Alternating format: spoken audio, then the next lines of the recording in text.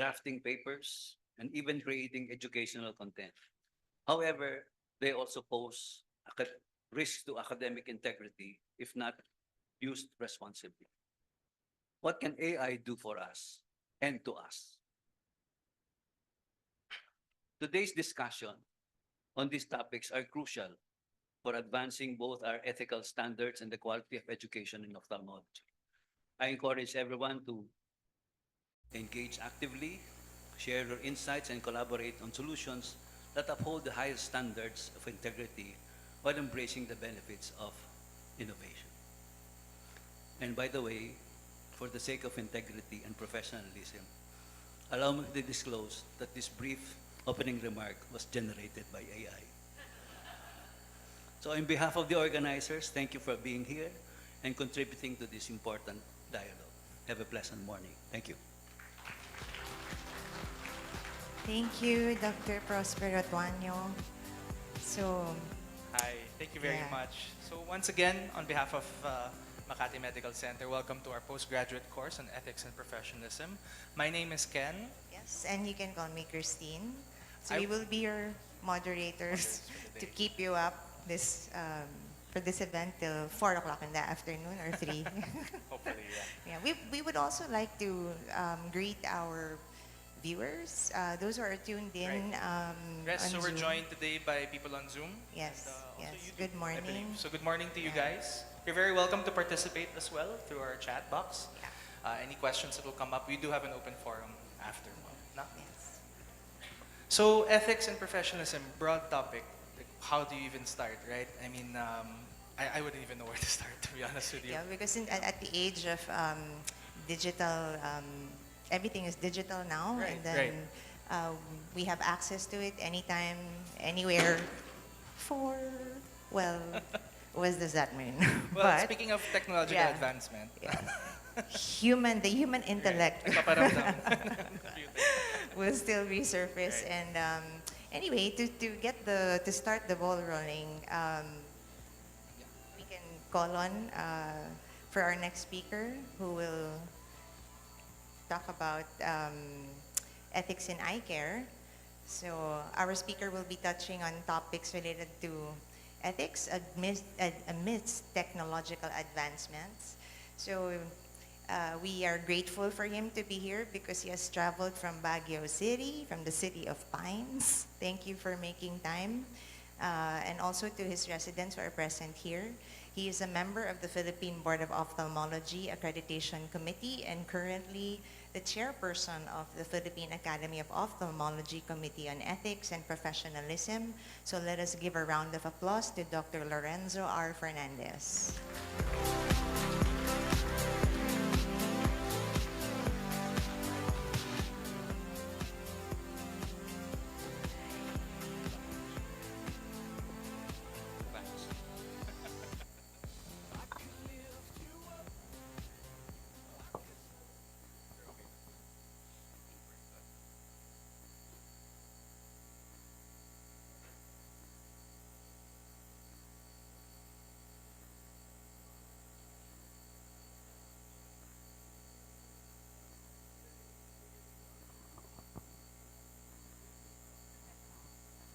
Test.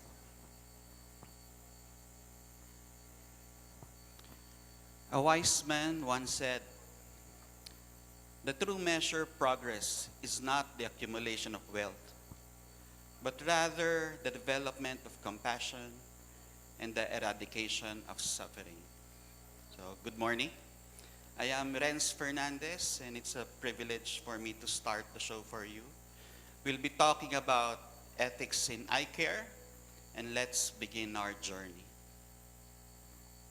I have no financial disclosures. And today we'll be talking about how ethics and professionalism is integrated into the residency training program in the Philippines, and also the applications of AI in the field of eye care. And then we will culminate the session with an interlinkage between the basic ethical principles and artificial intelligence. So let's jump right on it. Role modeling is still the widely and still the most accepted way of teaching ethics nowadays. Essentially, role modeling is about walking the talk.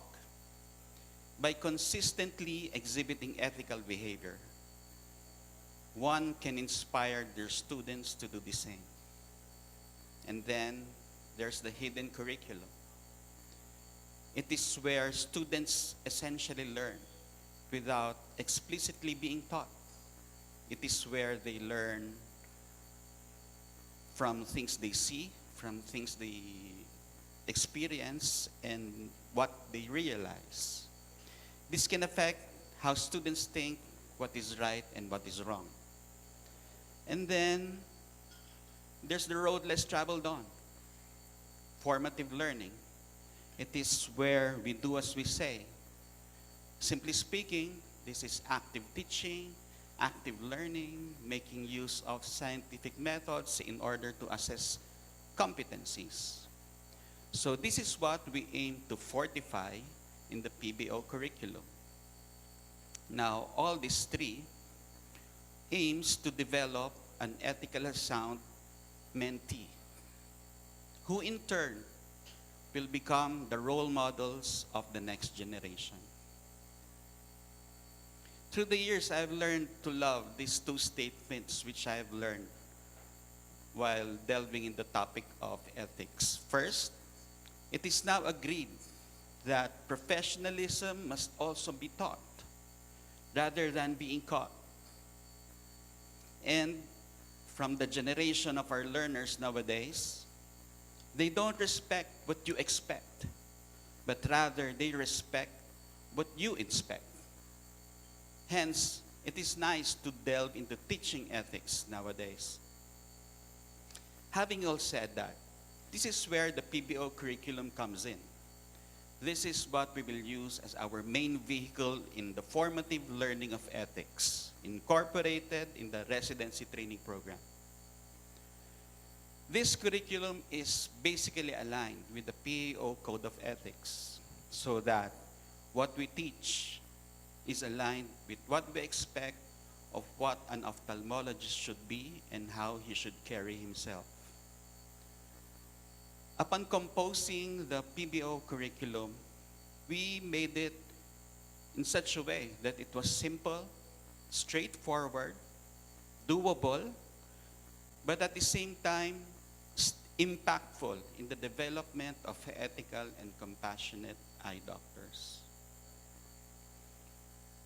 Please allow me to share my personal journey together with the journey of some people in this room, how this came about. So it all started during my first tour of duty in the ethics committee way back 2017. I'm on my third tour of duty now, and still, I must admit, I still have a whole lot to learn. So this gave me the realization of the need or the gap in the knowledge, so that on 2018, I was very fortunate to have been chosen by the executive committee of the PAO to be in the LDP of the PAO. Now, in this LDP, I gravitated again into the ethics session of the Congress, where your very own chairman, Dr. Sherman Valero, was one of the speakers. And this ultimately led me to delve into the project known as Integrating Ethics and Professionalism in the Residency Training in the Philippines. Now, with the help of my very good friends and co-members in the Ethics Committee, chaired by Dr. Apolin Santiago, membered by Dr. Ray Santos, Ruben Lumbunchong, Dr. Jacqueline King, Pia Galvante, Jeffrey Lim, and everyone else I failed to mention. They embraced the project and did the project with me. To this day, I miss our Saturday mornings together. So from that, challenges came along the way. COVID came, and the project was in limbo. There were efforts to get it up and running again, but for some reasons, it just wouldn't see the light of day. Up until through the efforts and the leadership of Dr. Prospero Tuanyo, uh, the PBO curriculum was started to be revamped. A new version of the PBO curriculum was on the doorstep. And through this, the ethics and professionalism arm was put in store. So that on 2021, I received a call from your very own Dr. Jacqueline King to get me on board. And voila, through the efforts of all the people and everyone who got on board, you now have an ethics and curriculum arm in the PBO curriculum. So that for the contents of the curriculum, for first years, we just want them to learn basic ethical principles and learn and explain certain codes that relate to the practice of eye care. For the second and third years, based on the PEO Code of Ethics, we just want the mentees to learn the relationship with their patients, their colleagues, the community, research, their communications with the public, and in the end, be able to promote a culture of reflective management. Just like any curriculum, there are scientific processes to it and there are needs. You're going to need teaching and learning activities. You're going to need resources, lectures, instructional courses. This afternoon, you're going to be exposed to some interesting case vignettes. Of course, just like any other process, competency should be assessed. Quizzes, examinations, evaluation forms. And in the end, to my to our dear residents, please be aware that the ethics and professionalism is now part of your PREX and the PBO diplomate exam. It's just around the corner, so good luck. The curriculum is now at the palm of your hand. Just a piece of advice for the training institutions who want to start implementing the curriculum. First, maybe you can find that ethics champion, someone who is respectable, looked upon as a role model, and has the heart to teach ethics. He should be one who is interested, engaged, and very patient. Just a little bit of a warning though, the topic of ethics might not be the most interesting topic in the residency period. It can easily be overwhelmed by the complexity of the different sciences of clinical topics. But in the end, it's about talking about it and learning together. Now, let's jump the boat a little bit and enumerate some applications of AI in ophthalmology. But first, what is AI? The simplest definition I could find is it is the development of computer systems that can perform tasks that typically require human intelligence, such as acquiring new knowledge and skills, applying logic and making decisions, finding solutions to complex problems, and understanding the world through senses. All of these by making use of what we call as algorithms. Algorithms are the set of instructions that computers follow to perform these tasks. So that in the simplest sense, AI requires data sets. These data sets are then inputted into our computers containing the algorithms. These algorithms then identify patterns from which they base their assigned tasks. If there's one lesson I'd like you to take home from this presentation is that it is us, humans, who create the algorithms. It is not the computer. The computer cannot make his own algorithms. It comes from us. AI has several uses in ophthalmology already. It has great use in glaucoma and retina. In more advanced countries, it's already being used for robotic surgery and intraoperative guidance. Patients can now be monitored remotely. Even treatment plans can be personalized. Drug discovery has been hastened because of AI. And it cannot be denied that AI has an immense role in research and patient education and support. Now, having talked about those two topics, let's bind them together under the blanket of ethics. But there are so many principles interlinked with AI, but so much so that we can relate this to the PBO curriculum. Let's talk based on the basic medical ethical principles such as beneficence, non-maleficence, autonomy, and justice. In beneficence, by prioritizing the well-being of patients, we can harness AI's potential to create a more equitable and effective healthcare systems.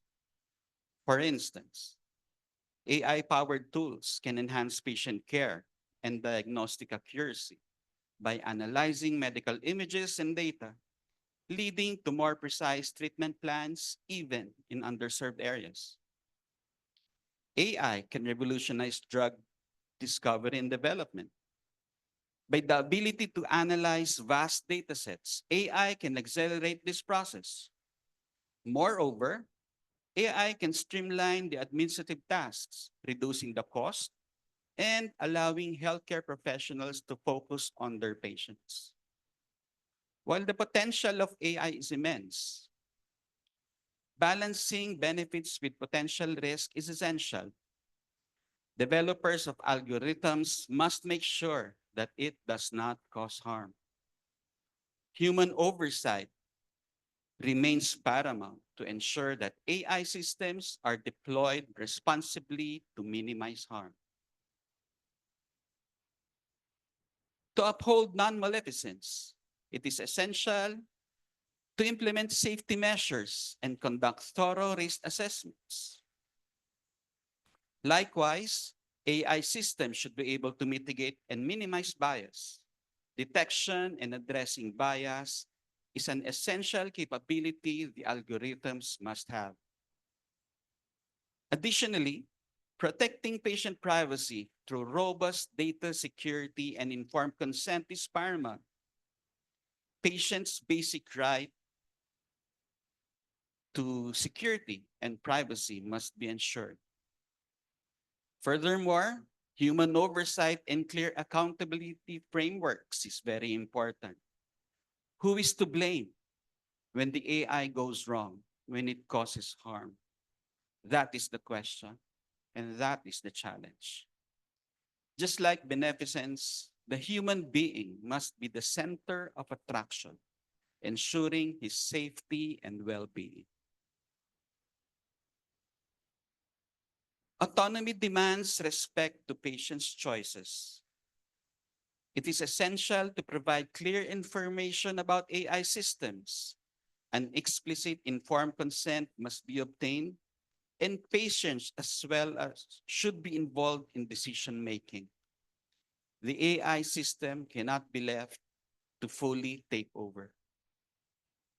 Protecting patient privacy by granting them control over their data and offering opt-out options is crucial. Furthermore, transparency and explainability are vital to ensure that patients understand how the AI systems come to a decision. But this is easier said than done. Accountability implies transparency, and transparency implies accountability. Data manipulation is a no-no. The subject must not be deceived. Justice guarantees that AI systems are designed to protect fairness and avoid discrimination.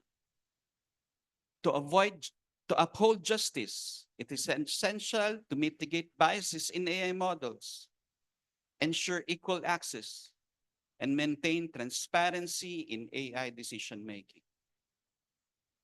Once again, human oversight is vital in making sure that discrimination is avoided. Algorithm in place should have the option for the individual to review and override. Additionally, the very important one is avoiding discrimination and using AI to allocate healthcare resources fairly.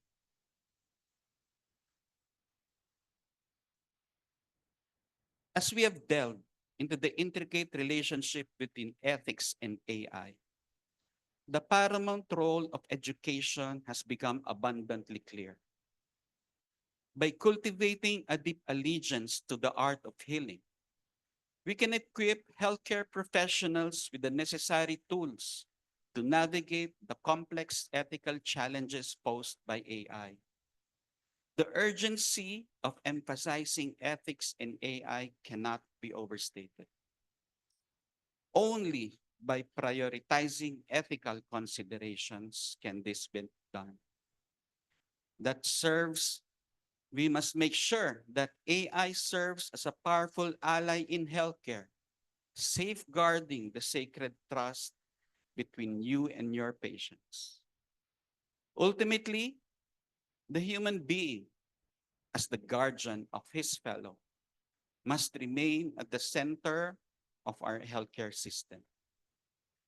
Let us commit to a future where AI complements human compassion and expertise, ensuring that pursuit of health and well-being is always guided by ethical principles. Henceforth, I'm here to convince you and inspire you. Let us strive to learn ethics not only from role modeling or from the hidden curriculum, but from a scholastic standpoint as well. In our profession, we are dealing with the well being of others, and learning ethics must be given emphasis. We are created with the innate instinct to do good and to be of benefit to others. We need not be experts. We just need to talk about it. We need not be correct all the time. We just need to understand. Given the tools at hand, amidst the overwhelming challenge of the vast AI development, fellow doctors, your journey begins now. Thank you very much for your attention.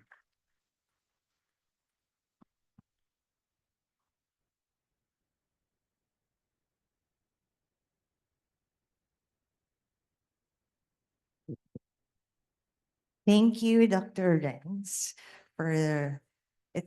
Didn't you think that the first lecture I learned? Yes. Well, yeah, it refreshed my the guiding principles that we should know. I remember so the years when I was in residency, um, the stress on ethics and professionalism, it wasn't yet included in the exam. So I think I picked up a lot of answers already from Dr. Renz's lecture. Right. And as they say, right, education is empowerment. So that's why we are all here. Even to also open it via Zoom so that there will be more attendees and learning for this day. Yeah, I believe it set a good foundation. Yes. As I said a while ago, ethics is broad, and it's easy to think of it as just an idea. Mhm. But Doctor showed us that it was not more than just that. It's a process, and coupled with how fast technology is advancing, it's something we need to understand a lot more deeply. No, Yeah. and perhaps we can get that trend going with our Mhm. next speaker. Yes. So for the next session, may we now call on first Dr. Manuel Benjamin Ibanez IV. He's our head of pediatric ophthalmology and ocular genetics. To introduce our next speaker, Thank our you very much. special speaker who has flown in from NYC. So thank you everyone and congratulations to the organizers of this postgrad. Today I'm very honored to introduce one of our speakers and my fellowship mentor in ocular genetics. So our first speaker holds the distinction of being one of the few in the world to hold a double specialty in pediatrics and ophthalmology. He finished his pediatric residency at the Children's Hospital of Philadelphia and ophthalmology residency at Wills Eye Hospital. He then took up his pediatric ophthalmology and strabismus fellowship at the Hospital for Sick Children, University of Toronto, as well as a master's degree in bioethics from the same university. He has been the past chair of pediatric ophthalmology and ocular genetics at the Hospital for Sick Kids, Wills Eye Hospital, and currently the chair of pediatric ophthalmology and genetics at Flom Eye Institute and Golisano Children's Hospital, respectively. You know, he has actually been a consistent speaker for our annual conferences at PAO since 2020, but always virtually. And it's nice to actually have him here in person now. So thank you for accepting our invitation to come. So let's all welcome Dr. Alex Levin.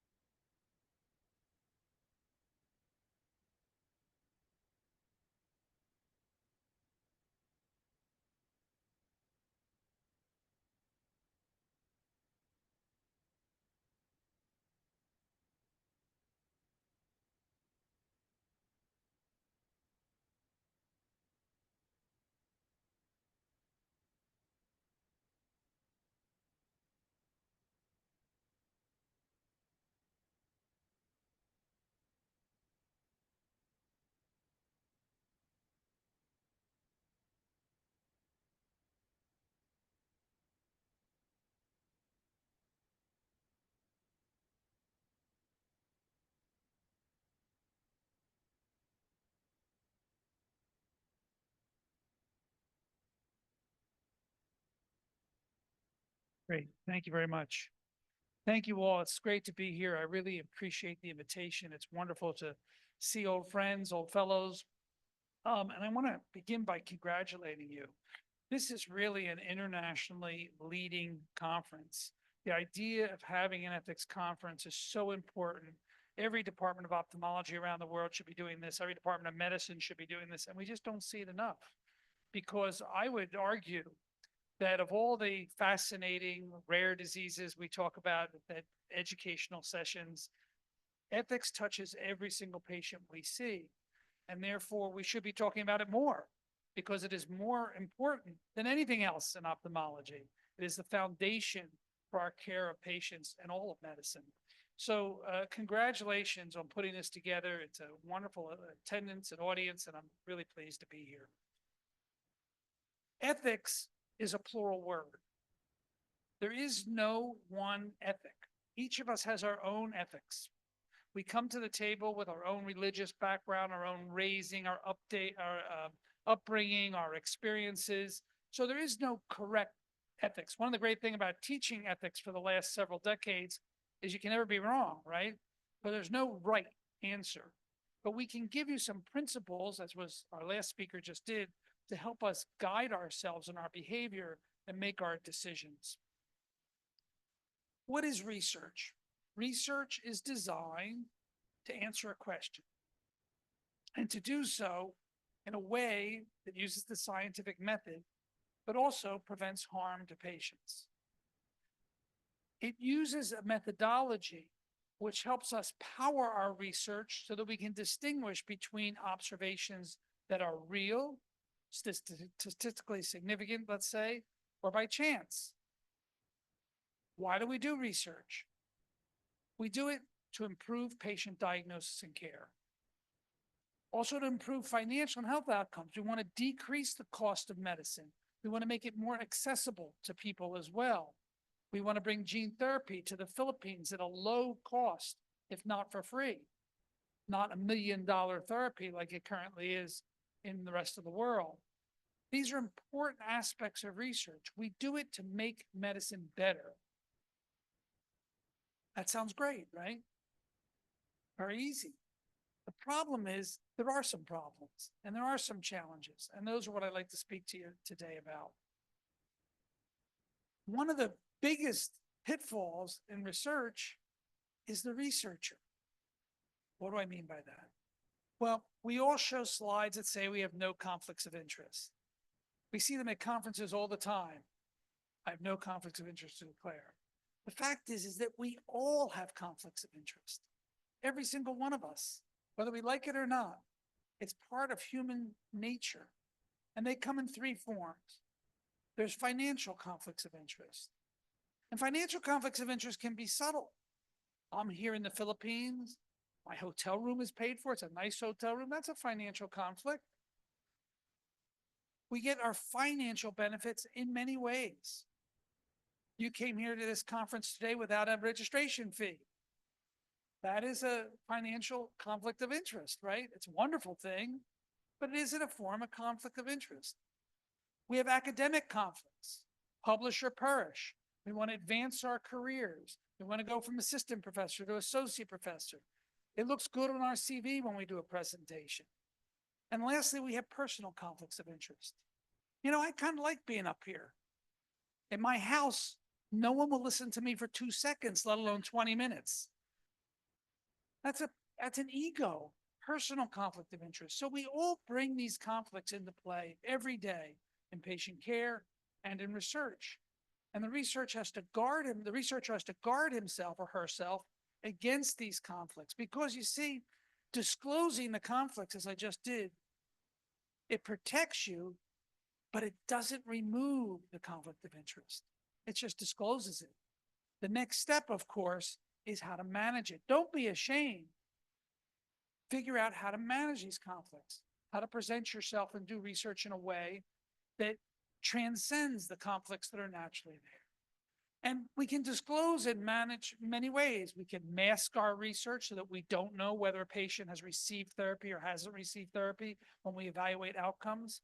We can have monitoring, not only for our research, but of the researcher to make sure that our conflicts aren't overwhelming us or making us make the wrong decisions. We can show equipoise. That means that we have absolutely no idea. We take the null hypothesis, whether this treatment or this treatment is better. We commit ourselves to have a non-biased approach to our own research, a cold-faced commitment. And we can use peer review. Peer review is important. And we can always ask ourselves, why are we doing research? What's the real reason? Because if we ask ourselves why we're doing it, maybe that'll keep us out of trouble. Because we recognize that we're doing it for academic advancement, or we're doing it because we have to, or we're doing it to make money and make ourselves famous. That realization can help us to guard ourselves against the conflicts and the bias that ensues. The other research pitfall is the patient. Obviously, the patient is the subject. If the patient is the subject, they have certain rights. And we don't want to harm our patient, as you just heard from the excellent talk that you were given. The patient has the right to know the truth. That means informed consent. And informed consent is a two-way street.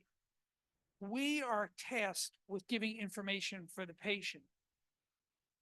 But that information is useless if the patient can't receive the information. Take a patient with Usher syndrome who's deaf. You want to enroll them in a gene therapy trial. You have to give the information in a way that they can hear the information, even though they're deaf. You have to come up with a way through sign language interpreter, through written documents, or the patient who can't see. How can you give true informed consent when they can't see your body language? How can you facilitate their ability to read a consent form or have it read to them? We have to make sure not only that we give the appropriate information that's part of informed consent, but that it is given in a way that can be received by the patient. so that they can understand and make their own judgments. The patient also has the right to know the inconvenient truths. Number one, research is not treatment. That's important. The outcome is not known. And when a patient who's desperate gets into, with retinitis pigmentosa, let's say, gets into a gene therapy trial, they want treatment. We don't know it's treatment. We don't know what the outcome is going to be. They need to know that inconvenient truth. They also need to know that the risks may be unknown. Certainly a subretinal injection can cause a macular hole, but there's other risks. If we look at Luxturna, the treatment that's approved by the FDA, years down the line, we're learning that paramacular atrophy occurs. Significant paramacular atrophy. We never knew that going in. There's been many drugs that went on the market that subsequently were removed because of things that didn't show in the initial studies. And lastly, their disease might even get worse through your research. Obviously not your intent, but that can happen. In fact, some research even involves deception. A lot of research in the child abuse field or in the psychology field, the famous experiments by Milgram in which they had medical students delivering electric shock to a medical student in the other room that they couldn't see. The other student would be screaming and they said, give more, give more, give more. How much would they give? That was a deception form of research that was only revealed to the subjects afterwards. So research sets up the patient in a disadvantageous position. And the patient and the physician have to balance desperation and desire versus altruism and hope. That's tricky business, but it's up to us to make that happen, to be ethical in the way we do our research. Now, why do we have an institutional review board, a research ethics board? Well, number one, it protects the researcher. It protects us from failing to protect the patient. It protects us from wasting time and money. You don't want to take a grant to do a study on a disease that's so rare that you can't have a sample size that's big enough to tell if there's a statistically important conclusion. They protect us. They also protect us from causing harm, from harming the patient. They protect us from getting sued, from getting disciplined, from getting embarrassed, or from letting our conflicts of interest overtake us and making really poor choices. They're also there to protect the patient from harm, to protect them from unnecessary and useless involvement. We don't want involved. I'm involved in a study that the resident who did the study right now disappeared, ghosted us. I feel badly for the doctors who were involved in this, who did work, gave their time generously, and now disappears. It's important. We owe it to our patients. It protects the patients from inconvenience, the inconvenience of coming in for visits, from expense. It protects them from the lack of informed consent that they so rightfully deserve. How many of you love the Institutional Review Board? I don't see any hands going up. No hands going up, right? It's not like this. And there's a reason. Like, why do we hate the IRB?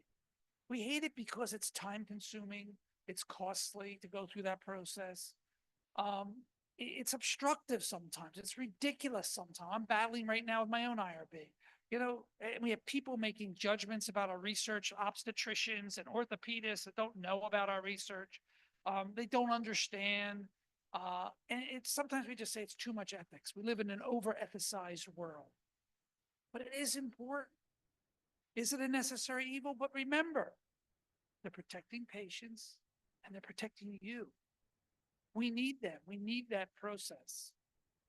Do you need to go to an institutional review board? Usually, the answer is going to be yes. If you're not sure, ask them. Do I need to come to them? But really what's interesting is, you know, it's needed for everything. Prospective research, retrospective research, even sometimes for case reports. You need to get some approval and some oversight. Your test question is, do I intend to publish what I'm doing? And I'll talk about this more in the innovation talk I'm going to give. But if you intend to publish, then you need oversight. How can you ease the pain? Well, From your perspective, ask, is my research a good question? Look at the literature. What do we know? What needs to be known? Can this question really be answered? There are some research questions that can't be answered, right? There's some things we can't do. And do you have the resources? That's why you do a sample size calculation. Are there enough patients? Make a budget. Do you have the money? You don't want to undertake a project that you can't complete. Remember, the IRB is actually your friend. It's actually your partner. And you can lessen the pain and maximize the gain by doing better research. That's the whole idea. Remember self-serving bias. All of us in this room have self-serving bias. When you walk out into the street, you look both ways to make sure you don't get hit by a car.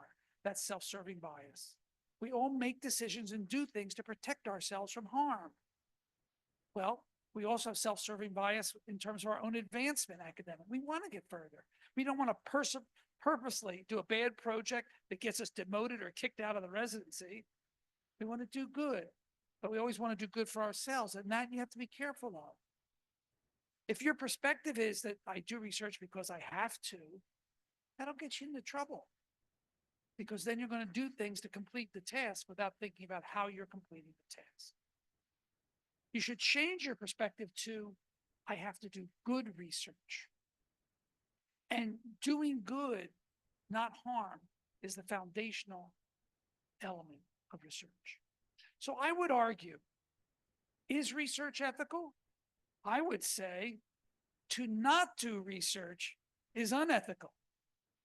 We are compelled, we have to do research. But then again, that's as long as you do the research ethically. So keeping your principles in mind, keeping your head on your shoulders, keeping a clear course of why you're doing it, following the rules of the IRB, getting where you want, accepting oversight is a secret to taking us forward, which is really our goal, our desire, and our mandate. Thank you very much.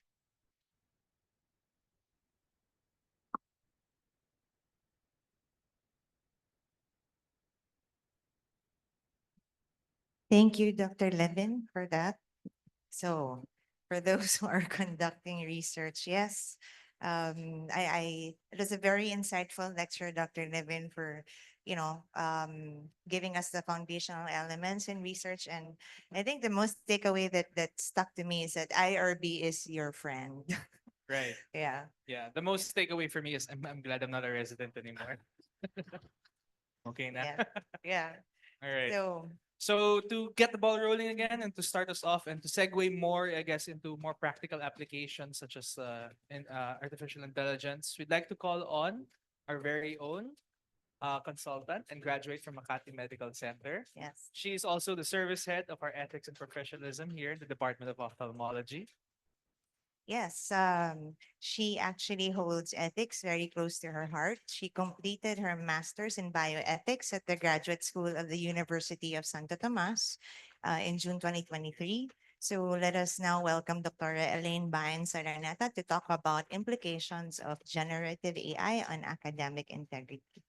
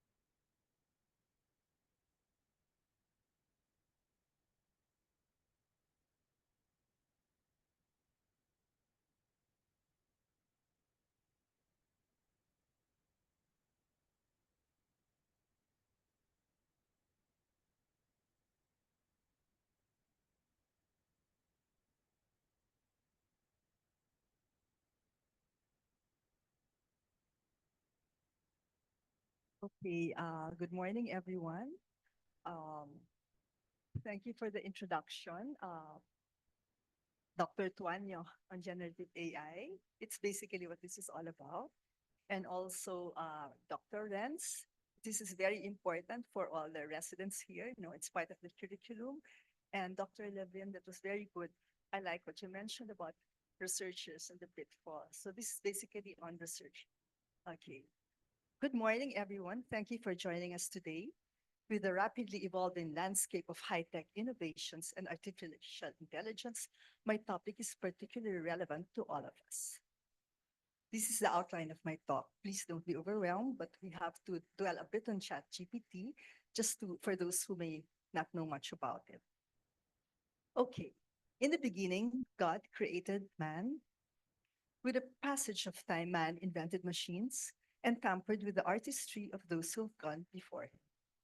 With the advancement of technologies, machines are making their way to replacing numerous functions in many areas. As we had seen, AI in ophthalmology was a big help. Is man being overtaken by these technological advances? Can we achieve the right balance between humans and technology to optimize outcomes that matter most? In recent years, the field of artificial intelligence, or AI, has seen remarkable advances, particularly in the area of generative AI and natural language processing technologies. The advancements of AI technology has led to the creation of language models capable of mimicking human-like conversations and written texts. One such technology is ChatGPT, which was officially launched by OpenAI in November 2022. ChatGPT is the biggest name in AI chatbots, but it is far from the only one around. Okay, when I was tasked to do this talk back in June 2024, at that time, the 8 best ChatGPT alternatives in 2020, according to Harry Guinness, were the following. While we speak at this very moment, generative AI is evolving very quickly. In the interest of time, I will focus on ChatGPT as an example of a generative AI language model for the purpose of our discussion. Okay, so while ChatGPT can be a valuable tool for improving productivity, efficiency, and user experience, it also has the potential to impact academic integrity. Academic integrity, as mentioned, is a fundamental principle of higher education that ensures students' work is original and properly credited. However, with the increasing ease of access to online resources, academic integrity has become a growing concern. The potential misuse of AI technology, including ChatGPT, has only added to this concern. This brings us to the significance of this topic, which aims to highlight the need for a deeper understanding of the ethical considerations and implications associated with using advanced language models like ChatGPT, and to better navigate the blurred boundaries between originality, artificial intelligence, and plagiarism. Our objectives are to explore the impact of ChatGPT on academic integrity and whether using ChatGPT can be truly categorized as plagiarism. So what is ChatGPT? ChatGPT is a large language model developed by OpenAI, a leading artificial intelligence research laboratory. As a language model, ChatGPT is trained on a vast corpus of text data, such as books, articles, and websites, using a technique called unsupervised learning. The GPT in ChatGPT stands for Generative Pre-trained Transformer, which refers to the architecture of the model, further referring to how ChatGPT processes and formulates responses. GPT models are designed to generate human-like language by predicting the next word in a sequence of texts. Why are researchers turning to ChatGPT? In another article by George in 2023, OpenAI's ChatGPT, which is known to deliver intelligent-sounding and well-written text much like a real human, has emerged as a powerful tool to help researchers with their academic writing process. So here I'll show you a quick look at some ways researchers can use ChatGPT, as mentioned by the previous speakers. ChatGPT can produce a well-structured outline or an impressive title for your thesis or research paper based on your inputs. ChatGPT has proved useful in forming a well-rounded abstract. ChatGPT is great for natural language processing tasks like generating translations of text in one language to another. ChatGPT is also a good option for researchers to rewrite translated text and generate definitions or analogies for common concepts. It can turn existing text into well-written content that retains the original message and is free of language and grammatical errors. The OpenAI chatbot helps researchers write their literature search and reading by generating brief summaries of full text articles and long documents. Language models like ChatGPT can help with developing an experimental design based on the input you put in, or can provide a new perspective on an established experimental protocol. While ChatGPT is powerful for research writing, George further demonstrates that there are some limitations researchers need to consider when using it. ChatGPT is incapable of generating original ideas. It only creates texts based on the patterns it sees in training data. This raises the risk of plagiarism, as IA-generated text may not include references or citations that is critical for research writing. This is a statistical model generating text based on patterns in the training data and is only as good as the prompts it receives. Since it cannot understand the meaning of the content, this could mean that it can occasionally suggest plausible sounding but incorrect and nonsensical answers. The OpenAI chatbot may not always represent the specific domain of the research. It can lead to inaccuracies or inconsistencies in the research content generated. This can be a problem for researchers who need to generate the text that requires specialized knowledge in a specific field. A related concern is the potential for offensive or harmful text to be generated by ChatGPT. If the training dataset contains any offensive or harmful language, the OpenAI chatbot may reproduce that language in the text that it was generated in.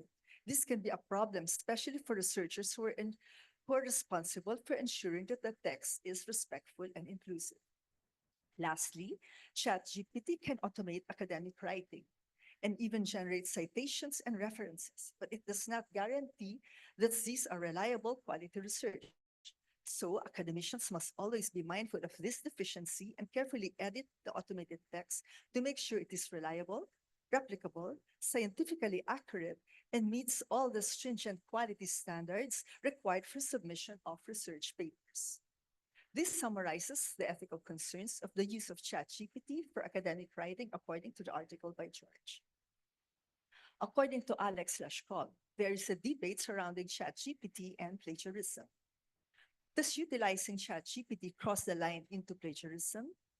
ChatGPT generates responses based on patterns and information that it has been exposed to. It takes in a prompt and generates a text that matches the prompt's content and language patterns. It mimics human conversations, but without any actual understanding or intention behind its responses. So where does the question of plagiarism come into play? Critics argue that using ChatGPT to generate text without proper attribution is akin to passing off someone else's work as your own. They argue that even though ChatGPT is an artificial intelligence system, the output it produces is still a result of someone else's intellectual property and should be appropriately credited. On the other hand, the proponents of ChatGPT argue that, unlike traditional plagiarism, using the language model does not involve copying or paraphrasing existing work. Since they believe that each generated response is unique and never been explicitly written before, they claim that it cannot be considered plagiarism. They believe that ChatGPT is merely a tool that assists in generating text and should not be held to the same standards as human writers. This brings us to the problem of plagiarism in the high-tech age. We must emphasize again that in the rapidly evolving landscape of high-tech and AI, plagiarism has become a pressing issue that cannot be ignored. And the digital age has made it easier than ever to engage in this unethical practice.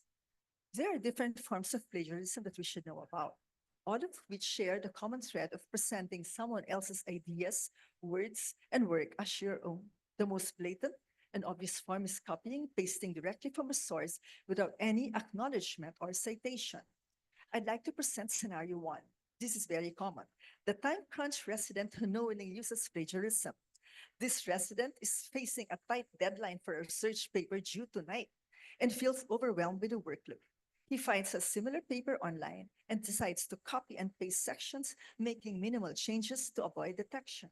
He rationalizes his actions by believing it is a quick fix to a difficult situation. A subtler form of plagiarism is paraphrasing without proper citation. This involves taking someone else's idea or argument and while still failing to acknowledge the original source. This can be a tricky area to navigate, as some may argue that paraphrasing is not necessarily plagiarism. However, when the original source is not credited, it still constitutes plagiarism as it fails to acknowledge the intellectual contribution of the original author. In scenario 2, we have a resident who knowingly uses plagiarism using the cut and paste approach. Here, the resident is tasked with doing a literature review. Instead of synthesizing information from multiple sources, he copies and pastes large chunks of text from various articles, minimally rephrasing the sentences. Maybe he lacks the understanding of how to properly paraphrase and cite sources. Another form of plagiarism that is often overlooked is self-plagiarism. This occurs when an individual submits his own previously published work as new and original. While it may not involve taking someone else's work, it still violates the principles of academic integrity and intellectual property rights. Self-plagiarism can be particularly problematic in the high-tech age, where individuals may have multiple online platforms or publications where they share their work. Without proper disclosure and citation, readers can be misled into believing that they are consuming new content when in fact it is recycled material. So another example is a resident who might submit a paper or significant parts of his paper that he previously submitted in another course or for a different requirement, all the while thinking that it is acceptable since he actually wrote it. What are the ethical challenges and responsibilities of researchers? We can answer this by understanding the ethical implications of using AI language models. As we have demonstrated earlier, the disturbing issue again arises with the misuse of AI language models by generating content without proper attribution. This leads to the problem of plagiarism, which undermines the integrity of intellectual property. I'd like you to consider scenario 3. Here we have a novice researcher who is unaware that he's using plagiarism. Let's pretend we have a very new medical student, unfamiliar with the principles of academic integrity and nuances of plagiarism. He might inadvertently copy phrases or sentences from sources without realizing that he needs to paraphrase and cite them properly. Or scenario 4. Here we have a resident, again, unknowingly using plagiarism with his over-reliance on what he just found out, AI. So AI writing tools, he uses it extensively to generate sections of his paper, but he fails to critically review and revise the output. He might not understand the need to cite AI-generated content, or that he might think that simply rephrasing AI-generated text does not remove the necessity to cite. Therefore, it is essential for users of AI language models to be aware of their responsibilities in ensuring that the generated text is original and properly cited. We will explore some key considerations that AI language model users should keep in mind to ensure ethical writing practices. One fundamental aspect of ethical writing is providing appropriate attribution when using information from external sources. While AI language models can assist in finding information quickly, it is essential to acknowledge the original sources in your writing. Proper citation not only gives credit to the original authors, but also helps readers verify the information. By indicating the source of any information obtained, users maintain the integrity and transparency of their work.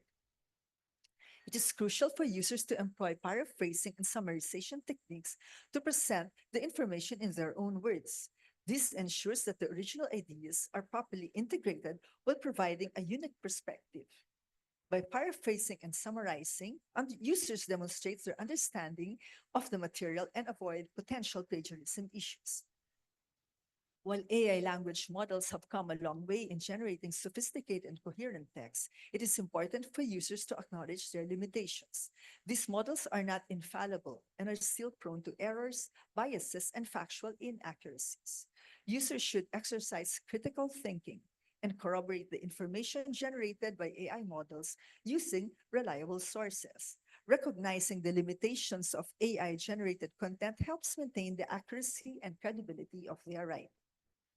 To safeguard their writing from unintentional plagiarism, users can use plagiarism checker tools. These tools compare the text against a vast database of sources to identify any potential similarities or matches. By running their content through these tools, users can identify areas that require proper attribution or rephrasing. Plagiarism checker tools provide an added layer of assurance and help users maintain the originality and integrity of their work. This is a summary of the ethical writing practices for users of AI language models.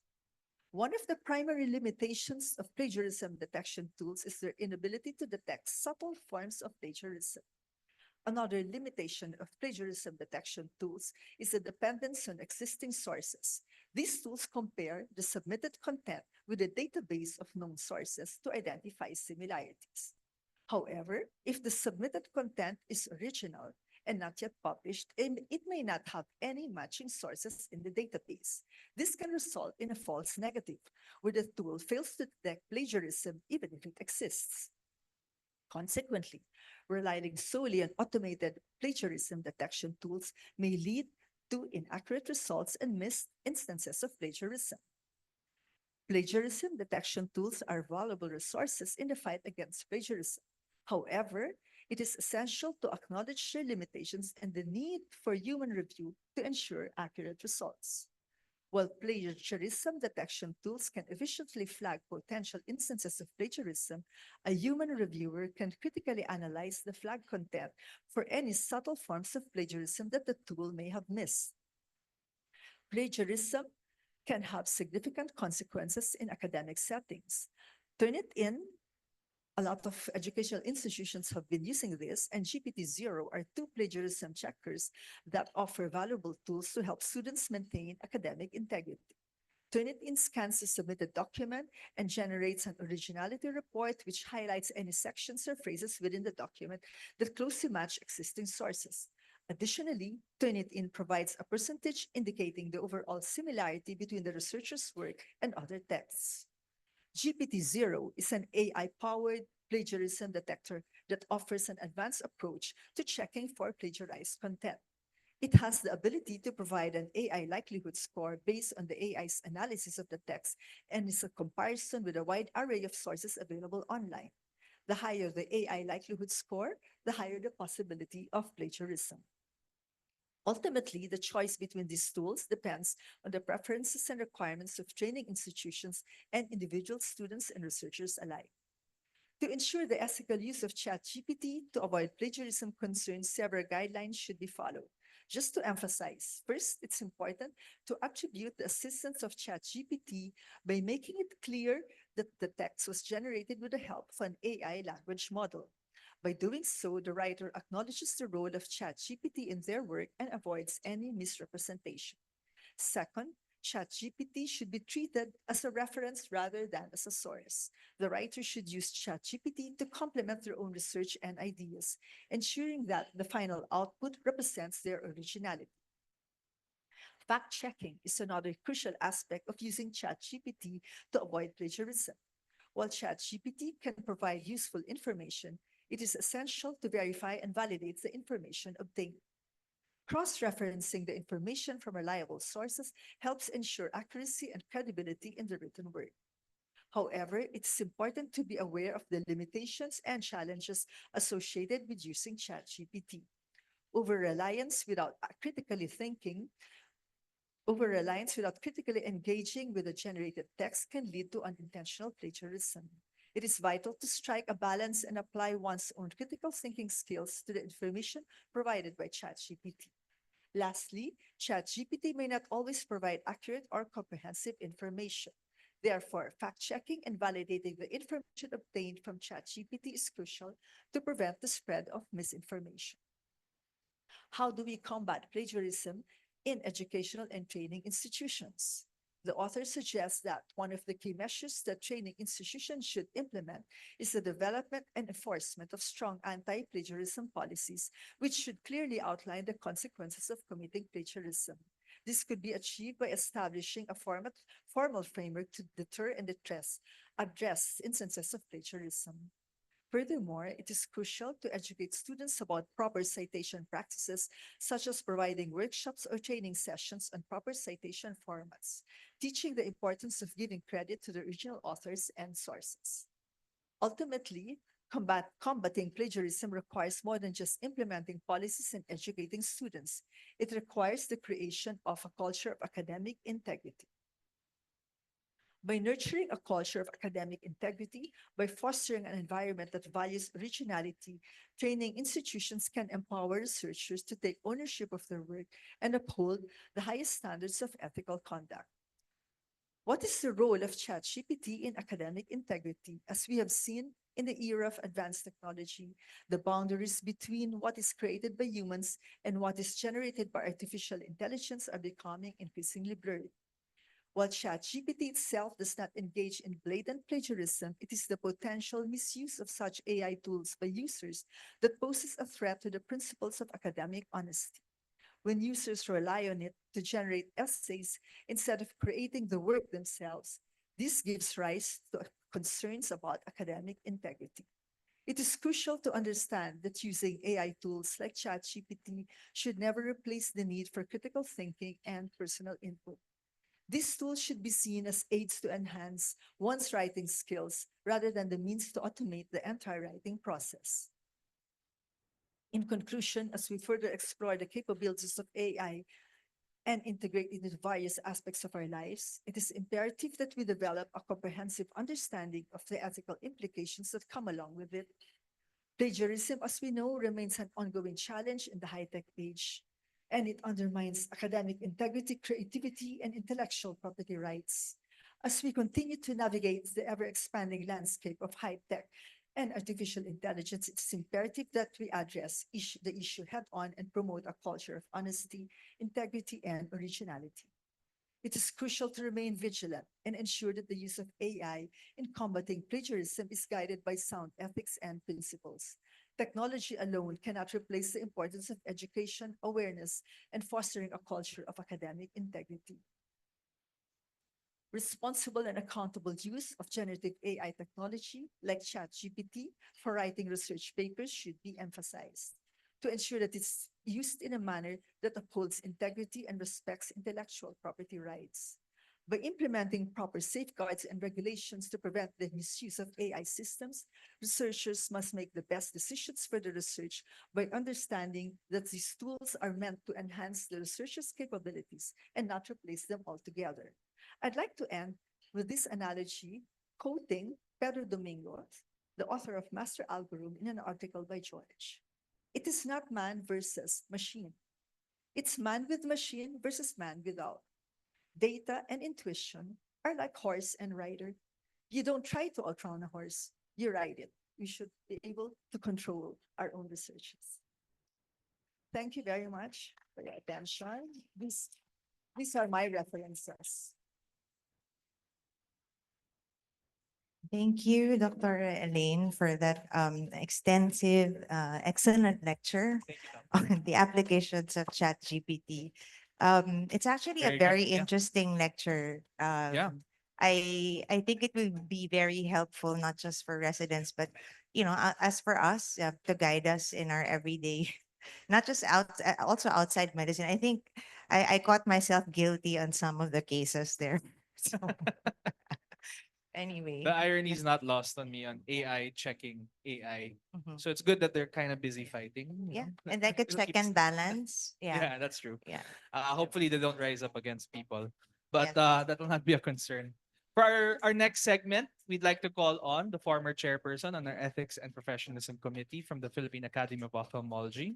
She's the section head of the Pediatric Ophthalmology in PGH, St. Luke's and the Medical City, and a member of the Board of Trustees from the Philippine Board of Ophthalmology.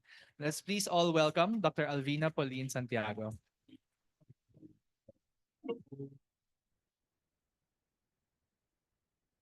Okay, while they're setting up, I tried to use ChatGPT to generate my outline for social media, artificial intelligence, and the ophthalmologist. It came up with a hodgepodge of outline that didn't make sense. So I tried to ask it again, please fix it. I need to integrate it. And then it comes up with a response that said, you're the researcher, please do it yourself or something like that. Okay, so I wasn't successful using ChatGPT. So good morning, everyone. Thank you again to the organizers of this postgraduate course, the Makati Medical Center, Department of Ophthalmology, for inviting me to what is becoming the Makati Medical Center's niche or department's niche in postgraduate course on ethics and professionalism. I think this is your third year uh, handling ethics and professionalism. So these are my affiliations and my self-declared conflicts of interests. And I am on social media, so uh, that is my disclosure. Last year, you asked me to talk about social media and the ophthalmologist. This is what we took up. We talked about the birth of the social media policy of the PAO, how we should behave in social media, how we should not behave, and harnessing the strength of social media.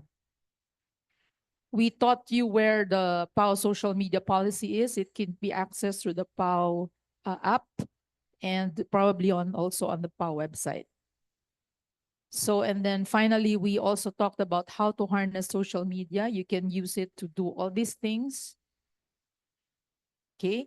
But for our outcomes today, these are what the learner is expected to achieve at the end of this lecture.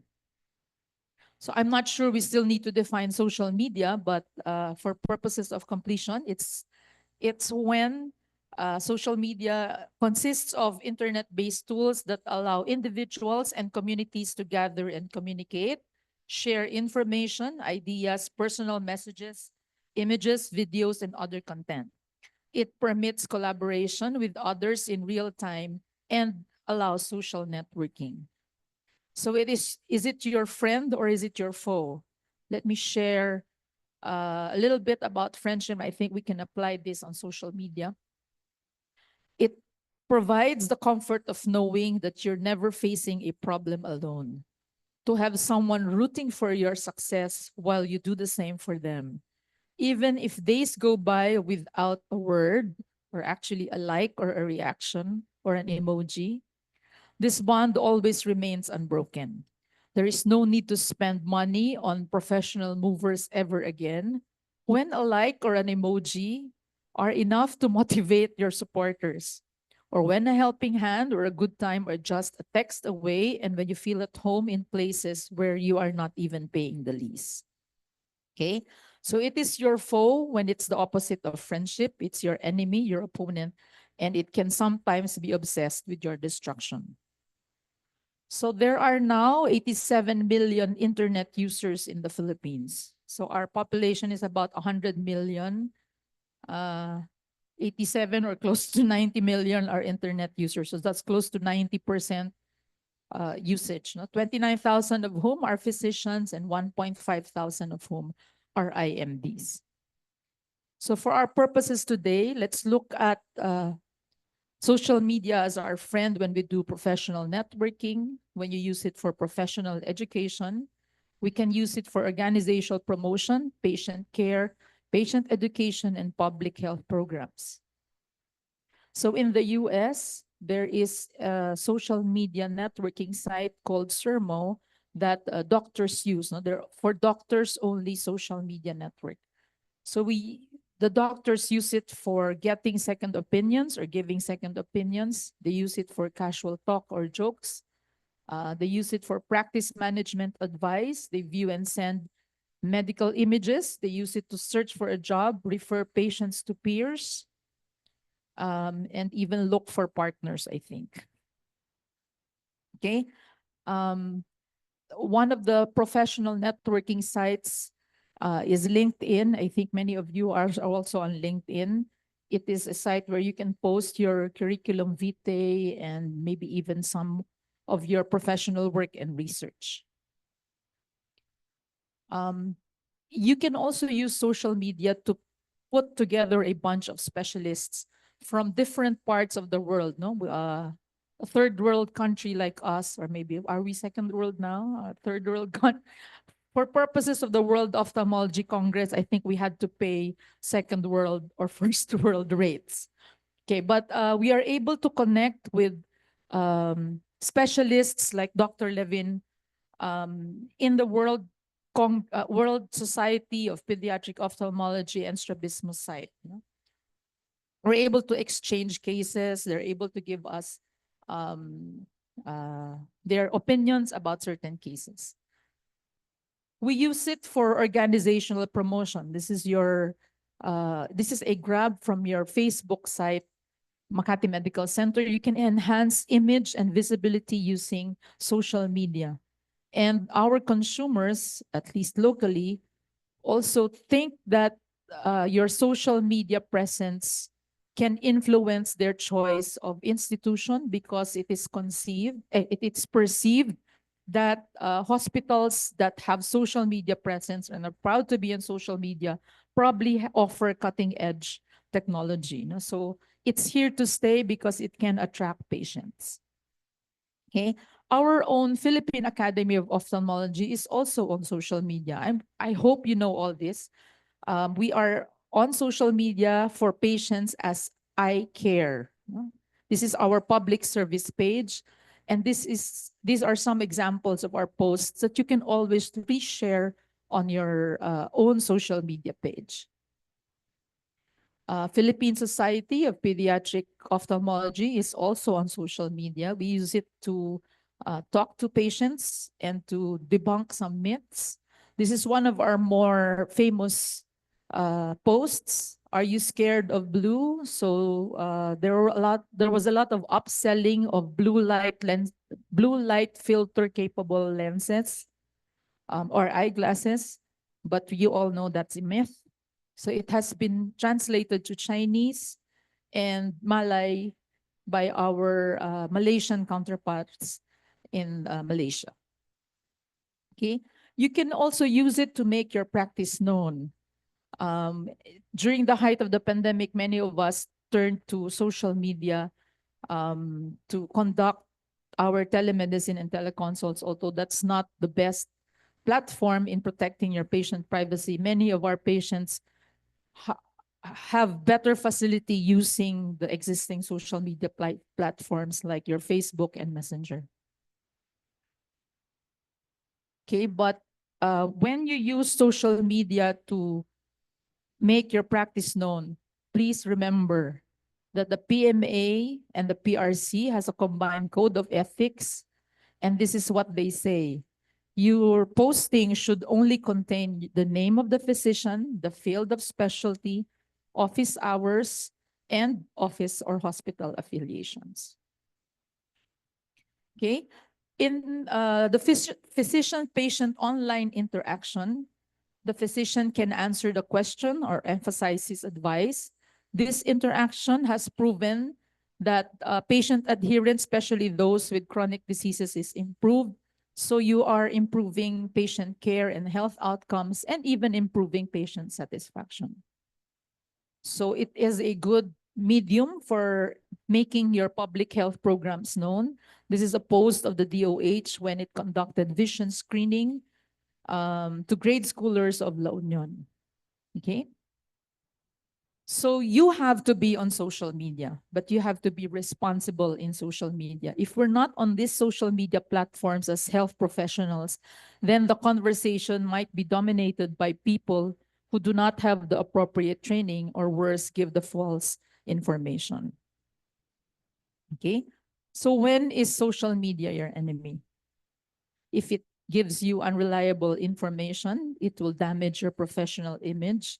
You violate patient privacy. You violate physician-patient professional boundaries. You can deal with legal issues. And the problem with, like any ethical code, it can vary and it can change over the years and depending on who your leaders are in your professional organizations. Here are some examples of fake news that can cause harm. There was a post that said bleach can cure autism. So there are parents who were feeding children or poisoning their children with bleach. So be careful what you share, and probably if you see them, you should correct it as responsible physicians. COVID-19 was a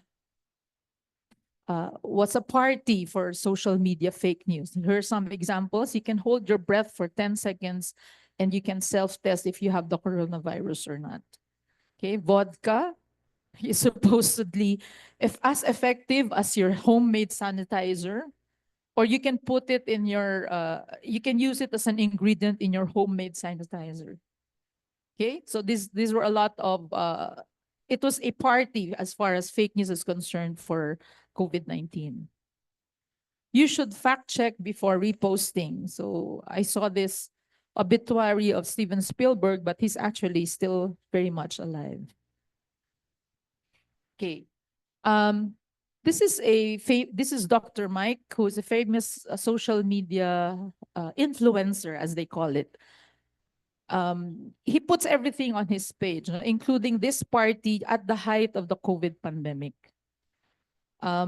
It was posted at the time when we were supposed to be masking and isolating ourselves in our homes. No? So he got himself in hot water after posting his party with bikini-clad women without wearing a mask. And it's probably also not very proper to post it at the time of the COVID pandemic.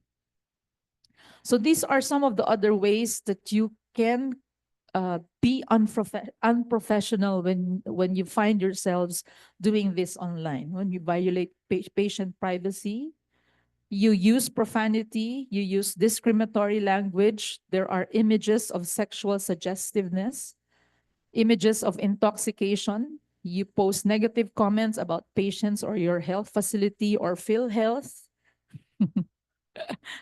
Digital photographs during surgery, posing with weapons or alcohol, posting or reposting content that may be harmful to your profession, airing of frustrations, and venting, especially if your vent is about patients.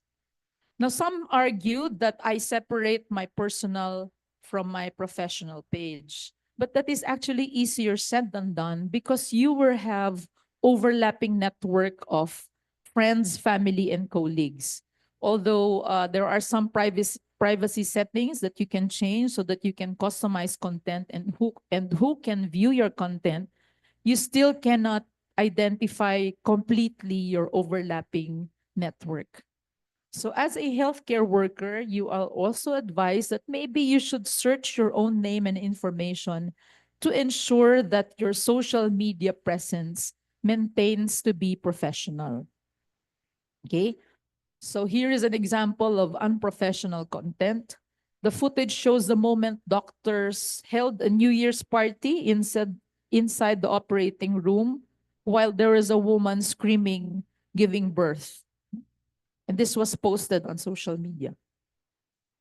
So in the Philippines, we have our Data Privacy Act that cautions us about handling sensitive health data and the patients have entrusted us with. No?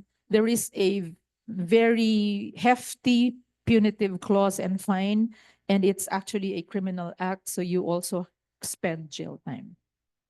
Okay, here is an example of a doctor who was frustrated about a patient. This is an OBGYN who posted a comment on Facebook. I have a patient who chooses to either be a no-show or be late, sometimes hours for all of her prenatal visits and ultrasounds, etc. She is 3 hours late for her scheduled induction.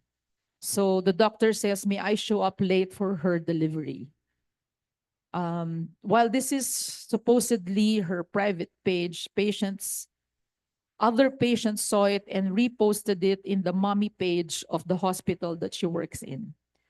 And even the responses of the other doctors were reposted. So be careful when you do that. You can actually get fired for posting about your patients if your healthcare institution sees that as a violation of the professionalism in your institution.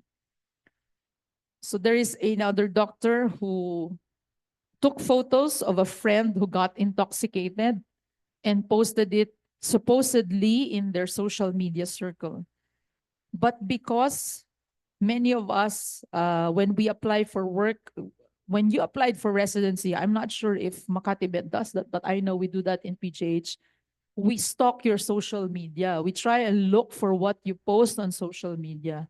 And if we are not your friends, we can find one who is your friend. No? Okay, so you have to be careful what you post also about your friends. No? This one cost 1.5 million lawsuit because this will affect the future work applications of the patient in the picture. Okay. So then there is a doctor who turned politician who commented on the post has been taken down already. So we'll just look at the text. He posted an x-ray of a fatal gunshot wound victim and said that this patient wasn't going to complain about the awkward positioning he had for his x-ray. He also said, what kind of gun blows somebody's head completely off? I'd like to have that gun. So these are very inappropriate comments for a physician. Okay. Then you have to worry about penalties for your unprofessional conduct online.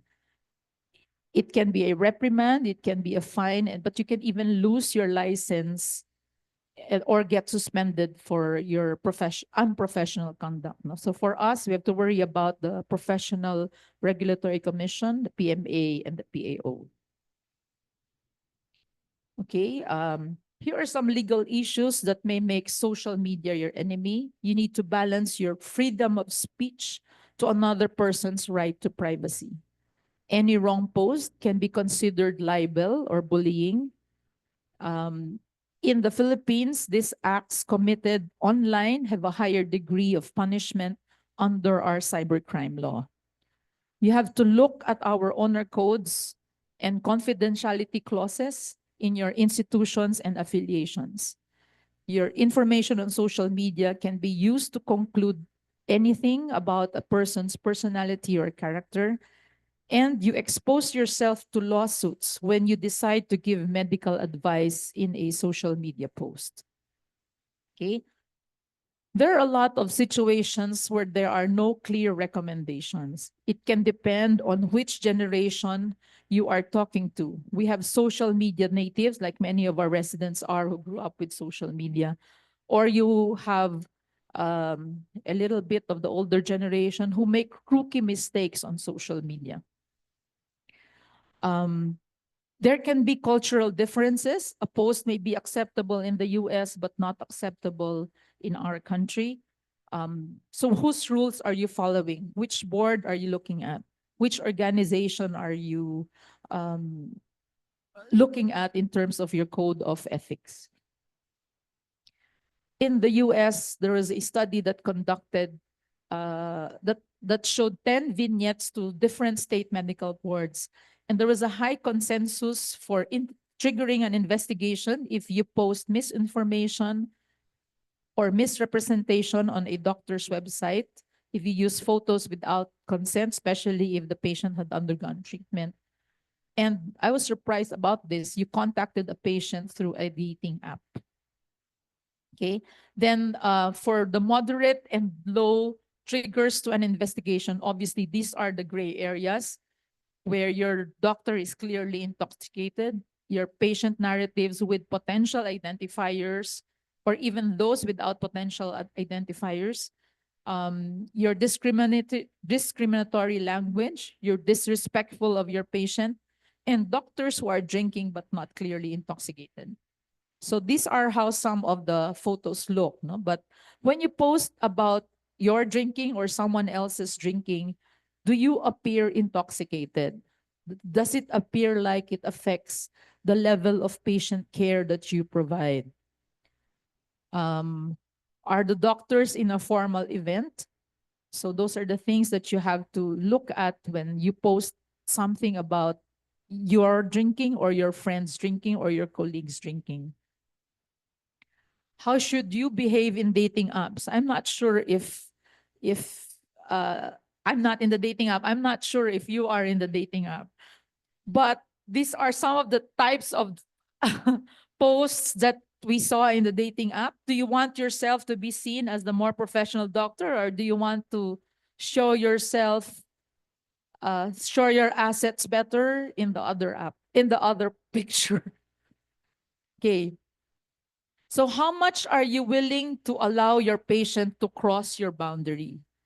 And vice versa, how much are you willing to risk in crossing your patient's boundary? So it's generally thought that it is improper for the healthcare worker to interact with the patient in a general platform like Facebook. So in the Philippine Academy of Ophthalmology social media policy, the ophthalmologist is left to discern on his own about the appropriateness of your engagement with the patient on social media. But you are also cautioned about giving medical advice online, as this may have serious consequences. So be careful what you wish for, as it may come back to haunt you in the years ahead of you. Okay. So just as a short segment on mental health, no?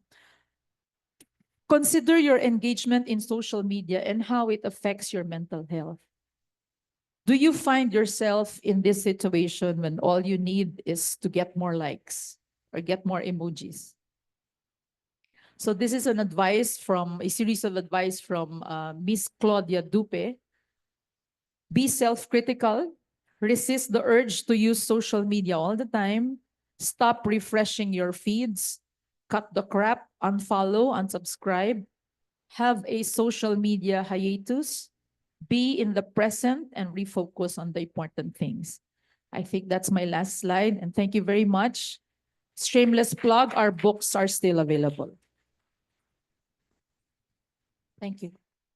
Thank you for that, Dr. Pauline Santiago, for the applications of yes, social media most especially. So if we just like sum up for today, so we started with the basic principles and the next session was on how it can be applied for us, like for research, like in our training institutions, as for mostly for residents and consultants. And now is how we go about in our daily life, since I'm sure all of us, most of us maybe would have a social media platform.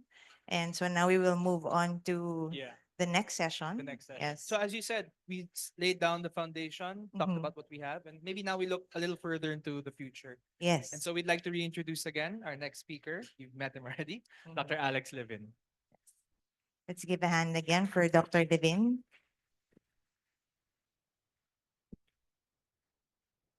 Thanks very much. While we're waiting, I'm going to make a full disclosure to everyone here. I do not have a single social media account.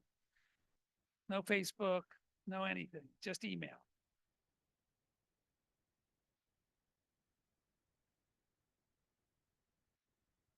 No what? No dating apps either. I met my wife the old fashioned way. We worked together in the hospital 40 years ago. Um,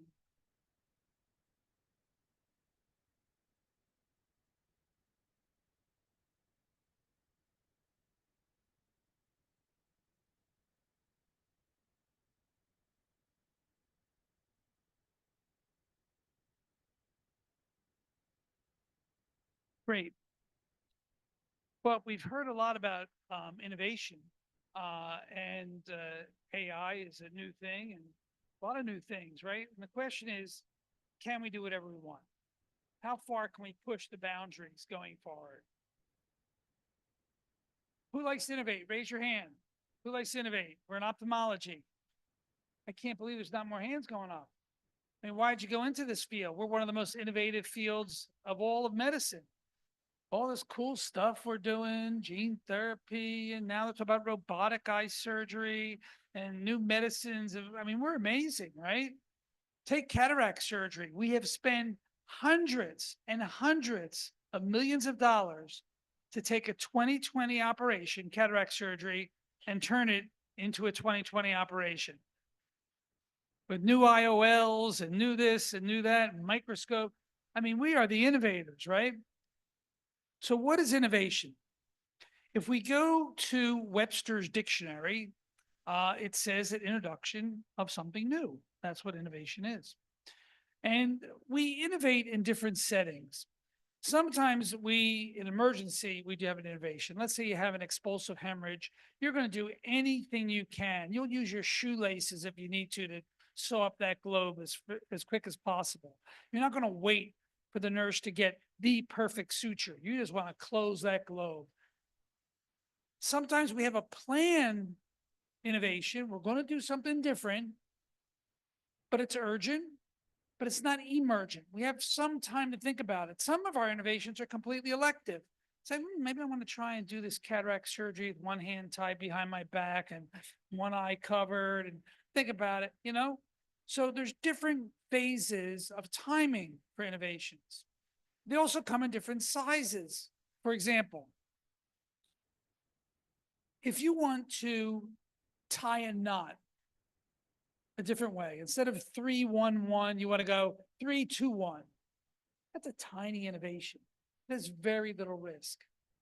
If you want to start having your patients drink motor oil to see if it'll make their glaucoma better, that's a big innovation. The bigger the innovation, the higher the risk. So there's a proportionate size of innovations as well as a timing that differentiates them.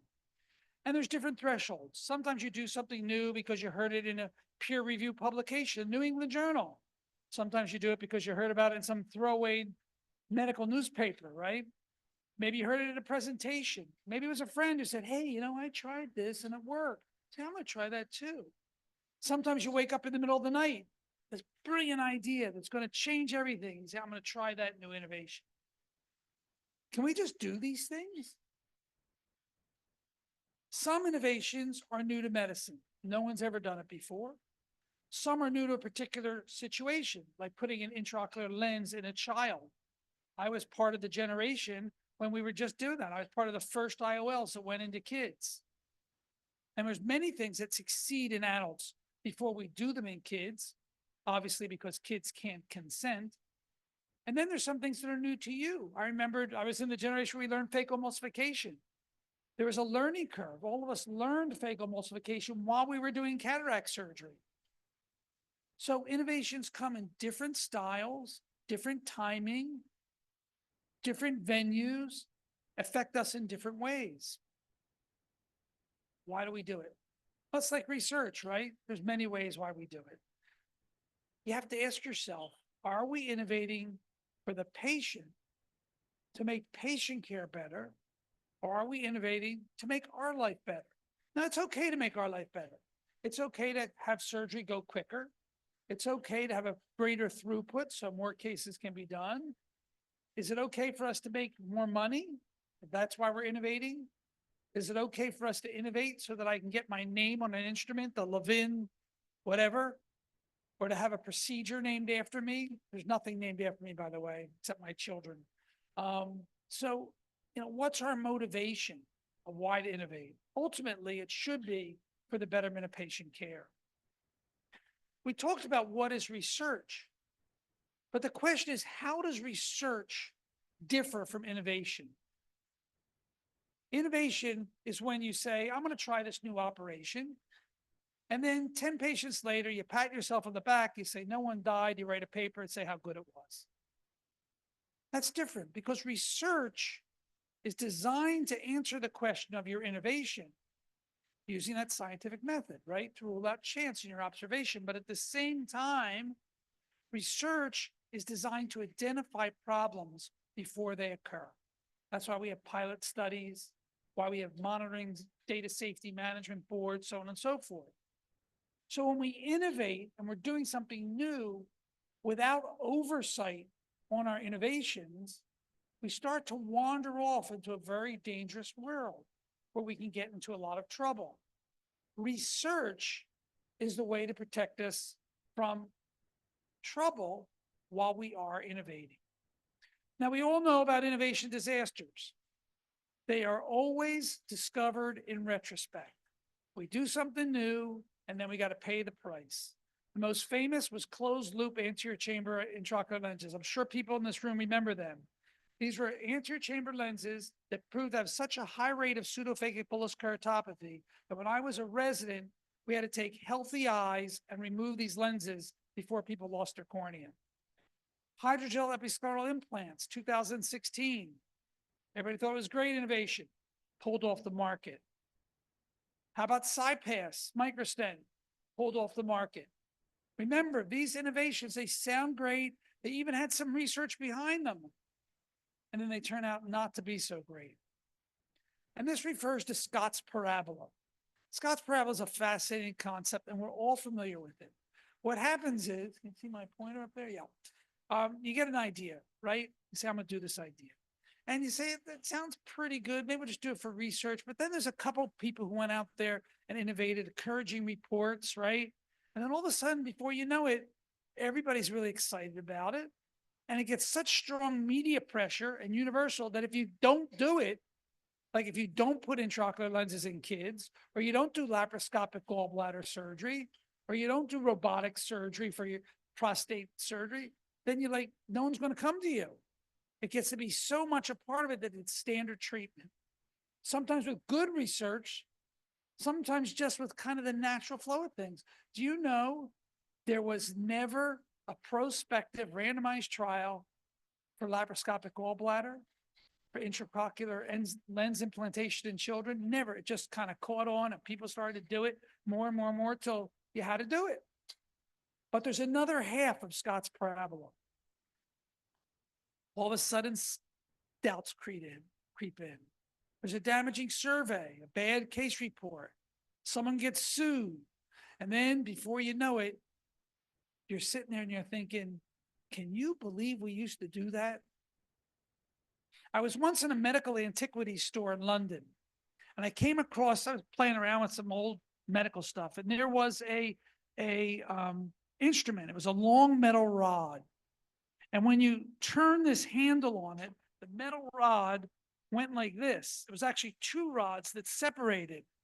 And I asked the proprietor, what's that for? He said, oh, that's how they used to treat male urethral strictures. Oh, like, are you kidding me? So what are we doing today that we're going to look back in the future and say, can you believe we used to do that? That we're going to be on the other end of Scott's parabola before we know it, regretting what we thought was a good idea in the first place. And there's many examples of this. There's something called indication creep.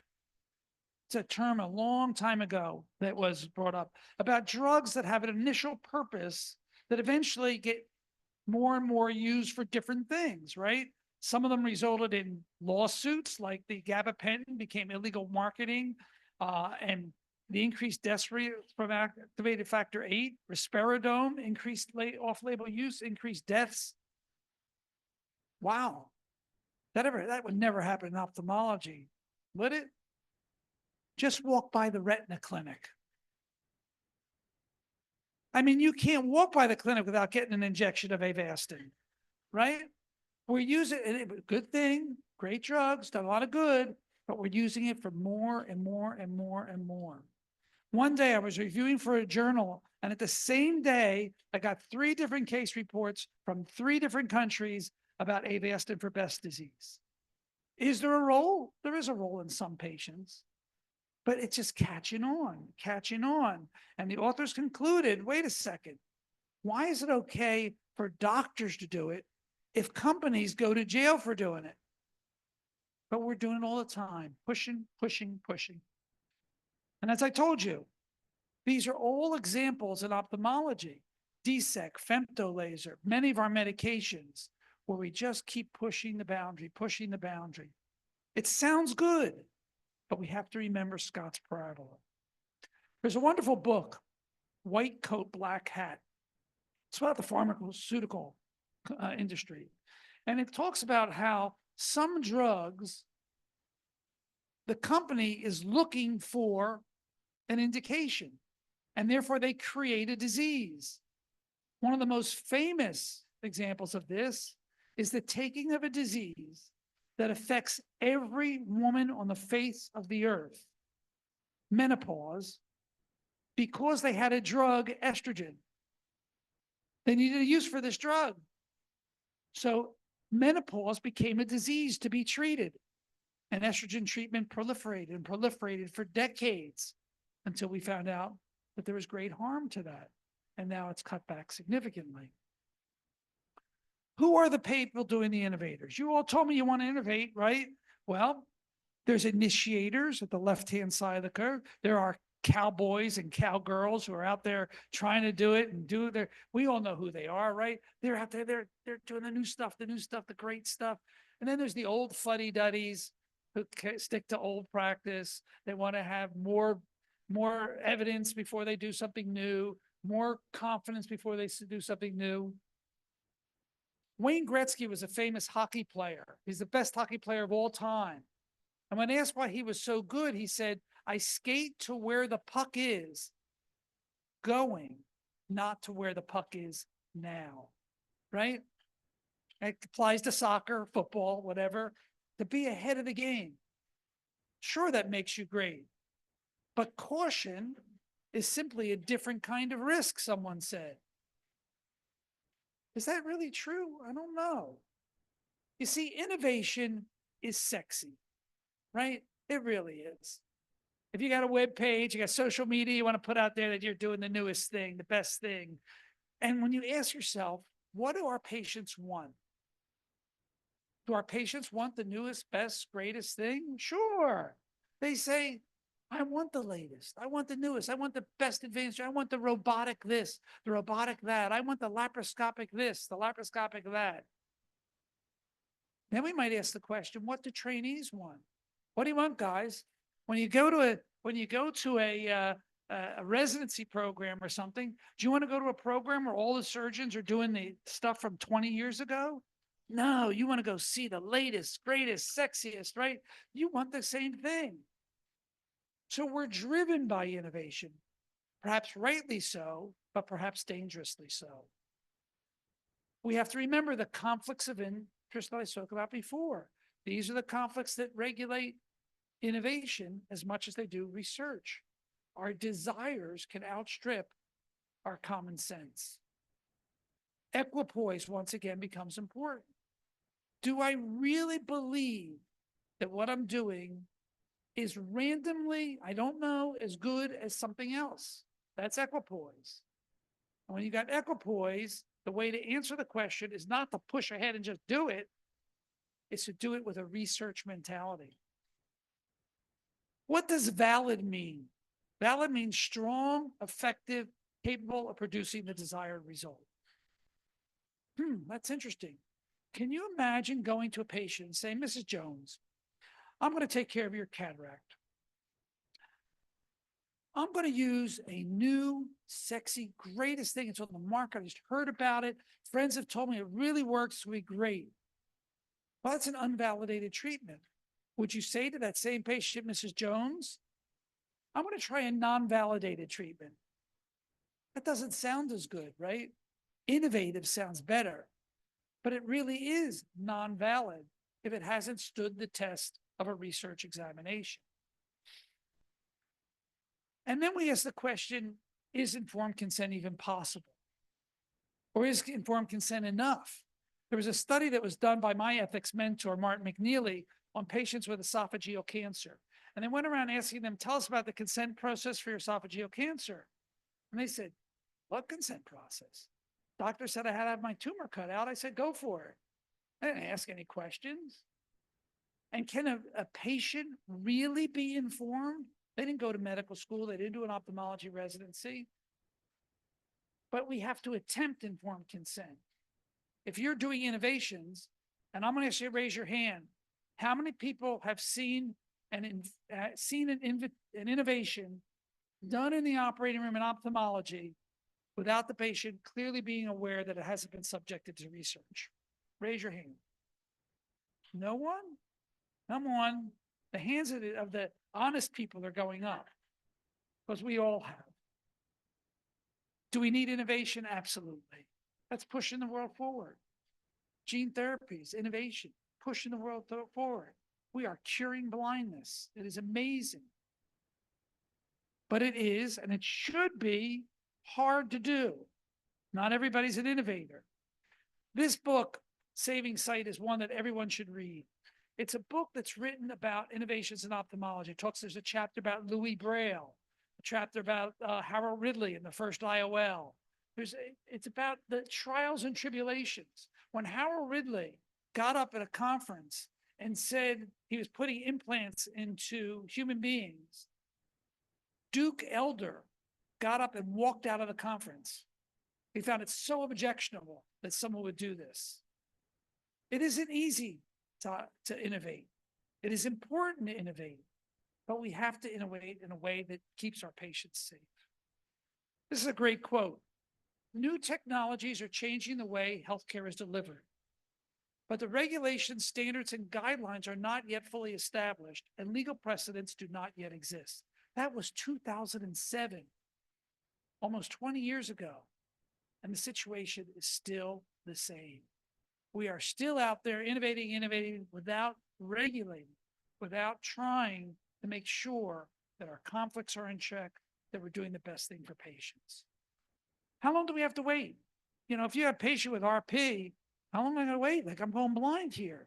I want something, help me. I got Stargardt's, help me. I want the state of the art. What about when the state of the art is we got no treatment except clinical trials? Clinical trials are research, and they're still clinical trials. But we have to remember that RP is a slow disease. We don't have to cure you today. If you wait 10 years, your disease will be the same. Think about the 2020 cataract operation, what we might have done with those hundreds and hundreds of millions of dollars changing the IOL. Ask a room full of cataract surgeons, how many are using the same IOL this year that they used last year? Not many. Is that really needed? Could we have used that money in a better way instead of trying to make profit? How about industry that turns rare diseases into commodities to make money? Yes, we want to innovate. We have to do so for the right reason, in the right way. And it's getting harder with gene therapy coming down the pike, genetic testing, innovative genetic testing. Do we want to know everything in our genes about ourselves? Should babies, and this is being done right now in some centers where newborn babies, healthy newborn babies, are having whole genome sequencing. Just to kind of inquire. See the movie Gattaca, where in the delivery room, the baby comes out, the baby's crying, they stick the heel, the nurse goes over and reads it out. You got a 64% of heart disease, a 32% risk for prostate, 10% risk. Is that where we're headed? Stem cell implantation. What's the downside? We're doing stem cell implantation. We're going to bring that to human beings in the next 5 years. I mean, these are real things. Prenatal technology. The things we can do. We can make a 3-person baby for mitochondrial disease, taking the mom's nucleus, a donor egg for cytoplasm to get fresh, new, healthy mitochondria. With dad's sperm, you get 3 parents. There's things that we can do. Do we want to go that far? And then there's AI. And you've heard with some excellent talks today about how AI is pushing us. It's tempting. It really is tempting. Do you want to innovate? Innovate. I say go for it. But examine your reasons and make sure you're making life better for the patient primarily.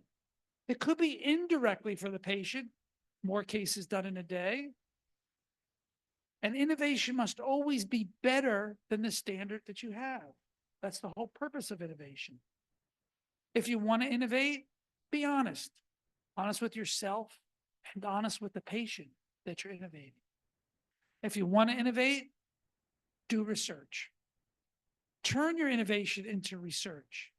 That protects yourself and it protects the patient. Back to my old theme from the previous talk.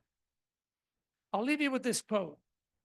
Over the centuries, medical doctors and other healers have tried a variety of treatments in a noble effort to help their patients.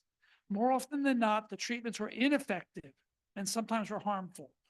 Let us hope that physicians and surgeons will continue to rely less on trial and error and more on sound clinical trials. Thank you very much. I just also want to take a moment to thank all of you for letting me come down here. It's wonderful to be in your beautiful country. It's wonderful to share this time with you. You're great hosts, great people, and this conference is evidence of how much you care about your patients. Thank you for that.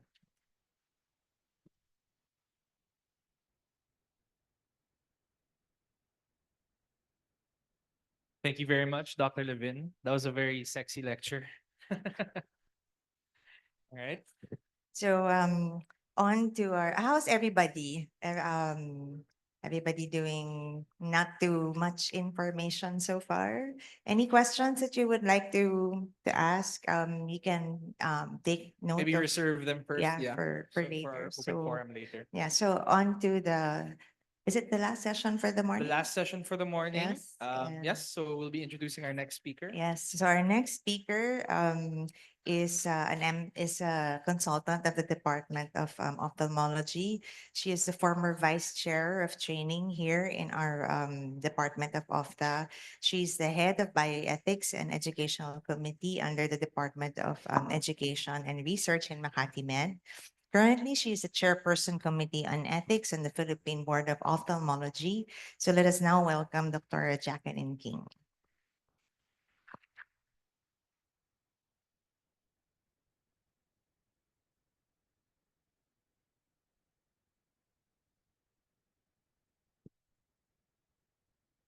Thank you, Christine. Thank you, Ken. And good morning, everyone. So uh, we've covered a lot of ground this morning. We started with Dr. Renz Fernandez, who showed us how ethics and professionalism is being taught in the Philippines. This was followed by a very great discussion on research ethics by Dr. Alex Levin. And an offshoot of this topic was a talk on academic integrity by Dr. Araneta. Dr. Santiago reminded us about how we ought to conduct our professional persona in social media. Again, Dr. Levin gave his second lecture on innovation. We should innovate, yes, but we have to do it ethically. And this brings us to our concluding talk for today. Okay, so it's a bit daunting, a daunting concern, most commonly asked these days. You think artificial intelligence will replace the ophthalmologist? Okay, so that's the talk. I have nothing to disclose. It is hoped that by the end of this talk, you will appreciate the challenges of artificial intelligence in ophthalmology and its impact on patient-doctor relationship. Also, we hope that you would understand and appreciate what it means to be human and the value of virtue in preserving patient trust and the survival of the profession. We find ourselves in an age where artificial intelligence is not a distant possibility. It's actually here. It's a present reality. AI is making strides in every field, including ours, and it promises great productivity and accuracy in diagnosis, and it's a tool that can support patient care. But AI is also evolving, no, beyond being a tool. It's becoming an agent that can decide for itself. Okay, so it is said, studies have shown that by 2037, they predict that AI will surpass human intelligence by billion times over, and this might sound daunting, if not frightening. AI, which was first introduced in 1950s, is defined as the machine simulation of human mental reasoning, decision-making, and behavior. And ophthalmology is a leading medical specialty in applying AI because in screening, diagnosis, and treatment. In fact, the first FDA-approved autonomous diagnostic system served to diagnose diabetic retinopathy. Shown here is the diagram describing the many practical uses of AI in common ophthalmic diseases, modalities such as AMD, glaucoma, ROP, among others. And these breakthroughs in AI, ophthalmology, are attributed to the unique anatomy of the eye that offers an accessible window where we are able to visualize the neurons, the vasculature, making it easy for us to record retinal changes through non-invasive fundus imaging. However, despite these advantages, AI presents challenges also from development to application. So let me just go through this quickly. The first challenge is its validity. Large data sets are required to develop robust AI systems. Data sharing is a good idea, but it causes ethical and legal challenges. So even if the data obtained are anonymized, it can potentially put patient privacy at risk. Second is data annotation. Accurate clinical annotations are important for the development of reliable AI systems because inconsistencies may lead to erroneous classifications. So for example, when you annotate images of benign malignant eyelid tumors, which are based on unequivocal histopath diagnosis, then we get a problem. Next is standardization. Okay, so although the size of data sets has increased, data collection is not done in a standardized manner. And so this also brings about a large variability. Next, real world. Studies on data diabetic retinopathy screening based on retinal images found high false positive rate. So an ophthalmologist will not know whether the patient predicted to have proliferative diabetic retinopathy, for example, and was subsequently treated with anti-VEGF, would not know whether this patient would have developed a disease, whether she was treated or not. So this so-called false positive patient develops a complication, a iatrogenic complication, and unnecessary harm would have been inflicted, and you would not know whether this was brought about by AI.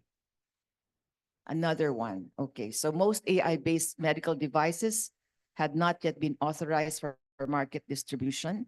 One reason is because it's difficult to generalize this over different population of different ethnicities, clinical scenarios, and images using different types of cameras. They remain uncertain. AI systems are often described as black boxes, meaning you don't know what's happening behind it. No, there's a hidden nature of these systems. Therefore, it's also difficult for us to understand the underlying function. As a result, it will be difficult to correct errors. Okay. And also longevity. Performance of AI has the potential to degrade over time because disease distribution, characteristics, technologies change always. And lastly, liability. As what Dr. Levin has said earlier, it is unclear whether doctors, developers, regulators should be accountable. What happens if an AI misdiagnoses or gives a false recommendation, then who will be held accountable? Okay, so you've heard this, first, do no harm. It's the first line of the Hippocratic Oath. It means doctors using AI should always maintain patient safety. A doctor's relationship with a patient guides the patient's care in the context of his or her unique physical, emotional, and social environment. So this patient clinician interaction is innately human, no? It depends on two humans who both can fully contextualize the patient's values, wishes, and preferences. Today, we are faced with a world inundated with fake news, fake images, fake voices, fake lives presented online. In this sea of artificiality, what people crave more than ever is authenticity. And where does authenticity come from? It comes from that real human connection. It comes from vulnerability. When we as doctors connect to our own vulnerabilities, we are honest about our fears, our uncertainties, our hopes. It creates a bridge between us and our patients.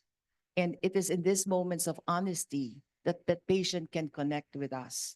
No, so when a patient sits in front of us, they're not just after receiving a good diagnosis, they're after you listening to them, to their fears, to their hopes. This connection between the doctor and patient engenders trust and is fundamentally a moral enterprise. It has been said that a doctor without ethics is only a technician, but with ethics, he is properly called a physician. A physician is one who is an expert in the nature of things, hence the term physica, which means nature. And when physica is applied to the profession of medicine, then a physician is called an expert in human life. Beyond this is another dimension that makes human distinct from animals. And that dimension is of the spirit. Okay, so in other words, a physician must not only be adept in the physical dimension of the human person, but also in the dimension of the spirit. Actually, the definition of a human being is a composite of human body and soul.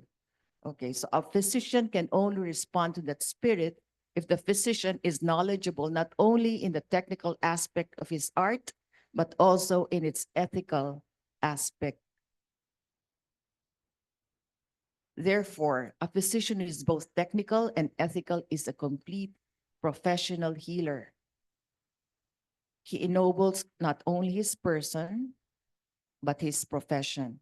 He uplifts his values and promotes the nobility of his profession. In medicine, the act of profession occurs in two ways. The first is public profession. At this moment, one enters a moral community whose purpose is to respond to the welfare of patients, those who are ill, those who are in need of help, healing, those who are suffering. Without this oath, the doctor is a skilled technician whose knowledge fits him for an occupation, not a profession. The second way a profession is declared is with our daily encounter with patients. The profession or commitment invites trust. The doctor voluntarily promises that it can be trusted and incurs the moral obligation of that promise. So every time a physician sees a patient and asks, "What can I do for you? How can I help you?" He's actually professing two things. He's saying, "I'm competent," and he's saying, "I have your best interest at heart." Therefore, the medical profession has a moral character not fully captured in professionalism.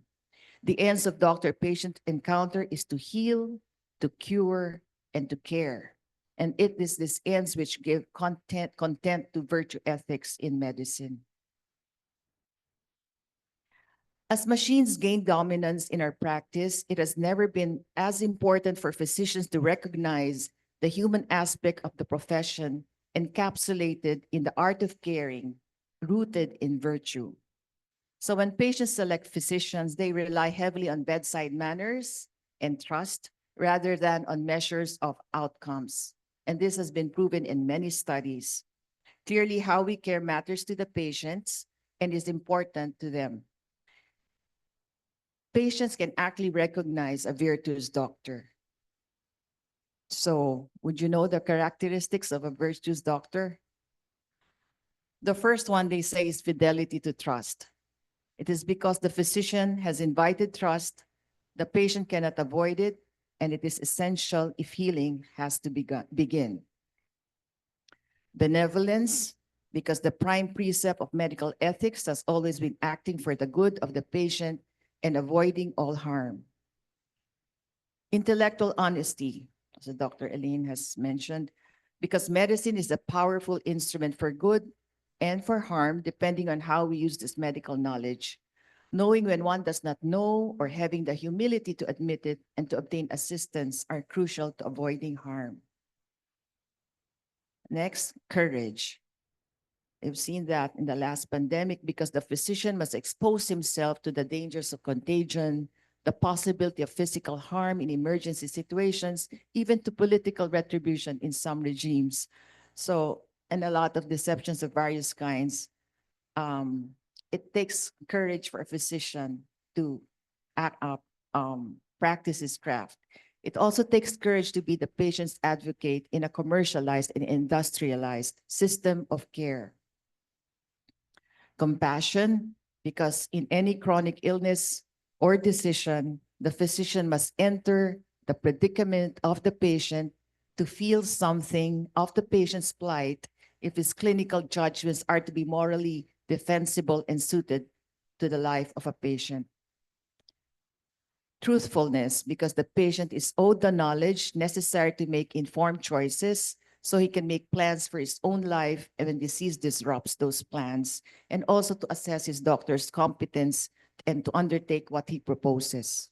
These are just but a few of the virtues entailed by the profession. It's a silent commitment made in every physician-patient encounter. Can virtue be taught? Okay, this brings me to the last of my topics. If character is to be formed, virtues must be taught.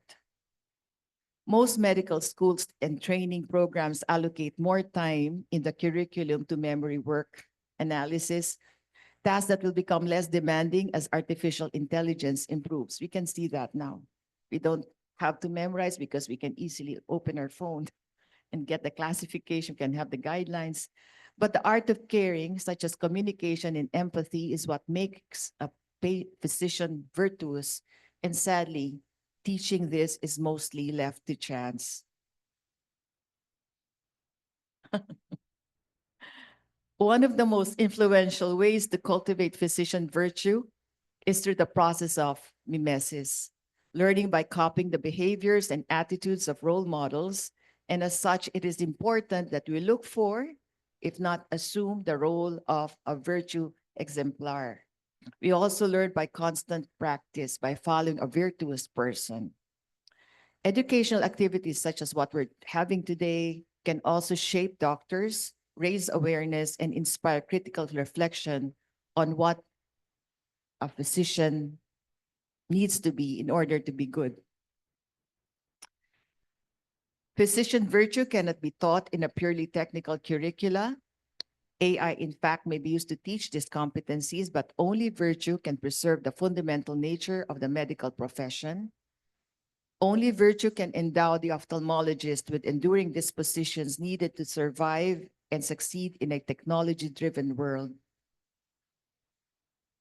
An AI actually may outperform us in diagnosing conditions or predicting outcomes with astonishing precision. AI is powerful, we all know that, but it is also heartless. It cannot share the vulnerable and deeply human experience of empathy. It will never be able to perform that heart-to-heart connection that lies at the very core of patient care. So, will AI replace the ophthalmologist? No, AI can never do that. AI cannot care. AI cannot love. They say that love is to make oneself vulnerable, and AI can never understand what it means to be vulnerable and to suffer with patience. Vulnerability is what makes us human. It's what makes us authentic healers. It is what makes us irreplaceable.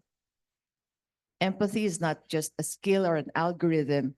It is a human gift, one that grows from our shared experiences of life's joys and sufferings. And this is the heart of going back to the basics. Our relevance in the future of medicine will come not from competing with AI, has been repeated many times with the talks this morning, but from learning more deeply into what makes us irreplaceable, which is our hearts, our humanity. It is about remembering that our most important tool isn't that piece of software, but our ability to truly care for the person in front of us. We don't just treat eyes, we see the whole person. We don't just offer diagnosis, we offer reassurance, empathy, we offer hope. So let us continue to grow alongside AI. By using its strength to complement our own while finding anchor with the timeless power of authentic human connection. This is how we stay relevant. This is how we ought to navigate the future now. Thank you.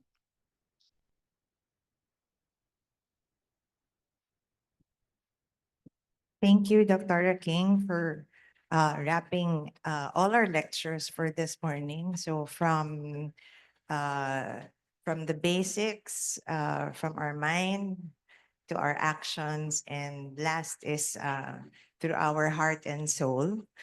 There's just too much to take actually for me in one morning, and but first I would want to throw a question first. I mean, wait, to everybody. So, do you think good is relative? Are you asking me? Uh, well, yeah, because everything here, like from Right. Dr. Renz's slide, is like do no. So I'm gonna go back to the principle. So, uh, do no harm, like do good. But the Honest. thing is, like, isn't good a relative term? Well, maybe that's a good Because question. We can ask our our speakers if they would like to answer that. uh, Yeah. um, Or that could be a good open-ended question, I think also. yeah, A good way to yeah, synthesize yeah. But everything we've learned. yeah, actually, it was just something. But it leads to how to apply this, like, because we're all ophthalmologists here, and maybe in any age group for all of us here in the Department of Ophthalmology, like for Dr. Pauline, who's been like she's been working well with PAO and her advocacy for her campaigns for, like, social media. That's why the talk has been given to her. Is there such a thing as like is there an implementation of like rules, regulations of all uh what is posted on social media for residents, for consultants? Because we're here like talking about what all the principles, what is righteous and all this, and how to be to be a professional, how to conduct oneself. But let's say in social media, because everybody just wants to share. I mean for not for anything else, but of course we give them the benefit of the doubt. It's for good, but of course sometimes people will get out of context, maybe innocently but not on purpose. And if you find some content that is not professional, proper, how do you call the attention of that person? I'm just interested, let's say for ophthalmology in our society. Perhaps we can formally start our open forum as well. If I may invite all the speakers on stage, this will give our audience a chance to see you guys and address the questions so that everyone can see. Po.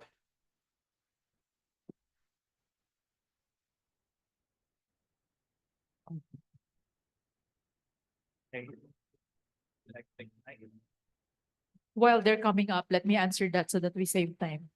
Um, at the time I was the ethics head, some of the infractions or so supposedly uh, social media posts that came into question were corrected by fraternal correction. So you tap your colleague at the back. It always starts with fraternal correction. So there's always a difference. I mentioned it. Social media natives actually tend to commit more uh, unprofessional, what the older generation thinks to be unprofessional because they grew up with social media without rules. Yeah, So that's many what of I them, was, yeah, that's what I was trying to drive, that, like, not just a generation gap, but for example, like how you see things proper may be different from how I would want to post it, like in a professional way. Yeah. So if there was like a board for that, like during your time? Yeah. Uh, right now, the head of ethics is Renz. So the baton is already passed on to Renz. But at the time we were in the ethics committee together, we discussed a lot of social media infractions, but most of them were corrected by fraternal corrections. And usually when you tap your colleague on the back, they take a look at it. Some will take it, some will accept it, some got angry, but in the end, they took it down. So that's where we are most of the time. No?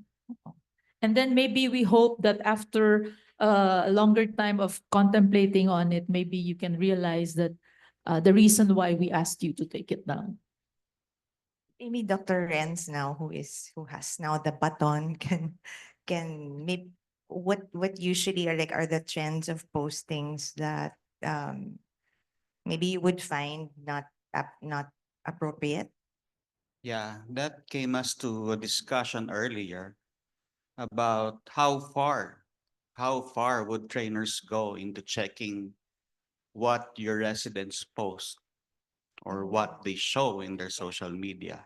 So that's an ongoing topic up to now.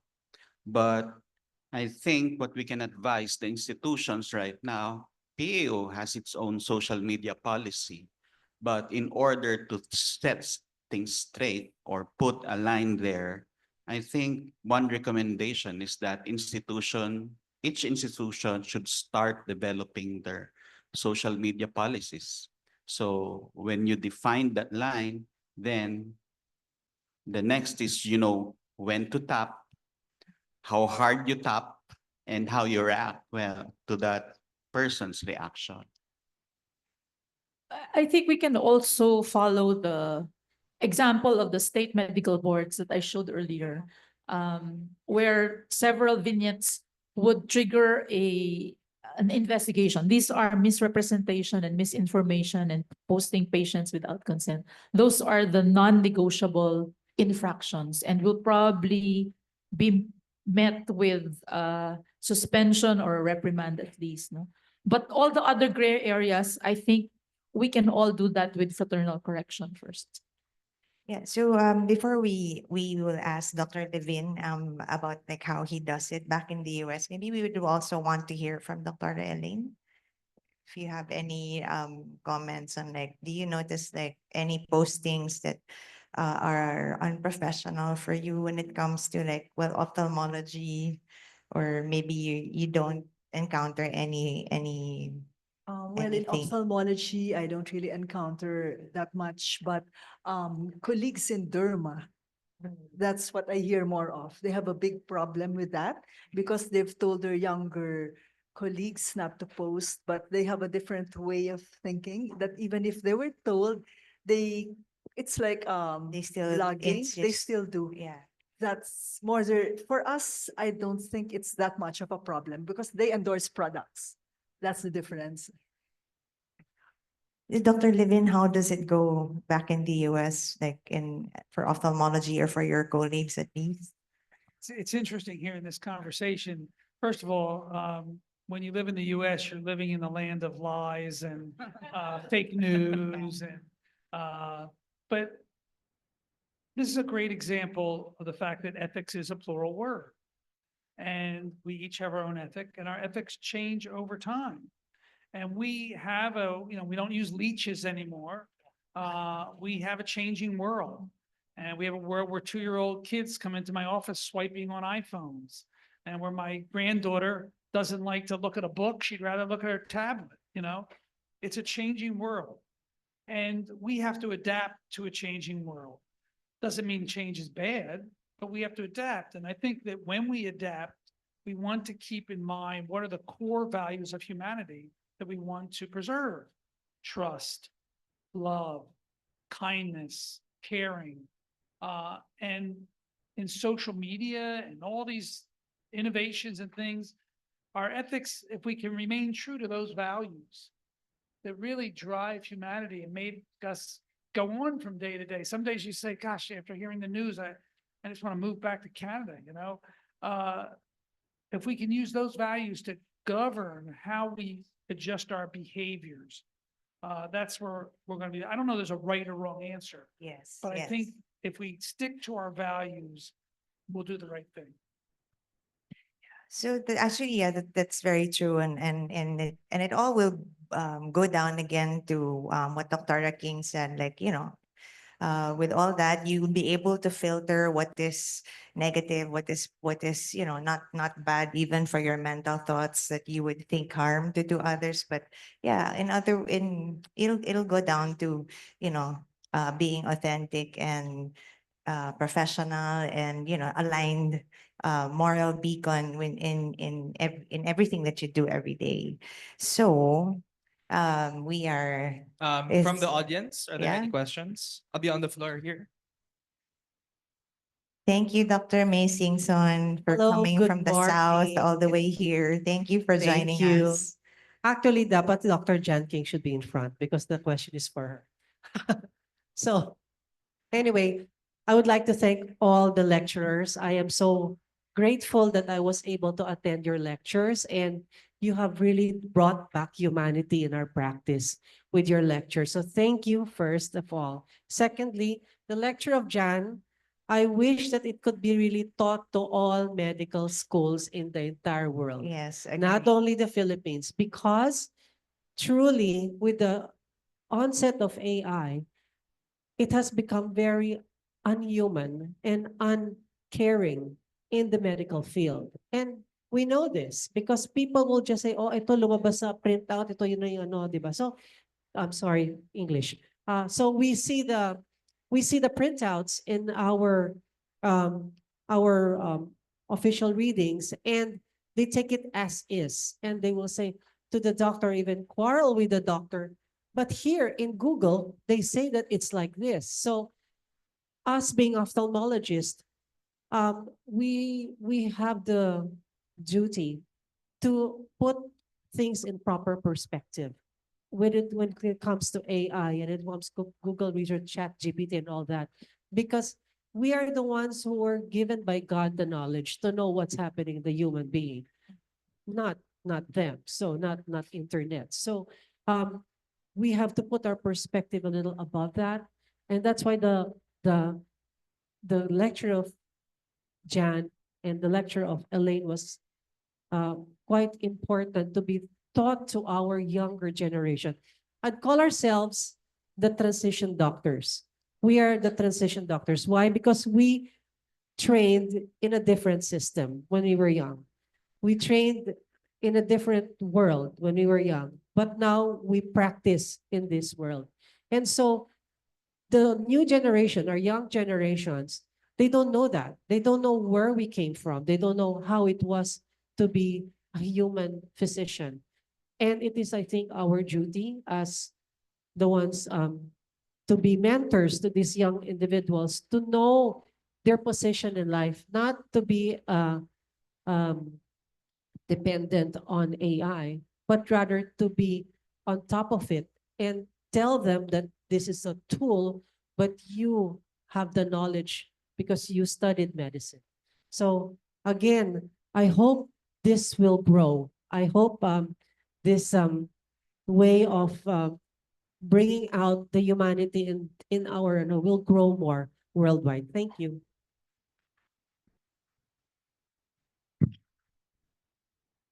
Right, thank you. If anyone would like to respond, that's great. But we do have more questions on the floor. If we can proceed, or would you like to? Dr. Ramit. Yeah, we have one. Yeah, sorry. Going by order. Hello, good morning. Good morning. In incorporating ethics with research, especially Sir Dr. Levin, how do you approach trainees if you see during their training that some of their work or some of their research, their beginning research product is somewhat unethical, or you see some evidences that the research product is bordering on unethical practices. So how do you approach them? How do you talk to them so that we can have some guide also if having trainees with similar scenarios? That's a great question. the key word is trainee. And trainees are just that, they're trainees. And it's incumbent upon those of us who made a choice in our life to be in academia and to teach trainees to try and make them better people, better physicians, better researchers. And I think that it is a moral imperative for us to role model, as we saw in the very first talk, but also to intervene and say, hey, let's think about what you're doing. Not really the best way. This is why I think this way. To open it to moral scrutiny, to scrutiny of the group, to have sessions where we review each other's research. These kinds of exchanges are the ways that we make our trainees better people. Now, there's been a lot written about whether we can actually affect change in our trainees. Do they come, you come in your 30s, you got 30 years of life. Can we really change who you are as a person? Some things you're not going to be able to change. But we still have a moral duty to do our best to try and role model and present opportunities for learning. That's why they're trainees. And we can teach certain principles and certain ways of behavior and hopefully hope that someone's going to say, hey, I like that. I'm going to do that. I'm going to think a little differently. Dr. Renz, did you have any additional to what Dr. Levin has mentioned? Well, I totally agree, especially in training institutions right now. We go around the different institutions, seeing how they deal with unprofessional behavior, even in competency stuff.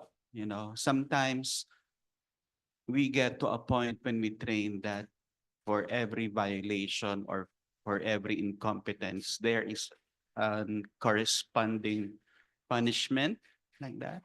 But if you look at it on the side of training, just like what Dr. Levin has said, it is our duty to correct. It is our duty to correct that misled person because basically they are under our umbrella. So yeah, I think, Doc Cesar, I think it lands on us being trainees to correct that principle, to correct that action. But it's a different story when after training and if the action, the unprofessional action gets repeated and repeated, then it's a different story also. That's a very good point. So I remember when we were in residency, even for surgical competency, they would just say like make your mistakes now while you're in training so that you'd be able to hone your skills. So whether it's surgical or for research especially, and I think during the time when Dr. Pauline Santiago was the head. Yeah, because when I was a resident, she was really, yeah, not that I want to pick on you, but it's just that I was so scared of you that time because it's like, oh my God, I don't want to get caught. Yeah, I think there were some, yeah, just to be, straightforward, there were some papers that were called for plagiarism, and especially, so that was what, in the 1990s. So that's why Dr. Pauline was there. So, yeah, anyway. Yes, is there any? You Oh, said Doctor. something very interesting. You said, make your mistakes during residency. Yes. I tell my fellows and my residents that you can't make a mistake because any mistake that my trainee makes in the operating room is my fault. It means that I didn't provide a secure enough environment or I let them do something that they shouldn't have been, they weren't ready to do, right? And that's our responsibility as mentors, is to create Yes. an environment where our trainees don't make mistakes. Now, there will still be some people who do, and they'll continue to post things on their social media. And you're right, that's when you have to have some intervention. But our job is to set up an environment that puts the blame on us. It takes away the blame on them, but at the same time teaches them in a way that they grow. Yes. Agree. Yeah. We have another question on the floor. Yes. Dr. Santiago. Yeah, first, congratulations to the organizers of this postgrad, as well as all the lecturers. Wonderful, lot of learnings for everyone. I have two questions, one with respect to social media and ethics, and another with respect to innovation and ethics. Question number one, social media. We've heard of posting sort of advertisements for the surgeon, like tattoos. Yes, the face is covered, but then the patient insists that tattoo is uniquely mine. People would know it's me, so they sue. So when this kind of social media posts generates lawsuits, how many of them, would you have any idea, would progress into an actual case that would result in suspension or revocation of the license per se? So that's question number one. Number two, with respect to innovation, especially in surgery and ethics. This is an actual case of mine. I had a patient wherein I did image-guided navigation for an orbital neoplasm surrounded by a branch of the ophthalmic artery. So it was very delicate and we had to do that. Image-guided, it went well. The patient was waiting at the clinic and unfortunately sat beside a fracture patient. So the fracture patient, when she went in, said, the patient before me was bragging regarding a highly technical surgery. Why didn't you offer that to me? I can afford it. So this is a fracture patient. You can do simple surgery without the need for image-guided navigation. But given her status, given what she said regarding her capability for financials, we offered it and she went for it. It was uncomfortable doing image-guided navigation surgery on a simple fracture case, but she insisted. Is this something that we offer ethically, the innovations, even though we know we can do it in simpler terms? So where is ethics there? How do we apply it? Can you give us your thoughts on this? Let me take the first question. Thank you. I am a student of informatics, of health informatics. Like forever, I cannot finish my thesis. So, what our standard there is anything you post, we can with due diligence, you can actually find the patient. No, so regardless of how you anonymize it, with due diligence, you will find a way to identify that patient. So that is to caution everybody. If you really, I don't know why we have to post online about patients and patient cases. I don't think there's I don't think it's the proper forum. So if you post it and you get caught and this patient identifies himself in your post or a friend identifies this patient, you open yourself up to litigation, as you said. So be careful what you post. Like I was in a conference, it was all doctors when I said 39-year-old farmer from Negros. Everybody knew who it was. Apparently that case was being talked about in the back end, and they knew exactly the patient I was talking about. No? So we tried to mask it. You said it was 39-year-old patient from Negros farmer. They were able to identify the patient because you identified where the patient was from. You identified actually he was a haciendero and he wasn't really exactly a farmer. So they knew who it was. So you have to be careful. So maybe social media is not the best venue to post about your patients. Yeah, but Dr. you were asking about like this.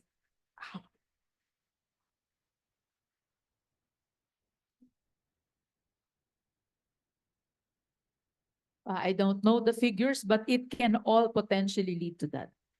With the right lawyer, it can all potentially lead to that.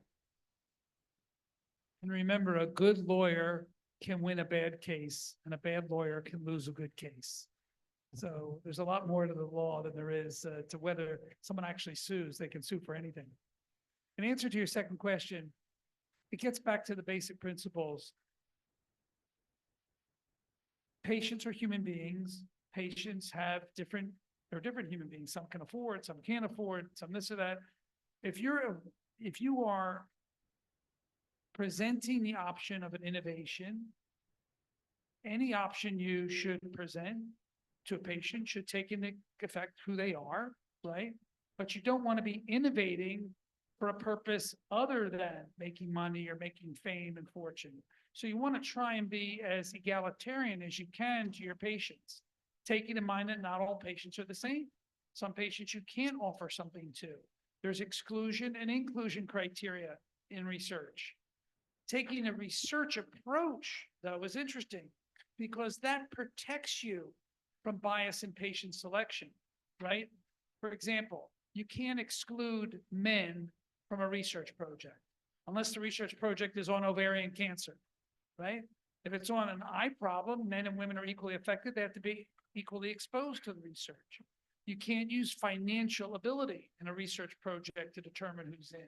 That's where research trumps innovation in terms of guaranteeing that you offer things equitably.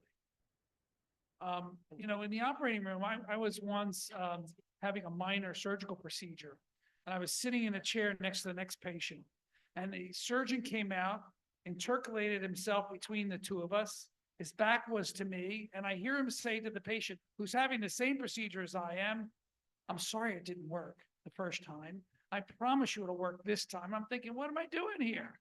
Right? Having two patients close together is always, it's going to happen in medicine, our waiting rooms, and they're going to compare notes and they're going to talk to each other and say, "Hey, why is your follow-up longer? Why are you getting this medicine? Why are you getting that?" We have to be conscious that our patients talk. And that's why if we just follow basic principles and do the right thing for each patient, we'll be okay. So I guess to follow up with Dr. Levin is it's really unavoidable for ophthalmology, like maybe also for other surgical cases that patients will be seated beside each other and they'll start comparing notes. So I guess number one is like you really have to give them the chair time and just like run through the motions of what options you can give your patients, whether whatever income bracket they are.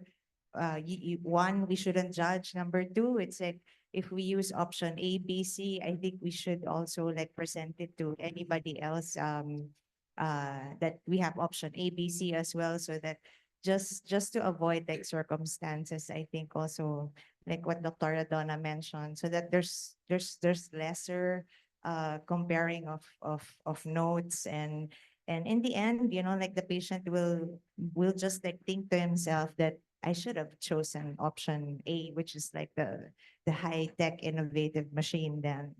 So any addition to that? Oh, here, Mitzi. Right. Very engaging forum so far. In the interest of time and in the interest of hunger, we will Oh, have to be yes. cutting this short. Yeah. We do have one last question just to end formally from our Vice Chair, Dr. Marian.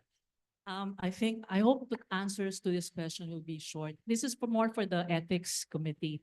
The lawyers, okay, when they have a case that's brought against the lawyer himself, that case will never be exposed to public because whoever talks about it will be cited for contempt. However, as doctors, we in the social media, we get bashed even for the slightest thing that we're not even guilty of. I'm bringing it up because the PAO has a presence here, and I think this is something that we should look into, that we should help us, the young ones, because social media is really real. How somehow the lawyers, being lawyers as they are, as Dr. Levin said, they can win a bad case as long as they're good. So they're being cited for contempt if they talk about the case.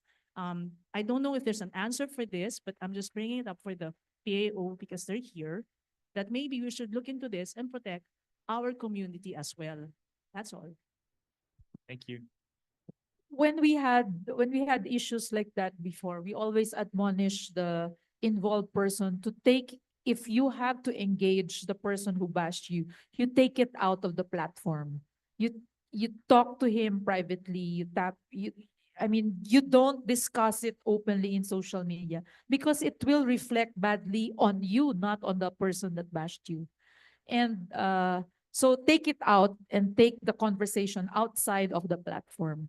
And then if if the patient keeps bashing you, shut up. I mean, just don't engage. Just to add to that, I think in the PO Ethics Committee, even before we have successfully created uh, like a guideline or a direction of sorts in dealing with unprofessional behavior based on levels. But of course, it's a different scenario when you talk about something legal and something ethical at the same time. There's a very big gray area in between. So at least on the side of the PAO Ethics Committee, we have a small guideline that we can lean on to. Now, when it becomes bigger, there's always a bigger sector that we all fear and we don't want it to go there. That is why, for now, I think the PBO is working with us hand in hand in order to disseminate more information, admonish education on these things. And I think, again, I'll go back. I think each institution should be able to put up its own social media policy guidelines also. Thank you, Doctor. In fairness to, I think, thanks to Makati Medical Center, for the past 3 years, we've been talking about this. And I think the PAO, since we published our social media policy, I think our current batch of residents and trainees are doing better than the previous batches. I think it has improved a lot. I was gonna clap, but then I was part of the previous batch yet. So okay. Thank you very much, doctors. Can we show our appreciation for our speakers for today? They will still be with us for the afternoon. I'm sure they're open to questions also personally if there are later on. We will be proceeding on with our program to everyone's usually favorite part, our lunch hour. Lunchtime. Yes. Right. So with that, we're done with our morning session. I'd like to take this time as well just to thank our sponsors, Stada, AbbVie, Alcon, Vista Pharma, and also our friends at Brady Pharma, Insight, Hollywood, Johnson & Johnson's, Marion, Medilite, Microlab, MOC, MTC, Ophthamed, Cure, Santen, Sun Pharma, Tops, Transmedic, and of course, Zeiss. So please enjoy. We'll still be here for the afternoon. Try to relax. We have an engaging session for our afternoon session later. Something involving some participant schools as well. So stay tuned for that. Thank you.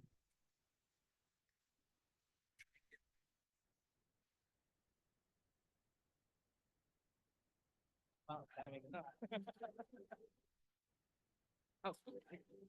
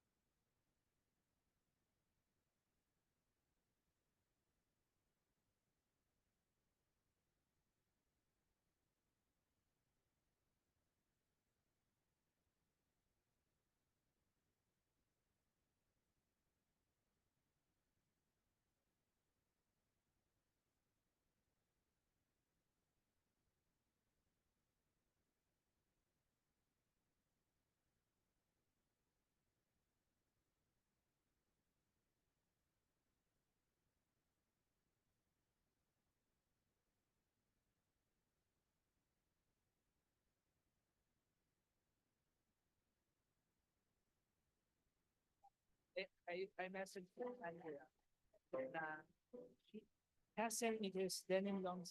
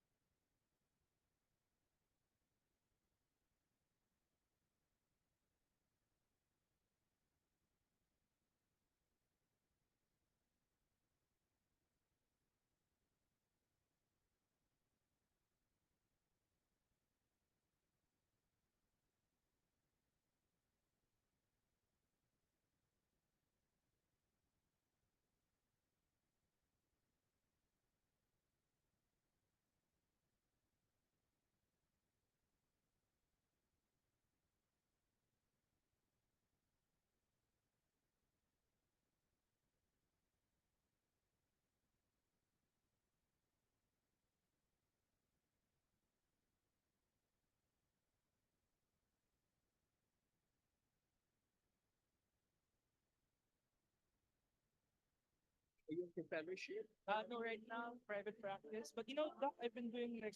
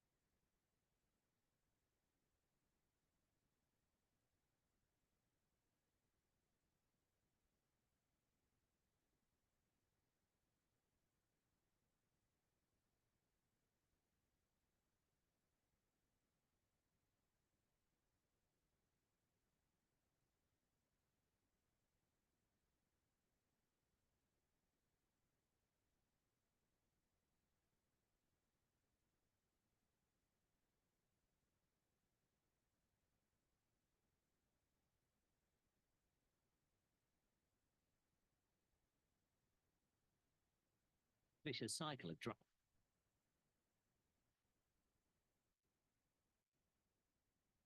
When a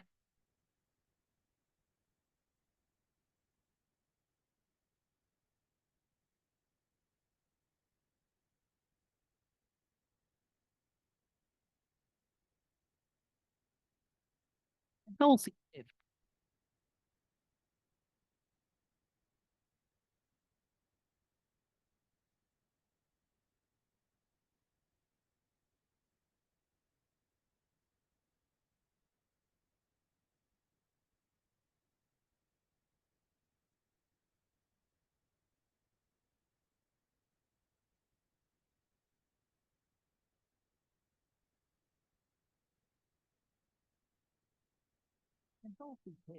becomes unstable. Your patients can become trapped in the vicious cycle of dry.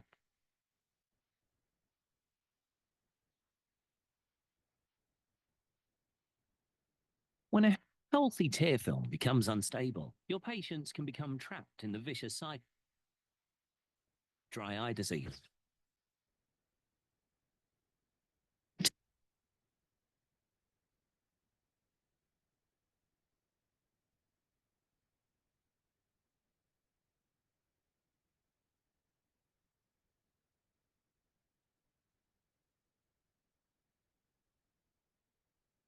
When a healthy tear film becomes unstable,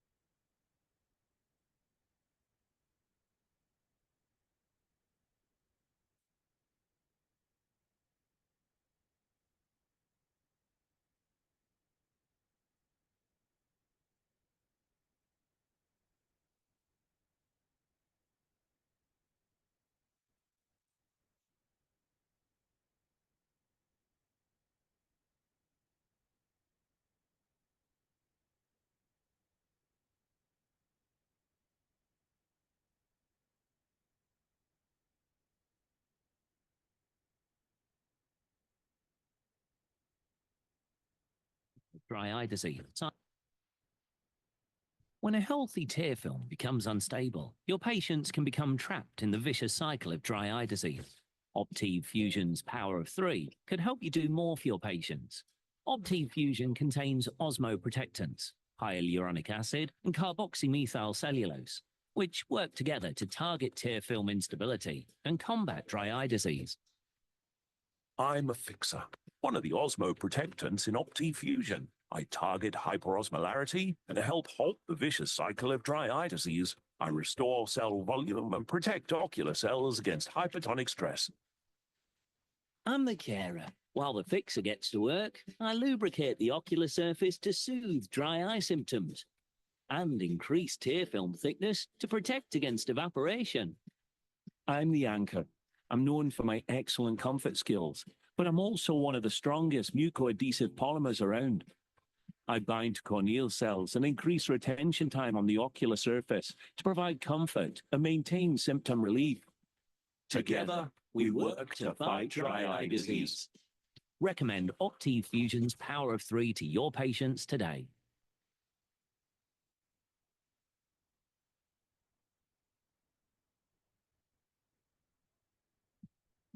Stada Eye Care with Thea has taken a stand against preservatives, presenting established clinical and research work which clearly highlights the determining, if not exclusive, role of preservatives in causing aggravating and damaging conditions in the course of treatment of eye diseases. Stada Eye Care's Hyabac is an ophthalmic solution that contains sodium hyaluronate 0.15%, lubricates and hydrates in dry eye, ocular fatigue, and the lens in contact lens wearers.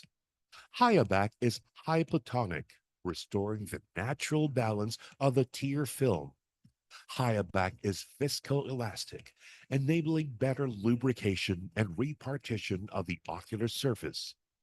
Higher back is hygroscopic, providing effective, immediate, long lasting relief from eye discomfort and dryness. The everyday relief with a long lasting effect. Higher back contains a natural occurring lubricant, restoring osmotic balance for optimum moistening and lubrication of the eyes and lenses in contact lens wearers.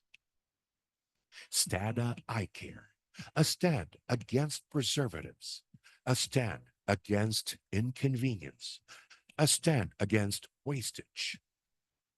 Stada, caring for people's eye health as a trusted partner. Stada Eye Care with Thea has taken a step.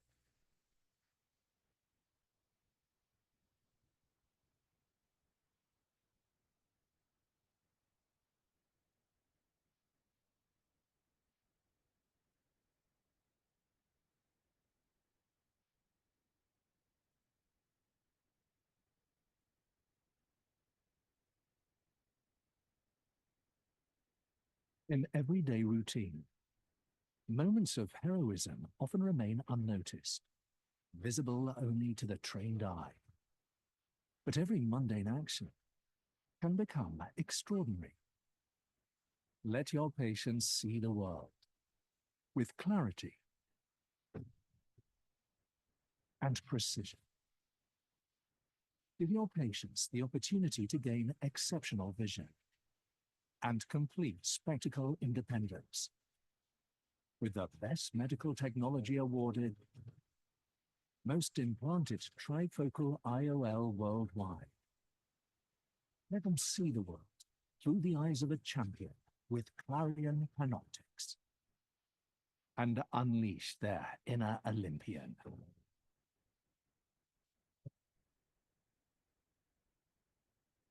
Alcon wishes all athletes and everyday Olympians memorable and successful games.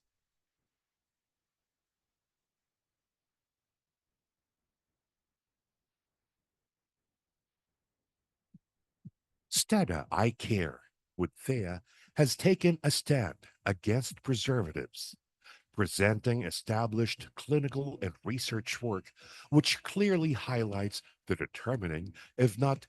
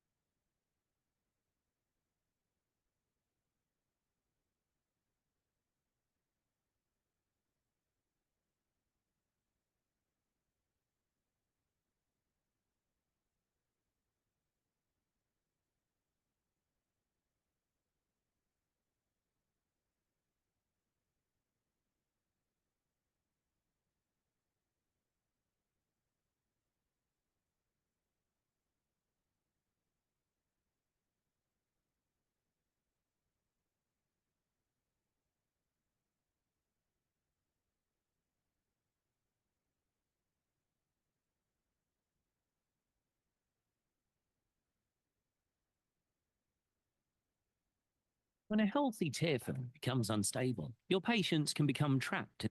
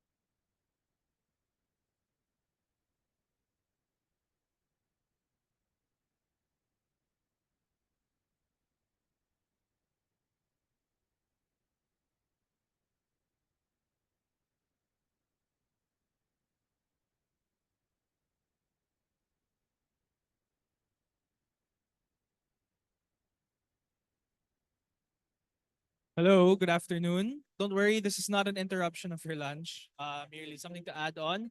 I'd like to introduce a speaker who will be introducing the lunch symposium for us today.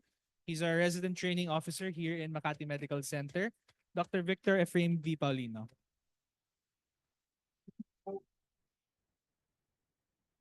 So good afternoon to everyone. Please enjoy your lunch. While AI has not yet replaced my role for this talk, allow me to share with you 5 reasons.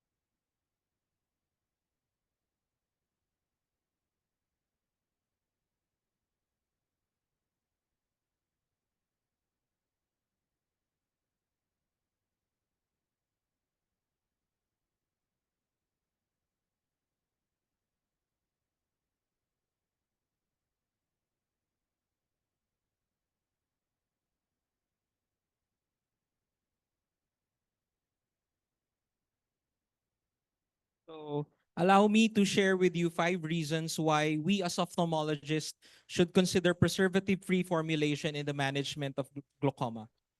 So this presentation is in partnership with STADA.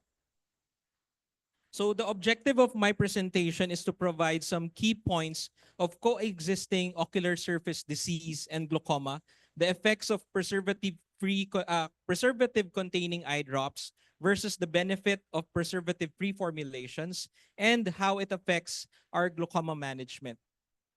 So the first reason is chronic use of preservative-containing eye drop is toxic to the ocular surface.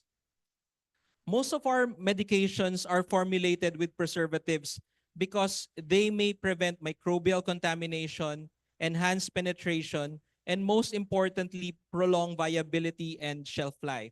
However, it does come with adverse effects such as tear film disruption or instability and damage to the corneal and conjunctival epithelium, especially with prolonged use. So around 72% of glaucoma medications contain benzalkonium chloride or BAK. 20% contains other form of preservatives, and only around 8% are preservative-free. With its surfactant or detergent property, BAK destabilizes the lipid layer of our tear film, leading to evaporation, disruption of the aqueous layer, and subsequent epithelial defects. In this slide, we can see increased epithelial holes, and here are some wrinkling in the surface cells. A study showed that cellular viability is decreased by BAK preserve, and to a lesser degree, non-BAK preserved medications versus the almost normal preservative-free formulation. Occludin is expressed when there is breakdown in the epithelial intercellular tight junction, and we can observe that with the preservative containing medications. The study also showed that preservatives increases the release of inflammatory cytokine interleukin 8, promoting phagocytosis and angiogenesis, while preservative-free formulation has lower better values. This graph displays the expression of inflammatory marker HLA-DR in patients who received treatment with non-preserved, preserved, or even multiple preserved anti-glaucoma medication. The level was higher in patients using preserved medication than in control groups, and it was even greater in patients using multiple preserved medication, thus demonstrating the toxic effects that are dose dependent. Again, the toxic effects of BAK are cumulative or dose dependent.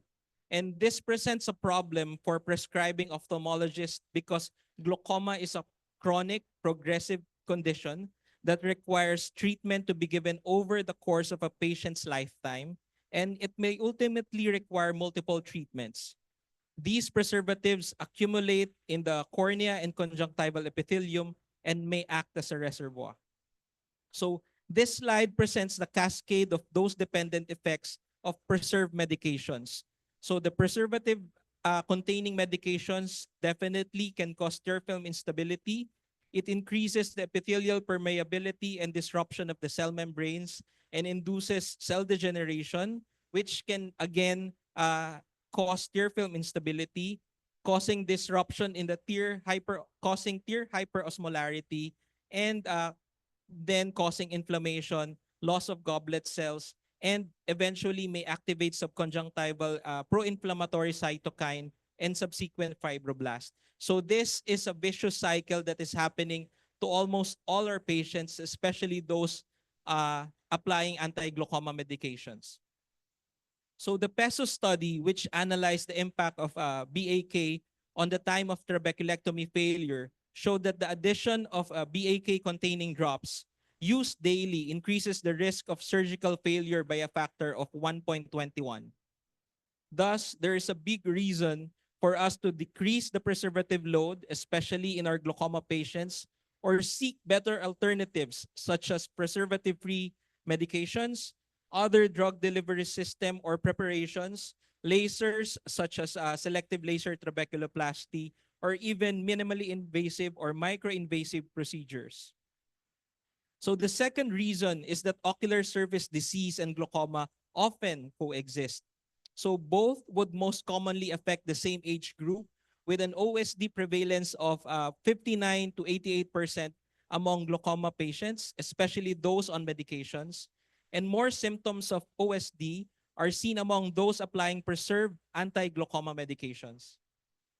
As such, the ocular surface must be evaluated thoroughly for signs and symptoms of ocular surface disease, such as scratchiness or grittiness, sore or tired eyes that patients would often complain, foreign body sensation, light sensitivity, or even signs of tear film instability, decrease in tear breakup time, and presence of tear film debris.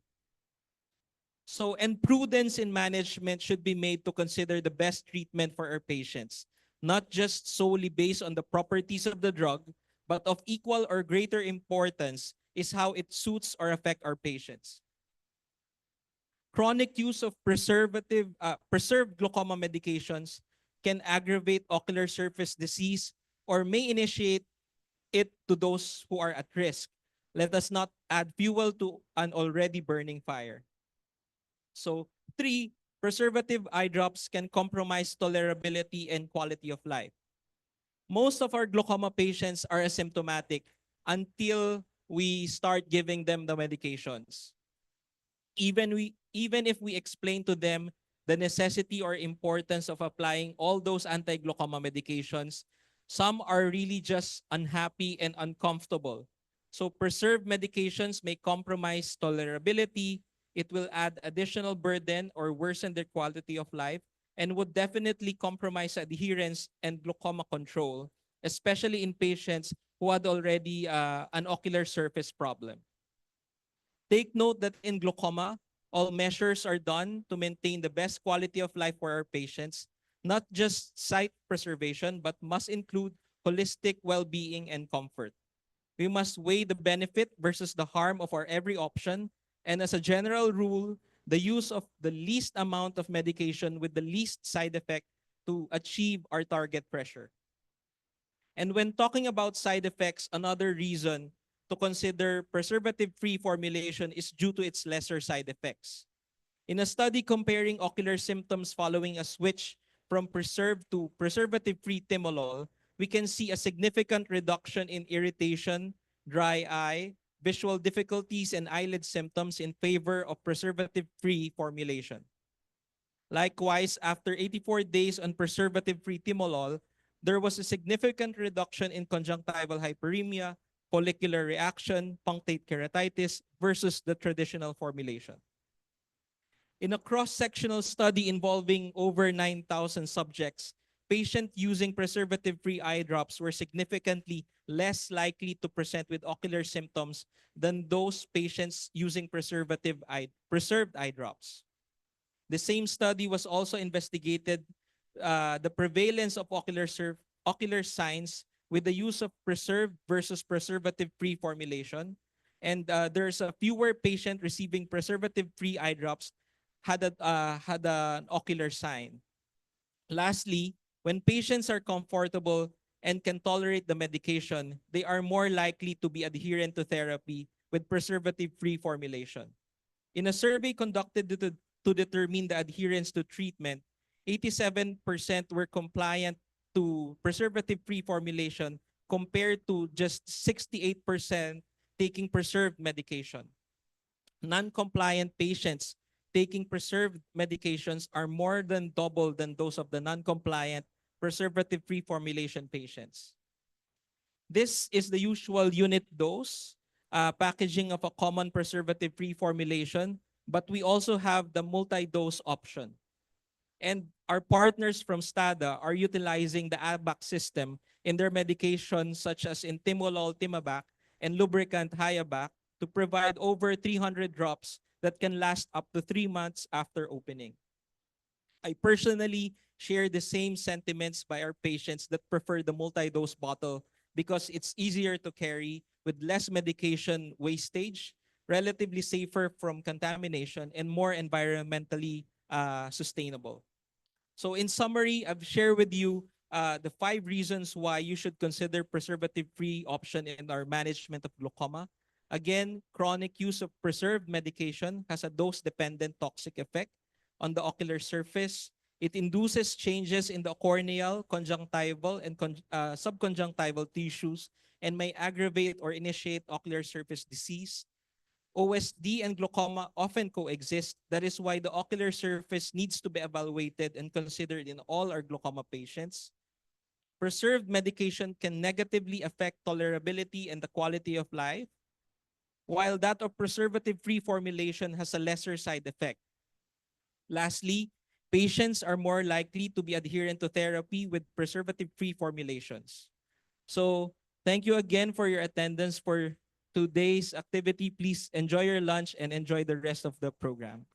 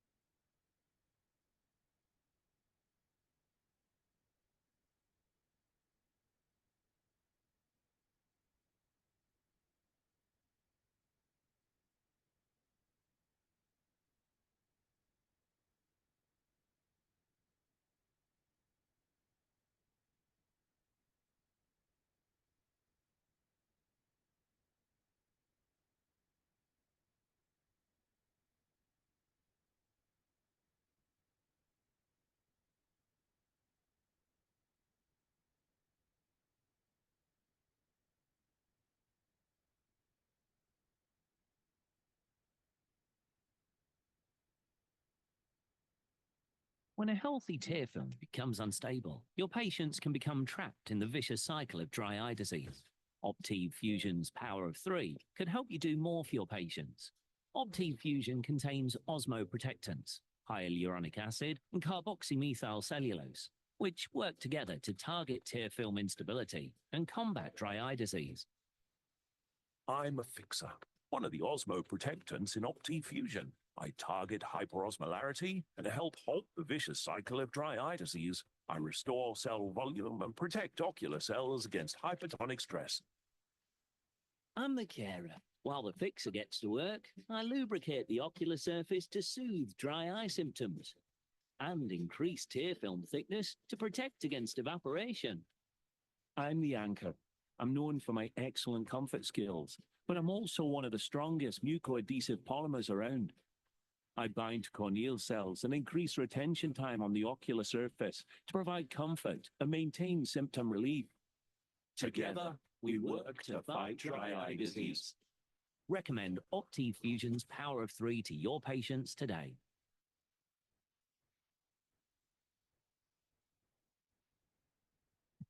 In everyday routine, moments of heroism often remain unnoticed, visible only to the trained eye. But every mundane action can become extraordinary. Let your patients see the world with clarity and precision. Give your patients the opportunity to gain exceptional vision and complete spectacle independence with the best medical technology awarded, most implanted trifocal IOL worldwide. Let them see the world through the eyes of a champion with Clarion Panoptics and unleash their inner Olympian.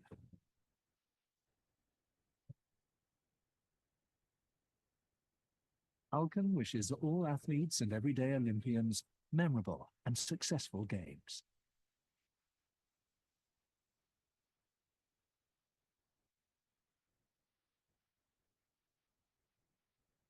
Steda Eye Care with Thea has taken a stand against preservatives, presenting established clinical and research work which clearly highlights the determining, if not exclusive, role of preservatives in causing aggravating and damaging conditions in the course of treatment of eye diseases. Stada Eye Care's Hyabac is an ophthalmic solution that contains sodium hyaluronate 0.15%, lubricates and hydrates in dry eye, ocular fatigue, and the lens and contact lens wearers.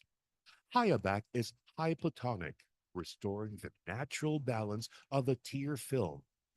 Hyabac is viscoelastic, enabling better lubrication and repartition of the ocular surface. Hyabac is hygroscopic, providing effective, immediate, long-lasting relief from eye discomfort and dryness. The everyday relief with a long-lasting effect.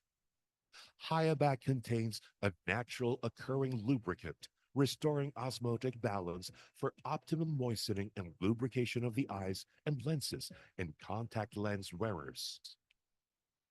Standa Eye Care, a stand against preservatives, a stand against inconvenience, a stand against wastage.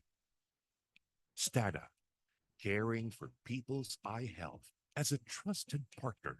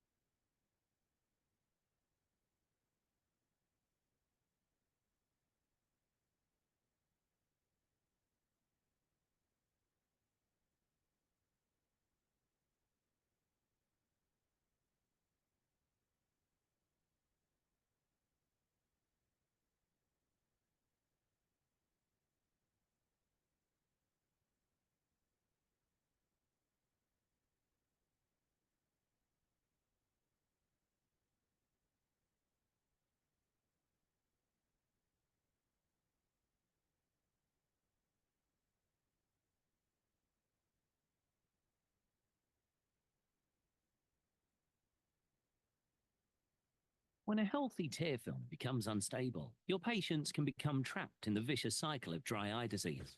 Optiv Fusion's power of 3 could help you do more for your patients. Optiv Fusion contains osmoprotectants, hyaluronic acid, and carboxymethyl cellulose, which work together to target tear film instability and combat dry eye disease.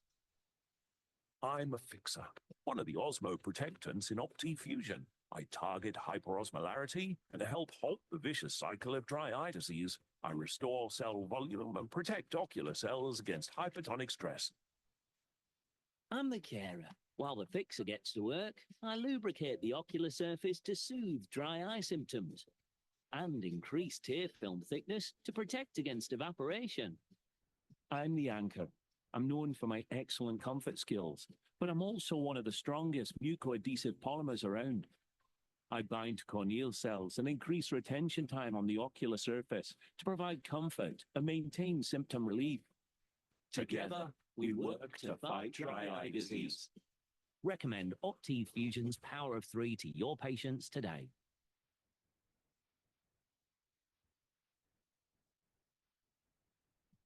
In everyday routine, moments of heroism often remain unnoticed, visible only to the trained eye.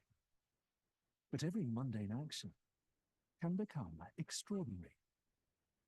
Let your patients see the world with clarity and precision.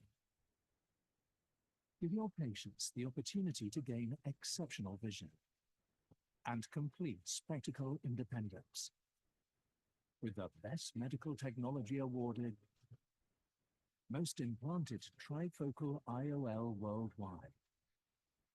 Let them see the world through the eyes of a champion with Clarion Panoptics and unleash their inner Olympian.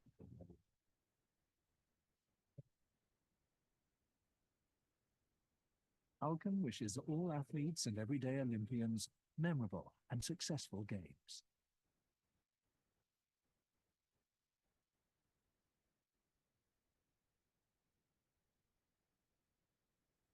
Steda Eye Care with Thea has taken a stand against preservatives, presenting established clinical and research work which clearly highlights the determining, if not exclusive, role of preservatives in causing aggravating and damaging conditions in the course of treatment of eye diseases. Stada Eye Care's Hyabac is an ophthalmic solution that contains sodium hyaluronate 0.15%, lubricates and hydrates in dry eye, ocular fatigue, and the lens and contact lens wearers.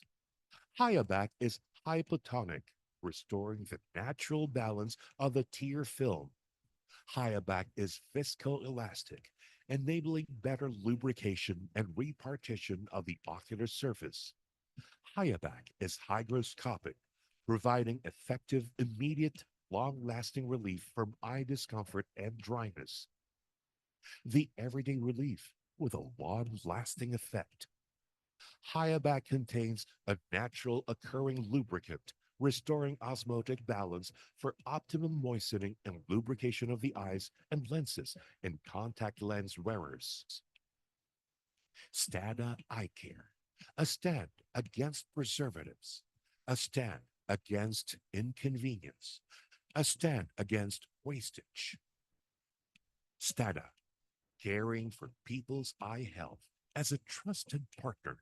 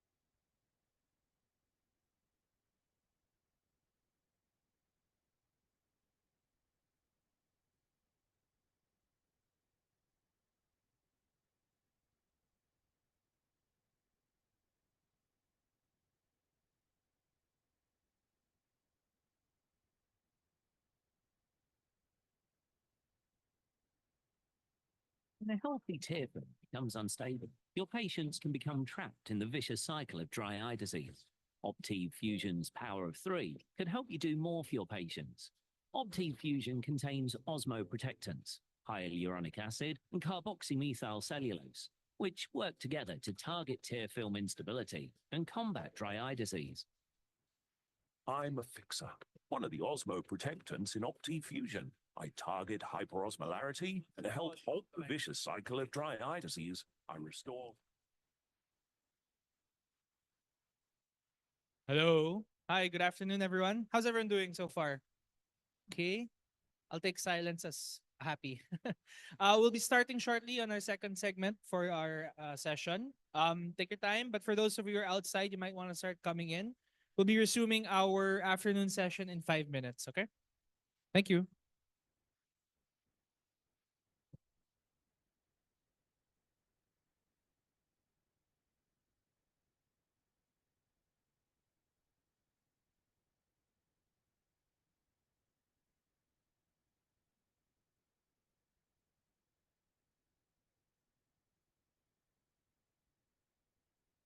Everyday routine.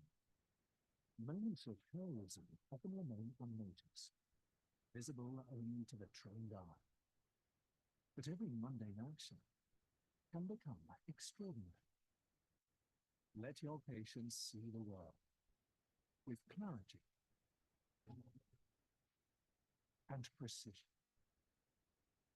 Give your patients the opportunity to gain exceptional vision and complete spectacle independence with the best medical technology awarded, most implanted trifocal IOL worldwide. Let them see the world through the eyes of a champion with Clarion Panoptics and unleash their inner Olympian.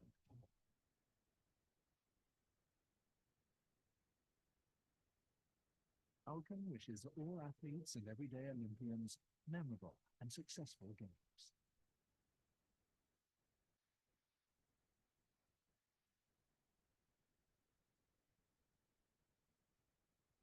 Stata Eye Care with Thea has taken a stand against preservatives, presenting established clinical and research work which clearly highlights the determining, if not exclusive, role of preservatives in causing aggravating and damaging conditions in the course of treatment of eye diseases. Stata Eye Care's Hyabac is an ophthalmic solution that contains sodium hyaluronate 0.15%, lubricates and hydrates in dry eye, ocular fatigue, and the lens in contact lens wearers.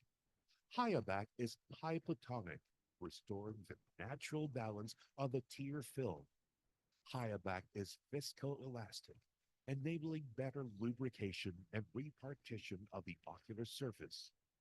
Hyabac is hygroscopic, providing effective, immediate, long-lasting relief from eye discomfort and dryness. The everyday relief with a long-lasting effect. Hyabac contains a natural occurring lubricant, restoring osmotic balance for optimum moistening and lubrication of the eyes and lenses in contact lens wearers.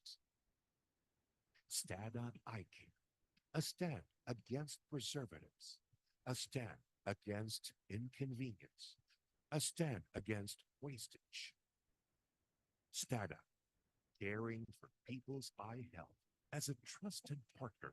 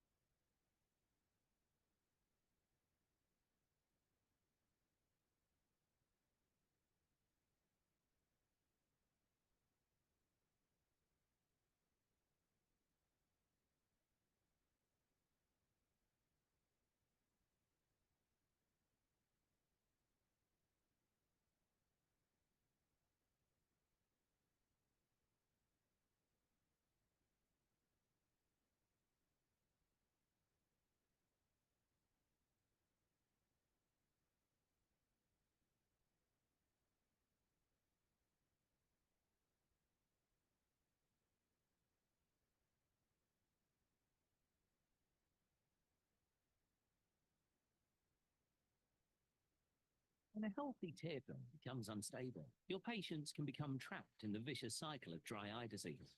Optiv Fusion's power of 3 can help you do more for your patients.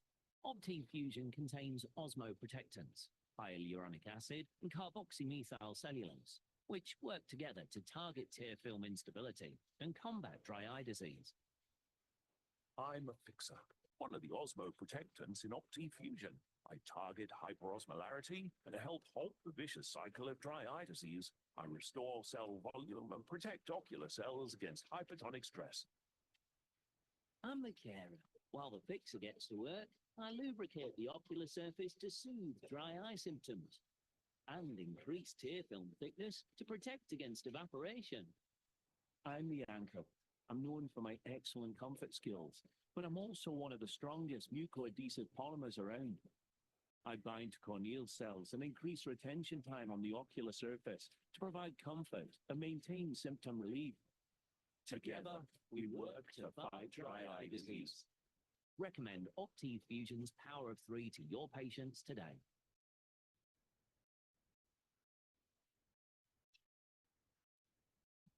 In everyday routine, moments of heroism often remain unnoticed, visible only to the trained eye. But every mundane action can become extraordinary. Let your patients see the world with clarity and precision. Give your patients the opportunity to gain exceptional vision and complete spectacle independence with the best medical technology awarded, most implanted trifocal IOL worldwide. Hello, once again. Kindly reminding our guests outside that we'll be starting our second session shortly. If you're outside, we'll be starting our second session shortly. Alcon wishes all athletes and everyday Olympians memorable and successful games.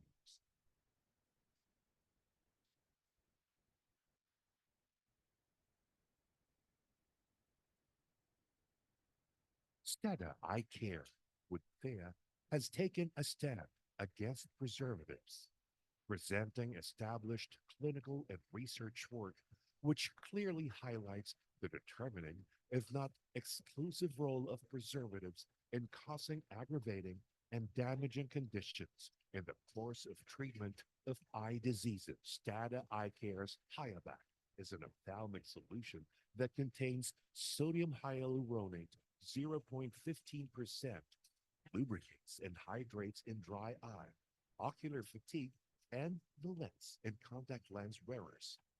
Hyabac is hypotonic, restoring the natural balance of the tear film.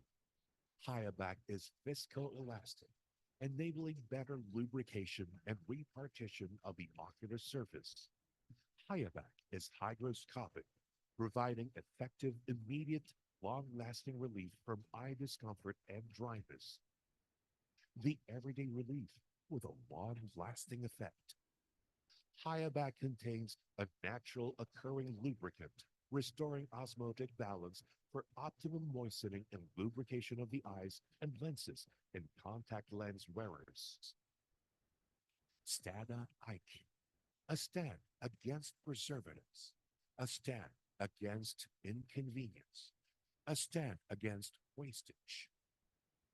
Stada, caring for people's eye health as a trusted partner.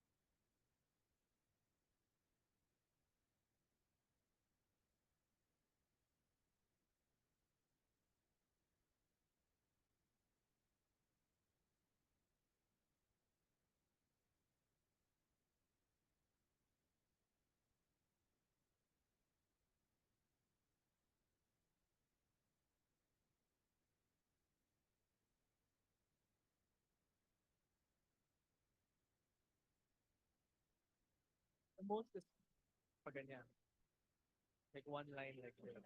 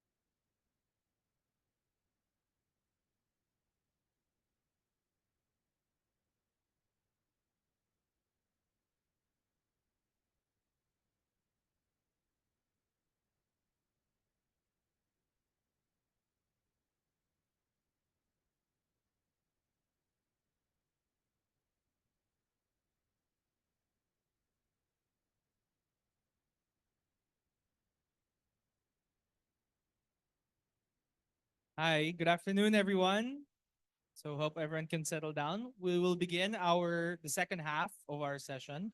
We've planned something very interesting, quite different from other courses, and we'll be getting the help and support of some institutions who are willing to participate And as we go along, you'll get to see what the mechanics of this will be. Now, in order to synthesize what the participants will be presenting today, we are going to invite on stage our panelists who will be reacting to the videos. I'd like to reintroduce to the panel Dr. Alex Levin. Hi, Doc. May I invite you back on stage? And to reintroduce as well, Dr. Lorenzo Fernandez.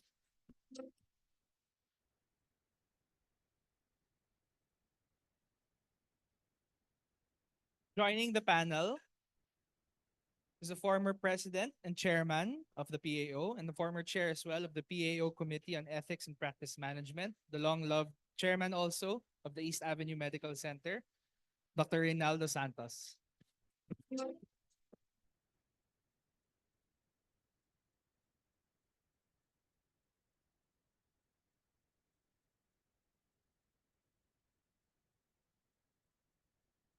And our last panelist graduated from the University of Santo Tomas for her medicine and her residency in ophthalmology. She was a former executive council member on the Philippine Academy of Ophthalmology and the chairperson for the Western Visayas Medical Center. Please all welcome Mary Catherine Francia. And for our participants, Hello, yes. So for our participants from north to south, so we have videos. So thank you to our very talented residents who gave time and effort for making the videos for this afternoon's discussion. So we have Baguio General and Medical Hospital. We have East Avenue, also from our very own Makati Medical Center, and from the Western Visayas Medical Center for this afternoon. So I hope you will enjoy the videos. Of course, I was able to preview it, and they're quite interesting, and I'm sure you will like it. right. So if you think we're being a little vague about it, it's a little intentional. We don't want to spoil anything. But basically, these are role-playing videos by participating institutions, particularly about navigating professional and ethical challenges in ophthalmology. So we hope you enjoy this brief session. We will begin our video session now. Yes. So the first video presentation will come from Baguio General Hospital, and the main reactor for this would be Dr. Renz Fernandez. So is the video ready?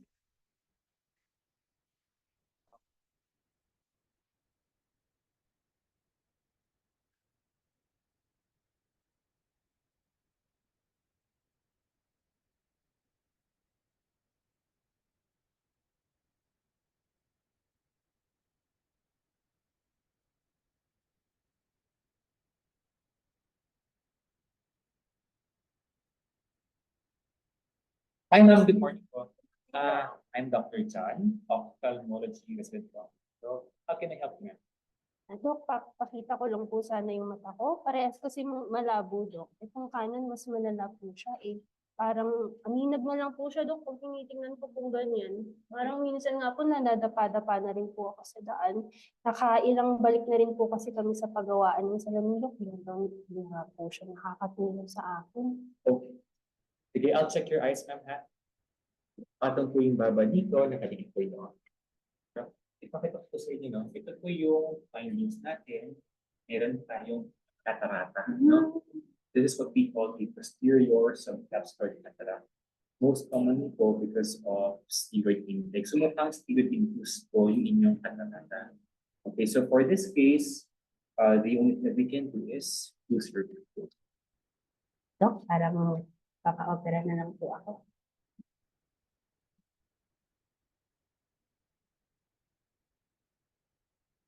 Mary, good morning. Alam mo ba kanina yung surgery natin? That was my first baby surgery. Oo nga, Dok. Alam mo, sasabihin ko nga sana sa'yo. Pwede mo i-post yun.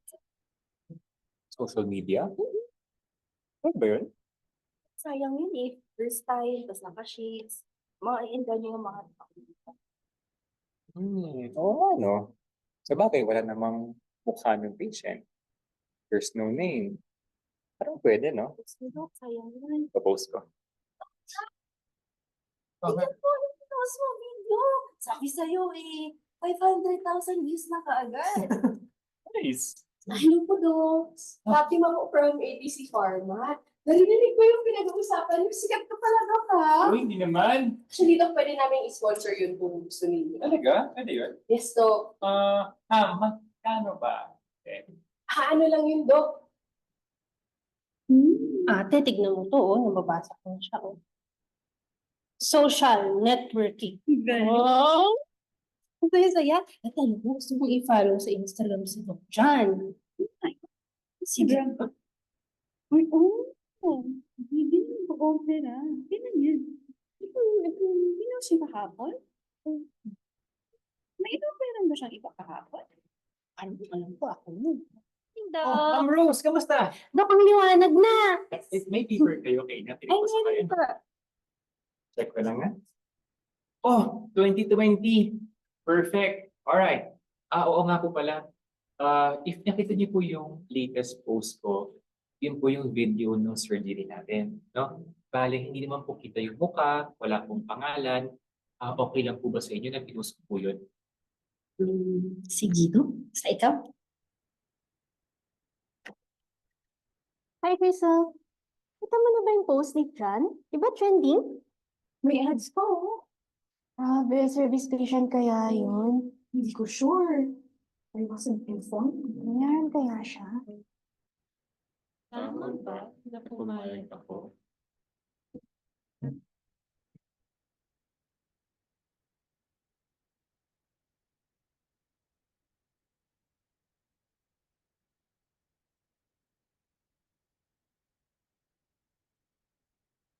So let's give a hand to Baguio General Hospital.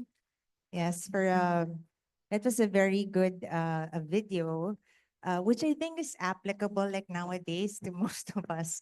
So if you remember for the morning session, so it incorporates what we've learned, and so I don't want to call them people, but there were keywords that were mentioned already in the video. So let's say based on the principles, what was it? Maybe it would got mentioned like 3 times. So is posting allowed without telling the patient? No. So if ever, what was supposed to be secured from the patient? Informed consent, correct. So anyway, Dr. Renz will now lead us into analyzing and applying the principles here for this case. Dr. Renz? Good afternoon once again. Well, first of all, I would like to thank my residents in the first and foremost, despite being flocked or being swamped and getting ready for the PREX this coming week. Well, they were still able to come up with They're here, very right, good, Doc? very good video. Too bad they weren't able to make it now, but they're watching back home. So what we're gonna do this afternoon is that we're gonna try to throw some questions around, but basically I think it's obvious we're talking about informed consent, informed consent, posting on social media. And the question at the last part of the video is, did I do it right? Did the resident do it right? Or even did the patient do it right? What do you think, Dr. Levine? Oh, I'm sorry. I hope the subtitles got you on track. You know, the video brings up several issues. Number one, 3D cataract surgery. That's an innovation. Does it make the operation better? Did the patient know they were getting 3D cataract surgery? Number two, a resident was doing the operation. Did the patient know that he said, I'm a resident. We did a paper where we asked families, we asked them, you know, what's a resident, what's a fellow, what's a staff? They have no idea. One person asked, oh, a resident, that means they live in the hospital, right? They have no idea. So residents doing the surgery. Number three, the resident is making the decision to post it on his social media account, not on the attending, who I assume is responsible for the patient. Number four is informed consent of the patient about the posting. And number five is the motivation for doing so. He did it for his own aggrandizement. And lastly, the financial profit from the drug company getting involved. So there's multiple layers of issues here, right? And it gets back to the fundamental of, did you do the right thing? I don't know what the right thing is, but certainly there's a lot of considerations, and you can take any one of them and discuss that for hours. What do you think? Well, I was looking at the video and I had the same observation that this is a innovative surgery, 3D surgery to be done by a resident and to be done by a resident for the first time. And for this resident to the goal to put it on social media without notifying his superiors, the consultants, who might be in a better position to admonish him on what to do. My question is, it's good it was successful. Would that have been a different scenario if the patient didn't come up with his useful vision as she did? So that's the basic question I have there. So it violated a lot of patient autonomy and truth-telling as far as the surgeon is concerned about his expertise in doing it. First time he's a resident, first time he's going to do his 3D surgery, and no admonition from his supervisors on what to do. Of course, the first time thing is a little bit of a trick, right? No one really does first time surgery because we use graded responsibility. You watch them, they do a couple stitches, they do a little bit of this, a little bit of that. Eventually they do their first whole case. He presented as the first time he's used 3D cataract surgery. In resident training, we have to assume that he's had some exposure, that he's done something under 3D. They didn't just sit down, never having seen it or done it before. So first time is always a little bit tricky language. The layperson doesn't understand that, but you can see how the layperson would take that to mean, oh my gosh, first time he did it? Why didn't he tell me it's the first time? Because in ethics, we talk about the reasonableness criteria, which is a criteria that was set by law. And the reasonableness criteria is that we should do or say what a reasonable patient would want to know. Would a reasonable person want to know that this was your first time doing an operation ever? Or your first time using an innovative procedure? And the answer is, yeah, we'd all want to know that, right? So that was a violation of the reasonableness criteria. Yes, that also brought me back. Oh, what you mentioned just now, Dr. Levin, was because I think in the Philippines, in a way, compared to in the Western world, we're probably a little luckier in that patients seem to have a much higher regard for the doctor. And most of the patients, especially patients who come to our training institutions, they're usually from the less privileged socioeconomic status. And most of them will be very shy and do not usually want to challenge the doctor. So in this case, I think he was lucky that even if the patient had reservations about, oh, why is my surgery there on social media? Still, the patient said, okay, doctor, as long as it's you. So, so I think the resident there got a free pass on that part. Because if you have a very particular patient, you'll probably get a talking to just at that visit. To add to that, Doctora, like we talked about with Dr. Santos, is that a late consent is no consent at all. So I think what happened there is that the consent for the posting came very late. So it's not just like not having any consent at all. So just to twist things around, okay? So I think it's obvious we have problems with consent. We have problems with commercialization of the practice. But I would just like to throw this question to you. So in posting surgeries, when does it become educational and when does it become marketing? Sometimes it gets used for marketing yourself. What do you think of that? No question, he was marketing, he put it up to get likes, to get attention, and then it became commercialized, right? Educational material that we put online is material that we do without well, that's not true. Educational material we sometimes put online for our own advancement, for our own academic advancement, right? But it can also be used to promote your practice, to promote yourself. And one has to be careful about what your motives are in doing so. But the behavior that allows you to post a picture is the same, regardless of what your motivation is. You still have to let the patient know, unless it's a clearly unidentifiable picture. So I can show you a picture of a fundus, and you're not going to know what the patient is, right? But I was involved in an interesting case in which it was a kid had a rare disease. A paper was written about this rare disease, and there was a table of the 5 or 6 patients. And then there was another table called Other, about other findings. And in the other findings, it said that this person also had an extra finger or something. Well, there's only 10 cases in the world. The mother read the paper. She saw there was an extra finger. She knew it had to be her kid, and she sued the hospital. So you'd be surprised, everything you think that is anonymous really isn't anonymous. It's hard to be totally anonymous. So can't hurt to get consent when you can. Dr. Ray, on marketing. Maybe if you wanted educational material, maybe it's probably not the most appropriate media to put it. That's one for me. And I just read an article that, people say it's SOCME, that's social media.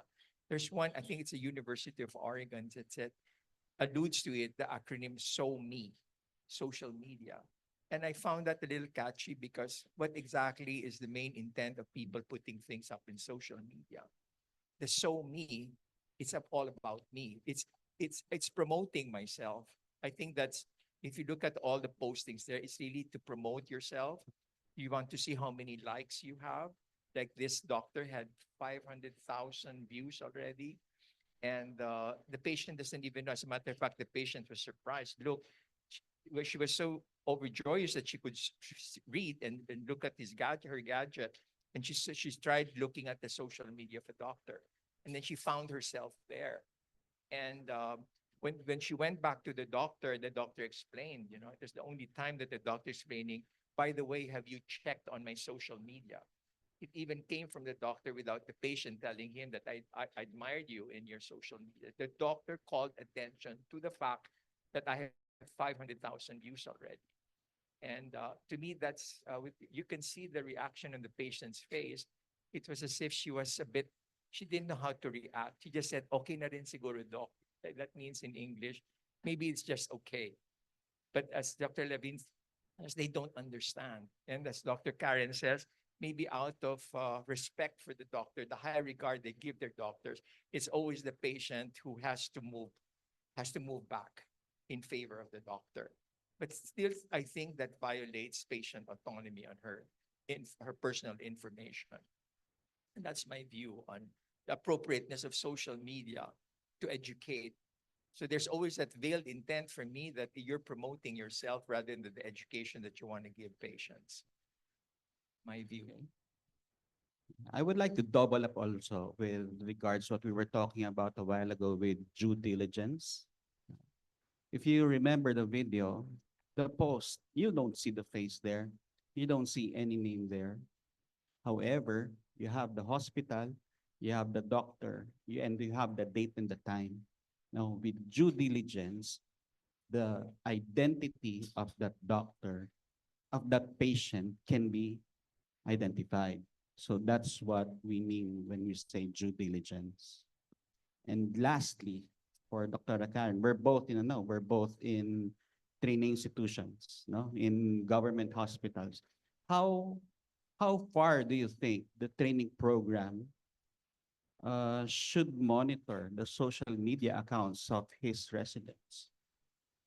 Okay, good question. I don't actually monitor now, although after Dr. Apolin mentioned earlier, I think I will start stalking everyone's social media accounts. Yeah, right now we don't. Yeah, I don't unless someone calls my attention, and then I will do so and check. Likewise, no? You think for myself too, I think for applicants, I'm gonna start looking at the social media accounts of our Yes, and applicants. also for No? applicants, I think, so that you can already see if there are some red flags. So thank you, Dr. Renz, and to our panelists for giving us a broad coverage on autonomy, basically, everything that has been discussed. So informed consent, data privacy, and yeah, patients' rights, and also having accountability. This is a very good case from Baguio General Hospital. Congratulations to the residents for and to Dr. Renz for coming up with a very good case. Let's give BGH a round of applause. Excellent. Thank you. Nice case. For our next case. Yes, let's keep it going. Next with from a video from East Avenue Medical Center, and to react first will be Dr. Reynaldo Santos.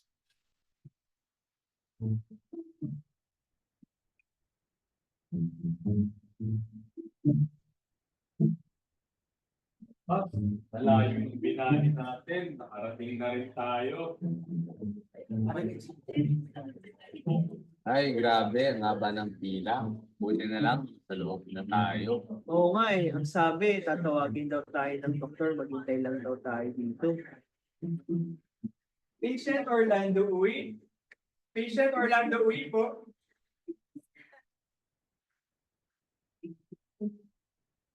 Doctor, respectfully referring a 56-year-old male, known hypertensive, uncontrolled, with sudden painless blurring of vision of the left eye. 2 months prior to consult.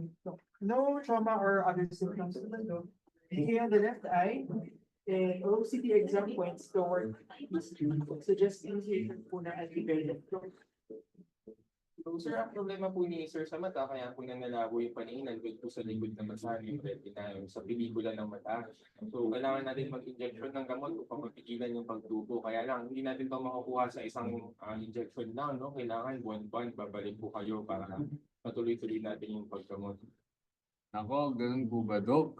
Kaya nga kami pumunta dito kasi wala kaming pambayad, lalo na kung masyadong malaki ang halaga. Ito po yan, Dok. Baka naman po may iba pa tayong option maliban dun sa gamot na yan. Baka naman may generic o kaya may iba pang klaseng gamot na pwede itulong sa mata niya.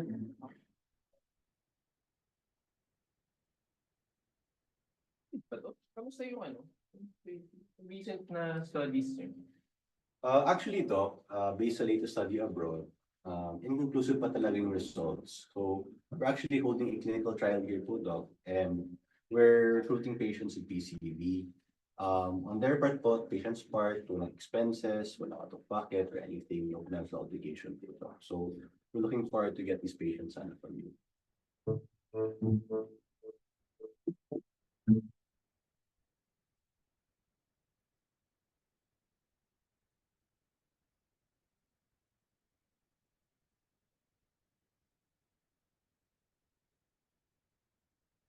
Okay, thank you, East Avenue.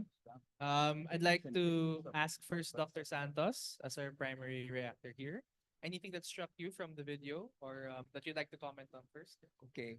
Well, while it is from East Avenue, I have no control of what my residents did, no, in this particular video. I'm no longer active there except for an emeritus visiting status. But anyway, I think the basic question being, it's an open-ended thing. We don't know what happened.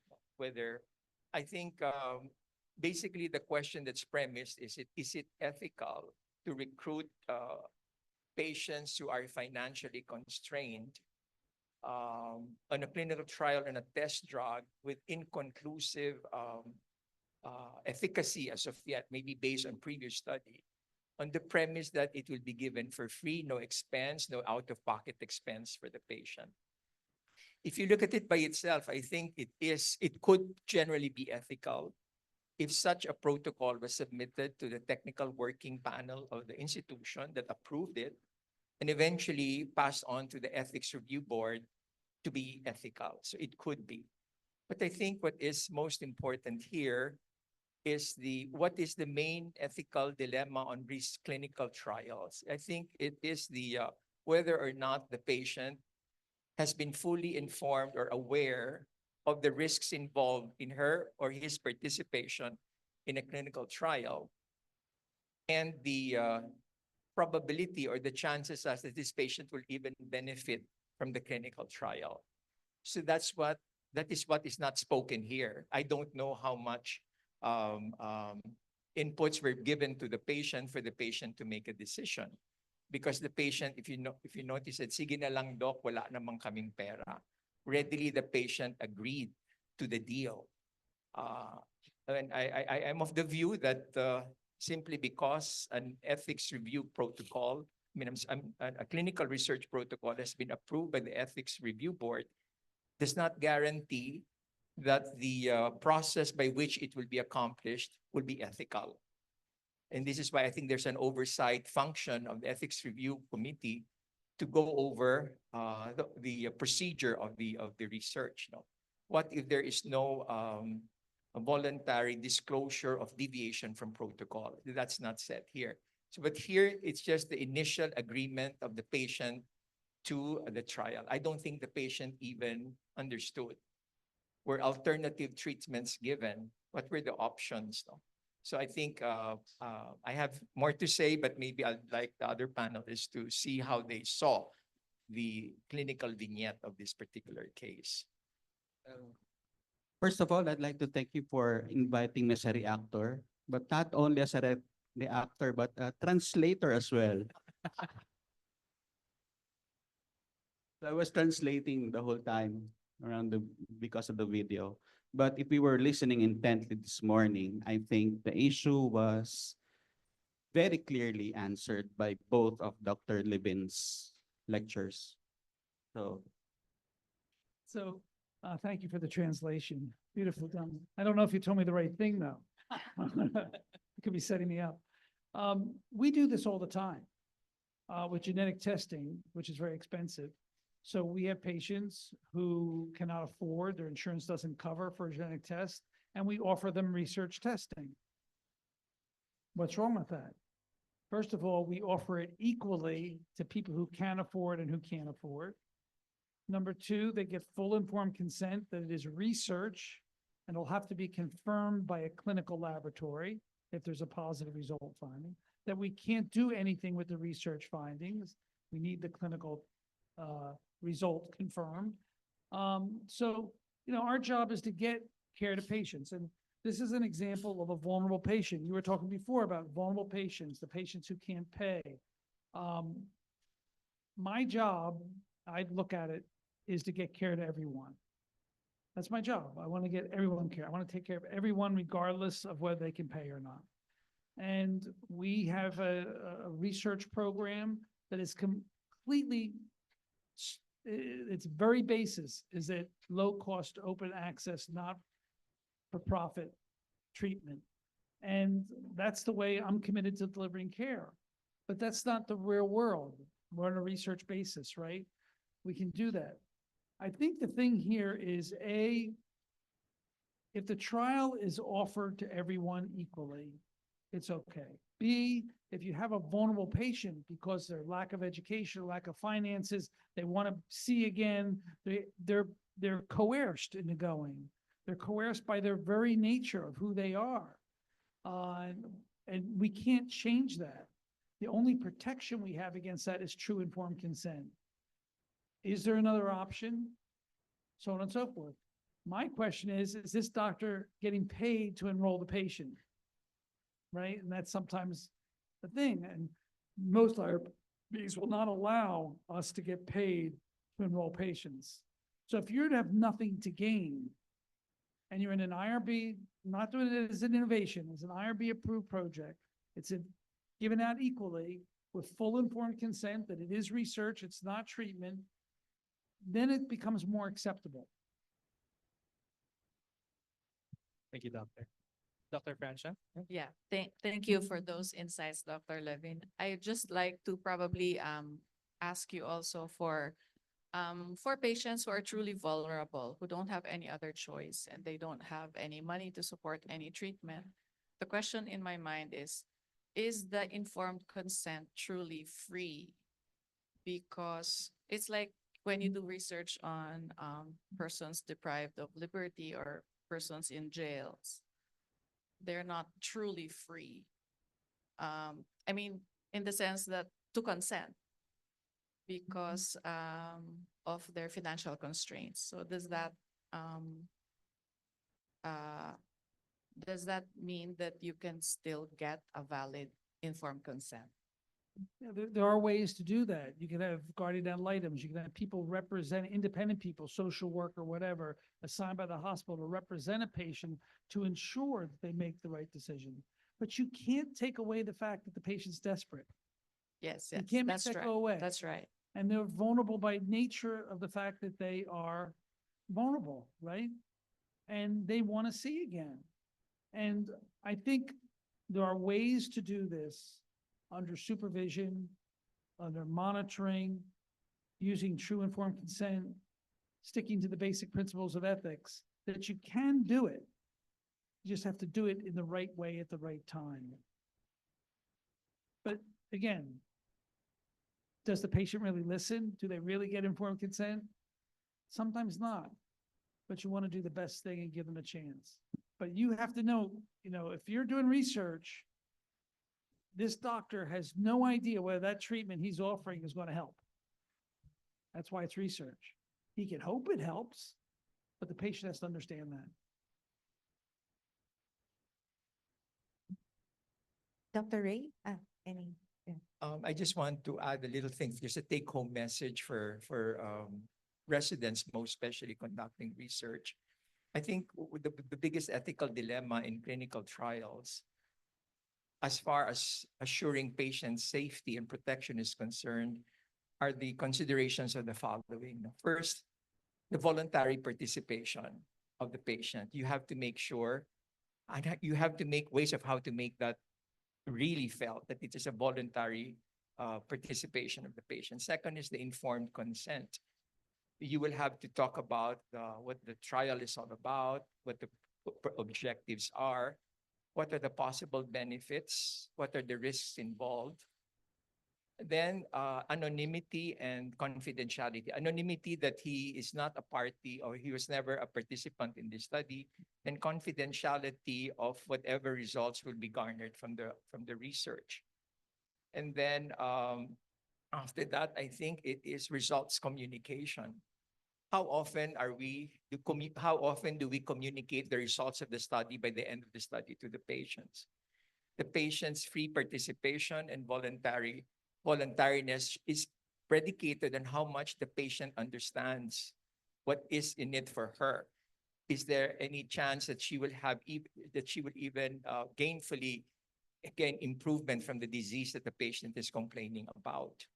So what he has to understand how she could be randomized to the placebo or the test drug, or the test drug against an effective comparator. She has to know that there's a chance I will fall into this. And also, I think important here is patients' right to refuse or to enroll in the study after understanding all of this.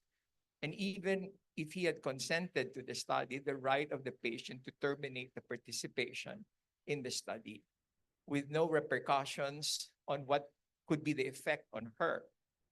And I think once those are clear to the patients, then maybe we know that the patient understood what she's about to go to.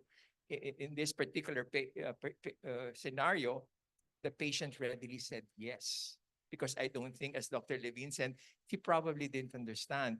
And he's part of the vulnerable populations. He's indigent, probably not as well educated. He cannot comprehend, except that he wanted treatment. And I think the other thing is, if there's already a tendency to do harm or there is no effect at all on this particular patient, the researcher should probably say, okay, we will terminate the study, and this patient who enrolled themselves in this program should be given the standard of care effective for that particular disease because he is vulnerable. I don't know your views on that, Dr. Levin, and trying to, on the other hand, if study results are successful, are found efficacious, these patients, as study participants, should be able to benefit from continuing care if that repeated intervention, successful as it was in the trial, should be given likewise for free for all participants, whether they could afford it or not. Those are just my views, Dr. Levin. What is PCV? I didn't get that. What is PCV? Polypoidal choroidal vascular. It's a vasculopathy. So the question you ask is a very important one. That is, what is the standard of care, right?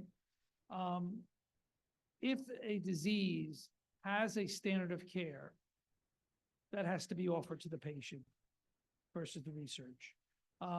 When HIV drugs were being developed and they went to Africa to do treatment trials, after AZT was made and they had different generation drugs, they wanted to do studies comparing the new generation drugs against getting nothing.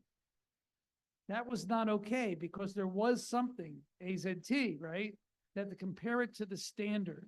And the company had to pay for the AZT. Couldn't just treat with the new thing, right? So whatever the standard is for this condition, I don't treat this condition, I don't know, that has to be offered to the patient.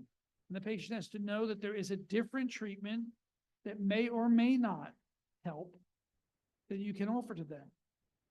The harder question is, what if the standard of care is nothing? Like RP, there's nothing for retinitis pigmentosa right now. So you have nothing else to offer, and then you dangle a clinical trial in front of them and say, hey, how about this? That's interpreted by the patient as treatment. And the only protection you have is A, watch your own financial and make sure you're not doing it for yourself. And B, true informed consent. Now, if the patient can't understand informed consent, you have to do everything in your power to get that information in. Maybe it has to be written in a grade 3 or 4 level. The standard of care in the United States is grade 6 to 8 is the language for consent. If you think about it, a grade 6 student is going to have to understand what you're telling them. That's a pretty low bar, but that's the way it has to be. If language is the barrier, and then if someone has financial incentive to take a treatment, that makes it even harder, right? Because you're getting free care, but they just have to know the truth. It would be equally as bad to exclude patients because they're vulnerable. You can't say, oh, wow, there's all these ethical concerns. I'm not going to enroll this patient because they're poor, because they can't understand. That's just as bad. It's a mistake in the other direction. So the happy medium is going to be truth-telling and informed consent. Yes, go ahead, sir. While Dr. Levin is here, is involved in a lot of clinical trials, I had this toying in my mind for some time, Dr. Levin. In a clinical research, assuming that it is done properly, everything is revealed about the study to the patient that he could understand, in a language that you could understand, for her to freely give her voluntariness in signing the informed consent. What is not talked about openly here is, and what the patient probably doesn't know, is the principal investigator and the entire research team are getting paid for it by the pharmaceutical industry partners. How much of that should the patient know about for the patient to make an enlightened, informed consent? Or should that even be necessary? I was told by Dr. Tuanyo that it is there in the informed consent, but that's probably glossed over with. There's no even amount that is being said, how much the investigator is being paid. Yeah. Or is it legal in terms of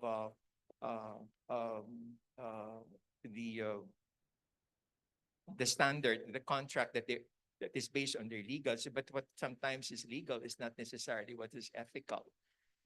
I'd like your views on that. Yeah, I think disclosure is important. We're doing a gene therapy trial right now on an extremely rare disease that has a neurodegenerative disease that also causes blindness.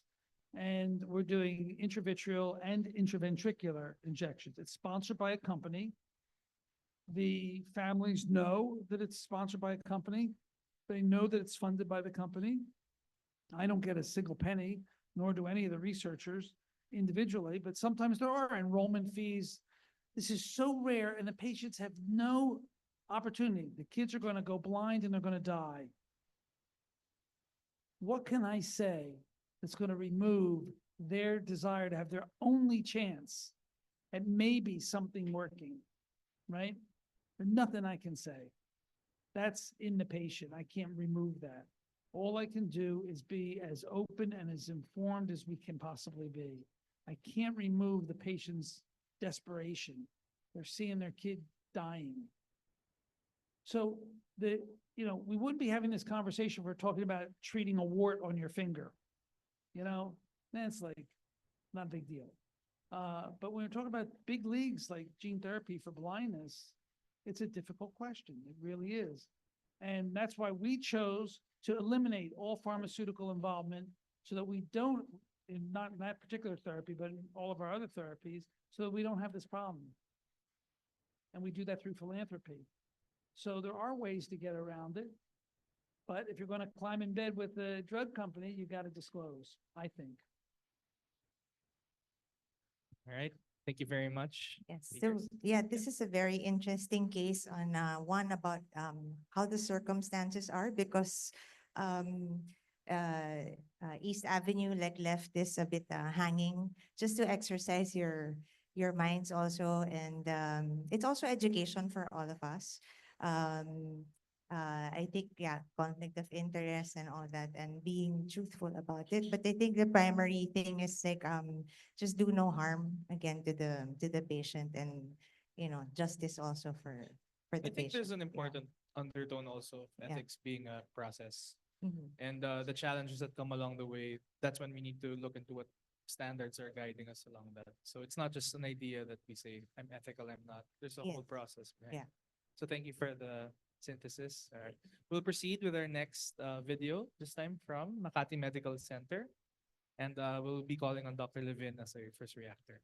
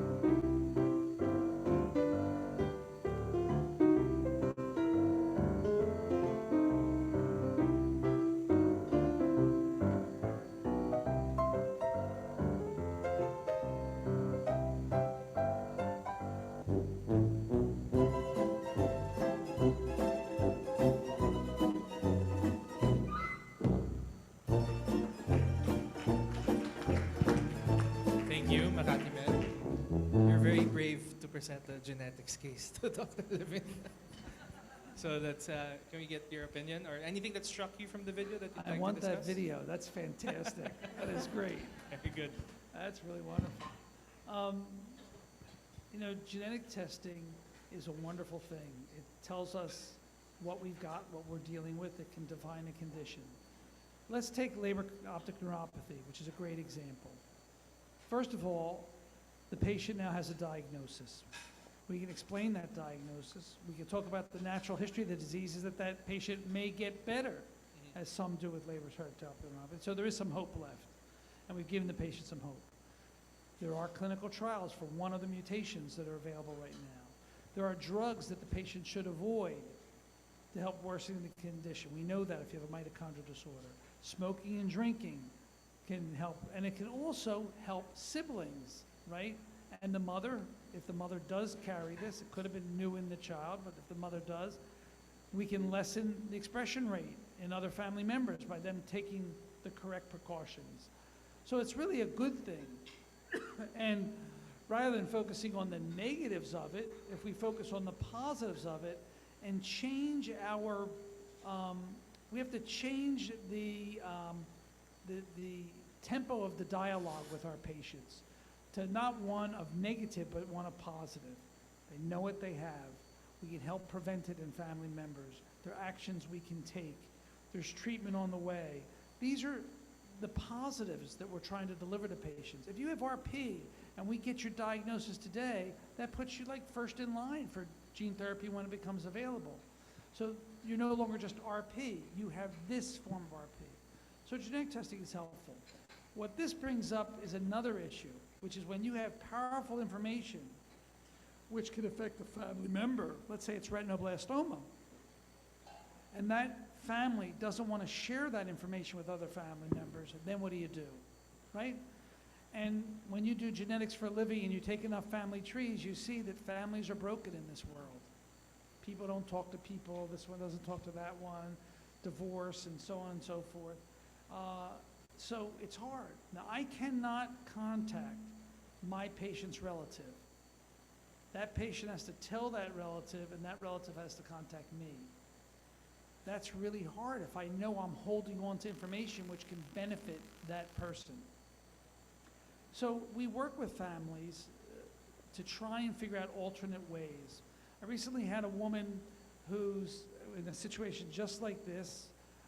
We wanted her to talk to her sister, and she refused. She hasn't been talking to her sister since 30 years because when she was pregnant, her sister said something that made her upset. So we worked out a plan. We said, okay, we understand you don't want to talk to your sister. Could you write her a letter? Just saying what your diagnosis is and offering her this, and you'll never know whether she came to see me. That worked. We have to at least find ways. The other thing you could do is get a social worker involved. Let a clergy person involved. Someone to help this gentleman, the father, work with his distress over his daughter who's got depression. He doesn't want to make her work, to help him see the benefits. Is it going to work? At least you tried. You can't fix everything all the time. But there are ways to try and massage a situation to help it be more comfortable in the outcome. But sometimes it does happen that we have information that we can't get to another family member. Thank you. I guess we can open the reaction to the rest of the panel, particularly on that point. If for whatever reason you, like where do you draw the line, I guess, to how far you want to help the family? If for whatever reason they really just decide, or they don't want to disclose to another member, do you stop at that? Do you try to get to other members in the family? Do you try to coach them through? Is there a guide, something standard that we can use? So there are alternate ways, Yeah. right? Where you can use another family member as proxy for that family member. There are things you can do. I'll tell you a great story. So I had a pulmonary embolism in 2001, right? And I didn't even know it was happened. Chest pain, go to the hospital, blah, blah. And the doctor asked me, is there anybody in the family that has pulmonary embolism? Now, I knew nothing about pulmonary embolisms. I knew nothing about thrombophilia. I knew nothing about the genetics of thrombophilia. I said no. And that night I went home, and I realized that my father had had 3 pulmonary embolisms, chronic phlebitis. He had a central vein occlusion in his eye. I called the doctor up and I said, could this mean anything? The doctor said, and I quote, "You're an idiot." Of course it meant something. And I went to my father. Did you ever tell anybody about this? Oh, yeah. He hated doctors, my father. He said, yeah, they said something about it being genetic. I didn't think anybody would care. Like, benign neglect, right? Then I told my siblings and everybody got tested, so on and so forth. So, you know, families in their best intent, they're trying to do the right thing with no information. They're just patients, they're not doctors. And even a doctor can be stupid enough not to know what's going on. So my point is simply that we can't be responsible for how families behave, how families stay together or don't, what they do. What we can do is we can do everything in our power to get them to understand, to find alternate ways to make things work to the best of our ability. That's all we can do. And as long as we're doing that, then we're behaving in an ethical fashion. Thank you. Doctora? Well, anyway, yeah, I guess that's what we should do, exhaust all means. Right. But then again, going back to the basics in cases like this, in genetics, or even in other medical conditions, the basic ethical principle what we're talking about here is autonomy. But how can you practice autonomy when you're not informed? So very important on our daily lives as doctors is informing our patients well, informing families, informing patients.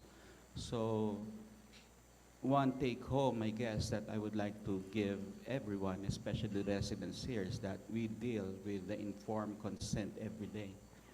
Be it a simple IV line or a retina surgery, we deal with consents. So best not to leave it for granted. You know? Very important, informing the patients. So if you inform the patients, then he has the tools to practice his or her autonomy. One other point, you know, every day, patients come in and say, I don't want you to say this in front of my child. Let the child step out of the room.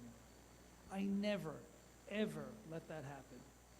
What I do is I explain to the parents what I'm going to say, that I'm not going to hurt the child, that why it's better to tell in front of, why we talk in front of children.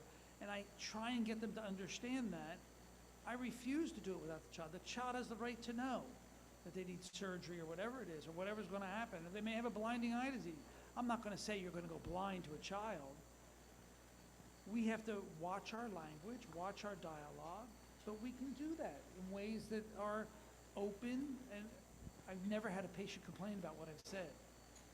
Because we're sensitive. We do it in the way that patients understand. I would ask this gentleman about his daughter's depression. I would talk about how treating that depression might be something. If she's so depressed that she can't take this news, she needs treatment. What can we do to help this family be whole and to heal? Well said. Dr. Francia, you had something to add? Yeah, I was gonna just bring up 2 points, and one point is already is the same as what Dr. Levin just said, that if the father is concerned about the daughter's depression, then I think she does need treatment. And number two, since she already, as a point to that one, she already knows that there's something wrong with her brother. So she's, sometimes, I guess as parents, sometimes we underestimate how much our children, because sometimes, actually they're not children anymore, they're young adults. But the parent will still always look at them as children and want to shield them from, all of that. So I think it's good that the doctor said, bring her along next time and I'll help you through it. The other point is a follow-up to what Dr. Levin said about involving the family. On the other hand, I've had an experience in which the children bring in an elderly parent, and then they don't want to tell the parent. They don't want me to, doctor, don't tell her. how bad her eye condition is. Because like patient might be like 89, 90. And so, so there lies the, I mean, for me, it's a struggle to explain to the patient why the vision is blurred, and still trying to find the common, the fine line between not lying to the patient and not saying it so badly that they say it'll be bad for her heart. She's had a heart attack, and stuff like that. So I don't know how you. Fantasy is always worse than fact. Always, right? And as you said, patient's not dumb. They know something's going on. They know you're withholding information. And I think that we have to develop relationships with our patients that give them the trust in us to allow us to help hold their hand through the process. And I love, as you said, he said, bring your daughter in, I'll walk you through it. That's a wonderful way to put it, to help give support. And it's through building relationships with patients that we can achieve more successfully these ends, I think. Thank you for all those insights on this good case. Yes, we will- have one last yes, video to yeah. show from Western Visayas Medical Center. Dr. Francia will be your first reactor for this.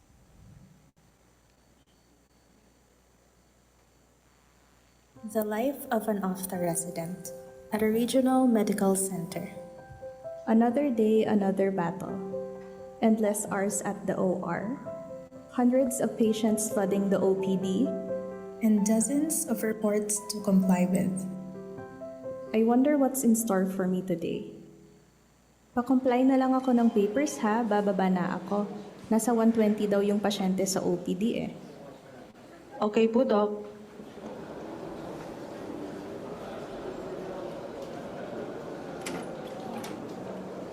Patient number 50, pasok po. Good afternoon po, sir. Dr. Cordova po pala, first year resident dito. Ano po yung may tutulong ko sa inyo? Magandang hapon, Doc. Nice ko po sana magpa-opera dito. Yung kalawang mata ko po kay malabo na. Yung kanan, operahan nito dati sa private, malawan lang siya. May sponsor kasi noon. Ngayon, wala na. Kapos na din kami sa pera. Kaya nice ko na sana dito na lang ituloy. Sige po, sir. Mag-i-examine lang muna tayo. Mukhang maganda yung operasyon ninyo sa kanan, sir. Gawin din po natin yung kaliwa, pero bago natin i-schedule, i-refer po muna kita sa aking senior. Doc, may i-refer po sana ako na patient for phaco. Yung kanang mata, na-operahan na dun sa private. 2020 yung VA at ito po yung post-op refraction. Good afternoon po, sir. Si Dr. Papas po pala ako. Third year resident at ako ang mag-o-opera sa inyo. Hello, Doc. Gusto ko sana magpa-opera dito kasi masyado na pumalabo yung kalawang mata. Yung kanang mata ko malawanag na malawanag. Na-opera na ako sa private doctor. Laser daw ginamit.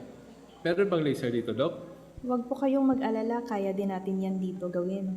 Clarify ko lang po na mas accurate na tawag doon at sa ginawa sa inyo ay phacoemulsification. Karaniwan po ito tinatawag na laser ng mga layman kasi mas mahirap tandaan yung tamang pangalan. At sa tingin ko, magandang candidate kayo dyan. Ang next available slot po natin ay 2 months from now. Pasensya na po na hindi namin ma-schedule agad-agad. Pinaprioritize po kasi namin yung mga urgent na kaso at mga pasyente na bulag ang magkabilang mata. Mukhang may phacopax naman tayo. At maraming lenses. Sige, schedule na natin yung operation ni Sir.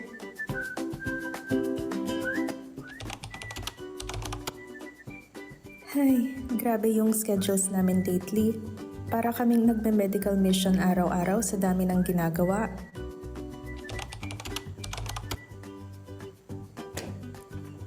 Good morning po, Doc. Cleared na po kami sa internal medicine. Excited na si Papa para sa kanyang operation. Next week na po pala yung operation ninyo, no? Ang bilis lang ng mga araw. Hala, naubos na pala yung phacopax? Paano na yun si Sir? Nag-commit na kasi tayo na phaco yung gagawin sa kanya. Gusto mo bang i-postpone? Kaso, mag-expire na yung clearance niya. If hintayin pa natin yung delivery ng next phacopax. Kausapin na lang natin si sir. Bigyan natin siya ng choice kung gusto niya i-postpone yung surgery o ulit ng labs para maghintay ng delivery ng phacopax. Or if gusto niya ituloy natin yung surgery with M6. Sir, may bad news ako at good news. Yung bad news, marami kasi kaming inoperahan ng nakalipas na araw, lalo na't mga emergency. Yung pinangako ko po sa iyo na phaco ay di natin magawa kasi nakulangan talaga kami ng supply. Yung good news, meron po tayong tinatawag na M6 o Manual Small Incision Cataract Surgery. Pinagkaiba nito sa phaco ay gagawa tayo ng hiwa sa mata ninyo at di na natin kailangan ng machine. Karaniwan naman po namin ginagawa yan dito kasi kadalasan nauubusan talaga kami ng mga gamit. Papa, i-search muna natin. Sandali lang, Doc, ha? Magaling na po ito si Dr. Papas gumawa ng operasyon na yan, sir. Halos lahat ng pasyente namin masaya. Ayos na basa ko. Ayos naman yung M6, Doc. Sige, tuloy natin.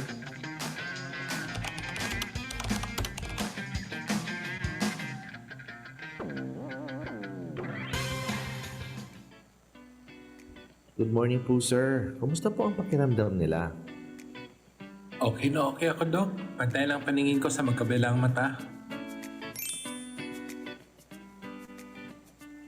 Minsan sa buhay ng pagiging residente, lalo na't sa lugar kung saan kapos ka sa resources, kailangan natin gumawa ng ibang paraan para mabigay ang nararapat na treatment para sa pasyente. Ang mahalaga, maibigay natin yung kanais-nais na resulta at hindi maging threat sa kanilang safety.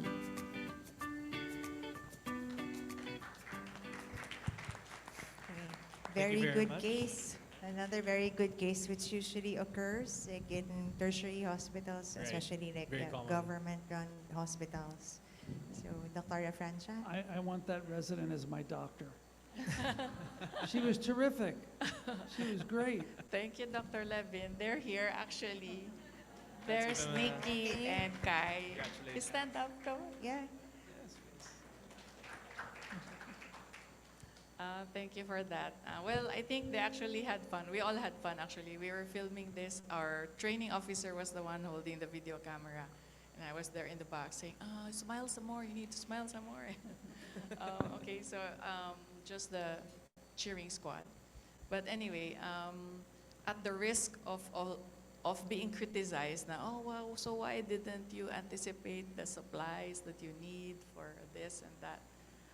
It does happen that no matter how much we forecast, sometimes just a lot more patients come in than you expect. So it does happen frequently, although we do try our best to minimize that. I think our point in showing this is, I think for everybody to keep an open mind about other surgeries aside from phaco, because M6 in general in the Philippines, I think has a bad name to it compared to phaco. But I think if taught correctly, it can still be a viable option to give patients good surgery, good results, rather. Resource allocation is a difficult problem in ethics. And we can't change the world. We can't make everything available to everyone. We can certainly try politically and being active and being charitable and working with the NGOs and doing everything we can. But under certain circumstances, different treatment is appropriate because treatment A is not available. In this case, there's really no difference in outcome, right? 20/20 outcome both ways. And I think the data would support that they're both good operations with great outcomes. And M6 is being done all over the world as the primary surgery. I was in Vietnam and saw a guy who was doing 100 a day. Sitting there doing 100 a day. So there is value as long as we're making the decision in the best of our ability in a given circumstance for a given patient.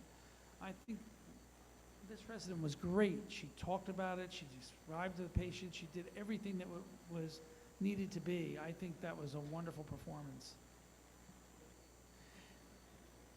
If I can maybe throw a question to any panelists here. Well, Yeah, go ahead. just like how we forecasted it, the video shows us exactly how to do it. Okay? There's not much to discuss about any dilemma whatsoever, but I think it's right to put the ethical principle justice in here. You know? We can have two different viable surgeries to offer, you know? But as long as we make sure that we offer it to anyone, regardless of status, age, sex, economical status, I think that is what we have to do.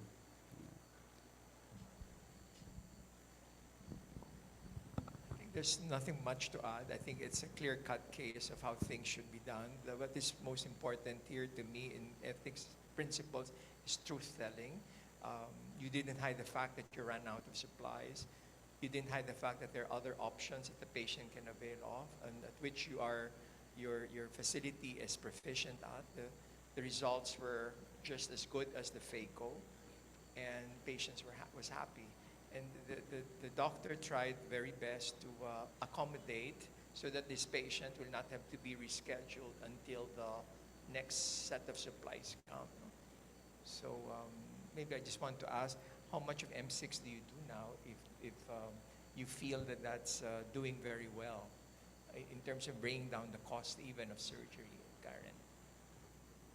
Actually, now I think we do a lot more M6 than phaco, and the phaco is more of to fulfill BBO requirements and maybe a little over that as long as we have supplies, because they really do need to learn phaco.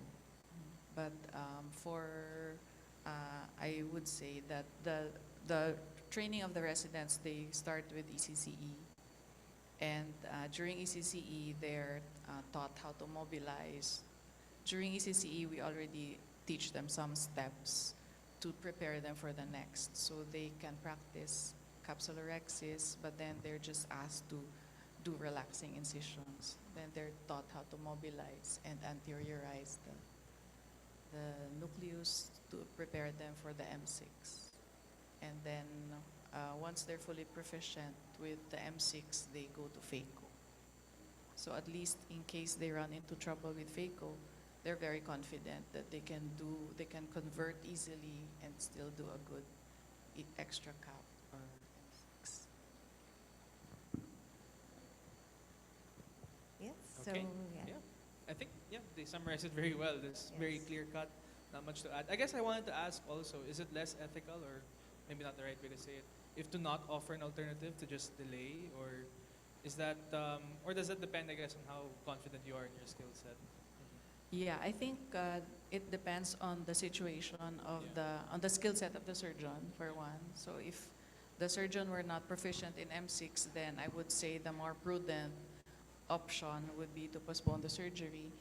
But of course, in our institution, the protocols to repeat everything is time consuming. Right.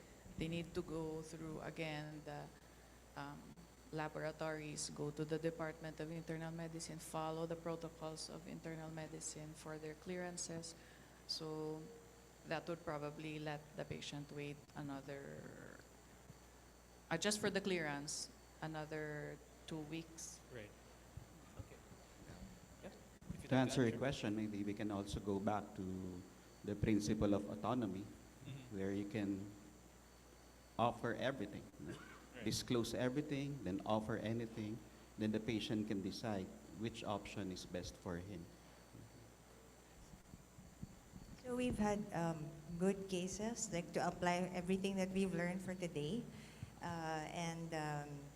Any questions from the floor? Any comments, reactions? Yes, Dr. Tuanyo. I've learned a lot this afternoon. And the topic was how do you apply ethics? How do you teach ethics to our residents? And it's very hard to teach them. You cannot lecture on them on that.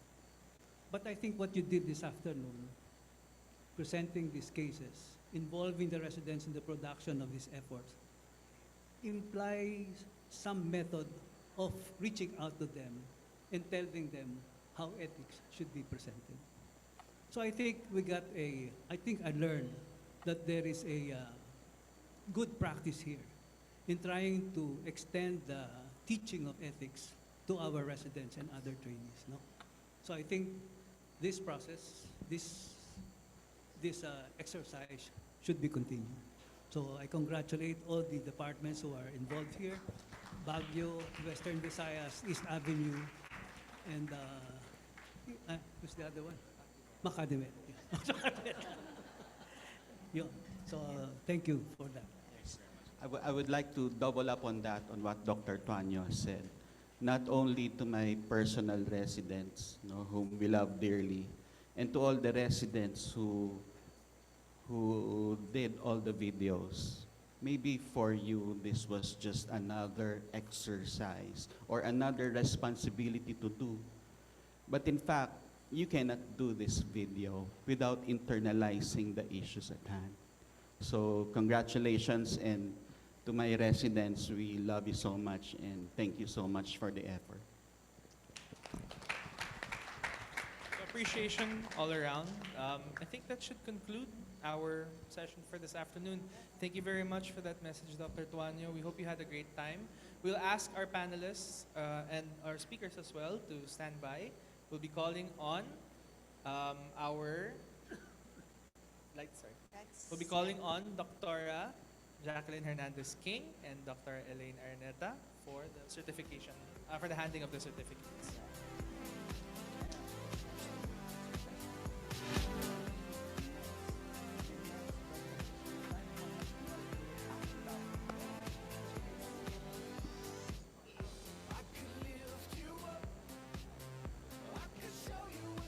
Joining the certification awarding, we'll also be calling Dr. Cesar Perez as a representative of the Philippine Academy of Ophthalmology.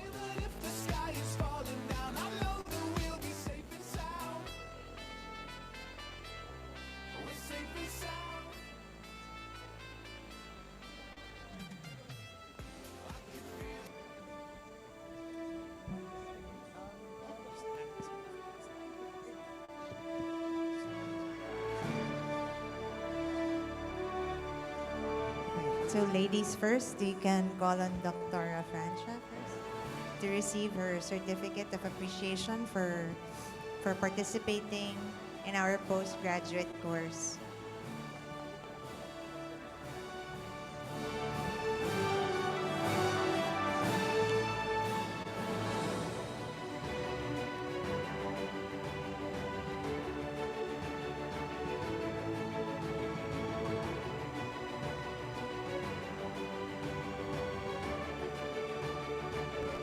Thank you very much.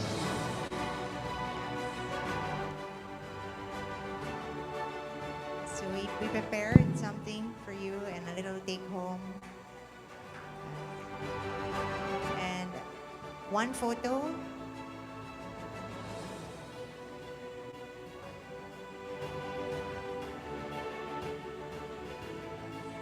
May we call on now Dr. Ray Santos.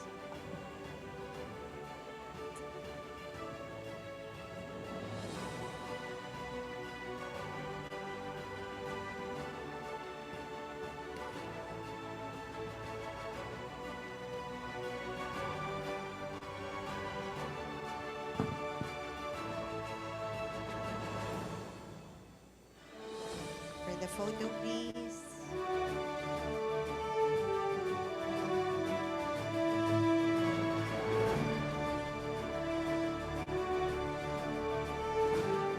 And can we call on Dr. Renz Fernandez?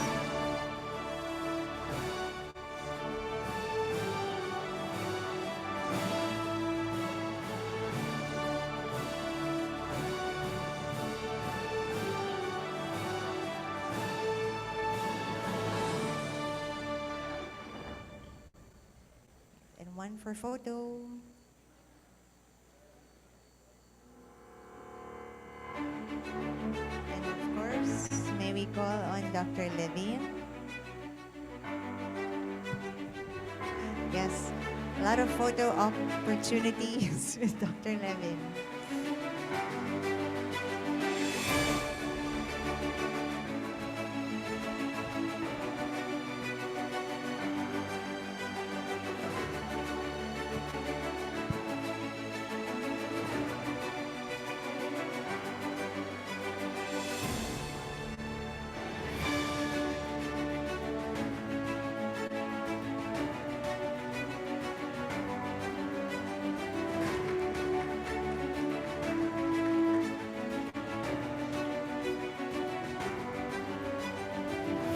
also congratulate Dr. Alvina Pauline Santiago.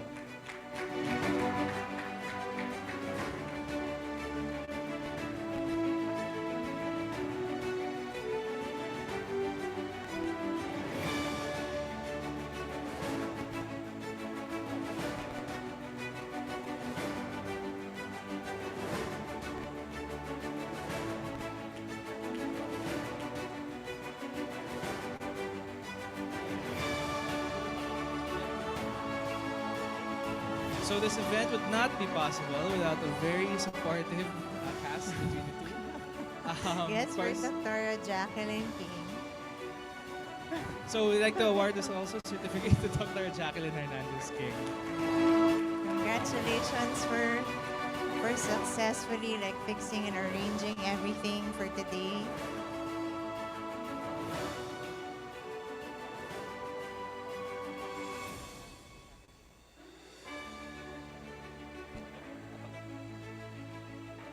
And next to her, of course, Dr. Elaine Araneta. Yeah, so we have the dynamic duo of ethics of Makati Med.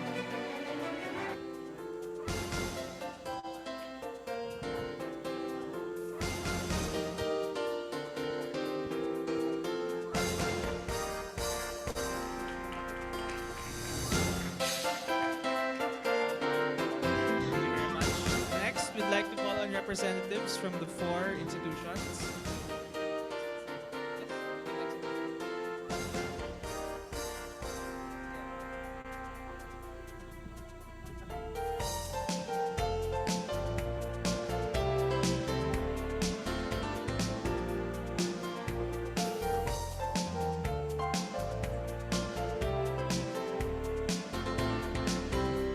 So for our appreciation also for the residents, we also prepared, we also have like tokens for, like amidst their busy schedule, we congratulate the residents for, making the videos like for everybody's learning for today. That hopefully, it will inculcate and be applied in your own daily practice. So,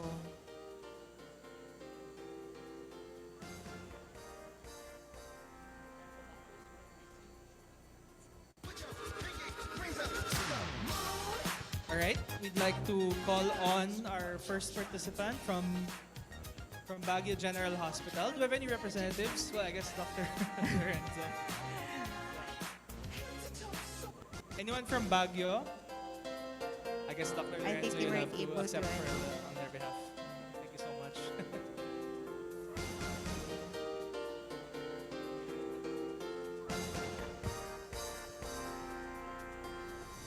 yes, so for the residents, we have Dr. Renz Fernandez to receive our token of appreciation.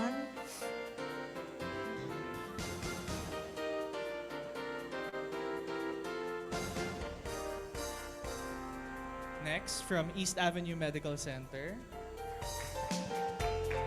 We have the resident from East Avenue. Yes, so please.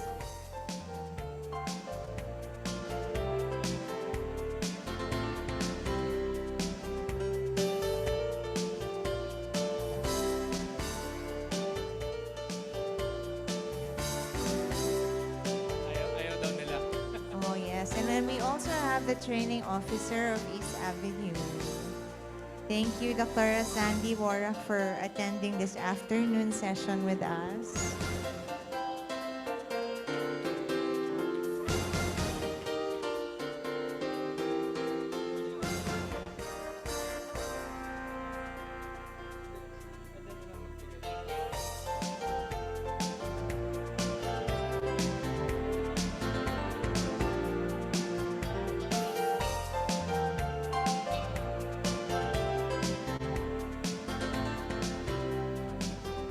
Next, from Makati Medical Center.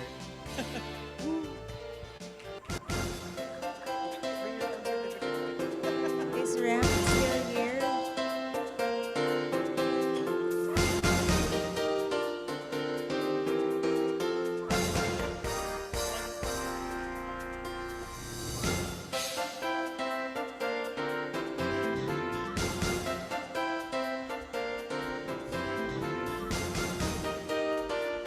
Congratulations to Makati Medical Center for making all of this happen.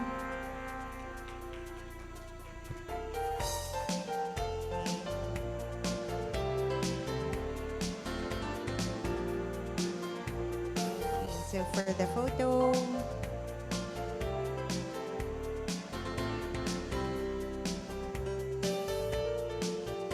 Right? And last but not least, Western Visayas. thank you for flying in all the way from Iloilo.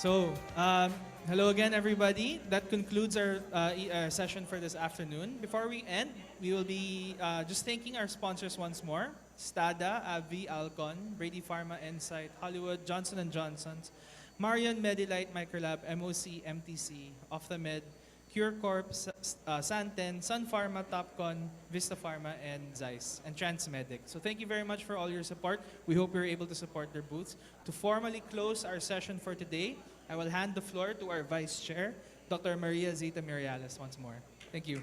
Good afternoon. I started with good morning, so now this is a good afternoon. What an enriching day this has been. It is filled with insightful discussions and the exchange of valuable ideas. A heartfelt thank you to our esteemed speakers and resource persons for generously sharing their expertise. Today's session has reminded us that the practice of ophthalmology requires not only cognitive and technical proficiency, but also the ability to adapt to evolving social dynamics, including advancements in AI and the influence of social media.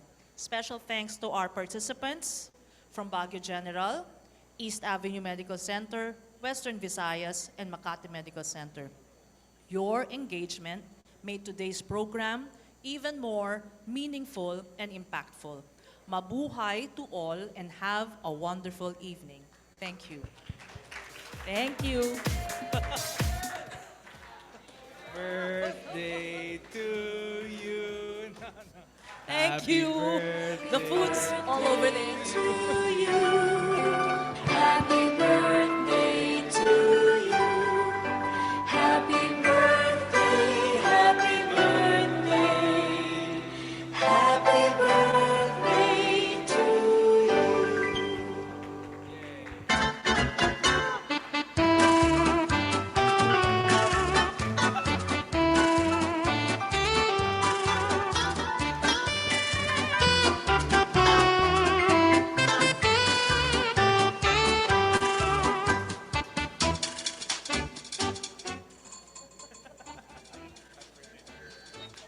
All right, thank you, everybody. Have a safe trip home. Hope everything went well for you guys today.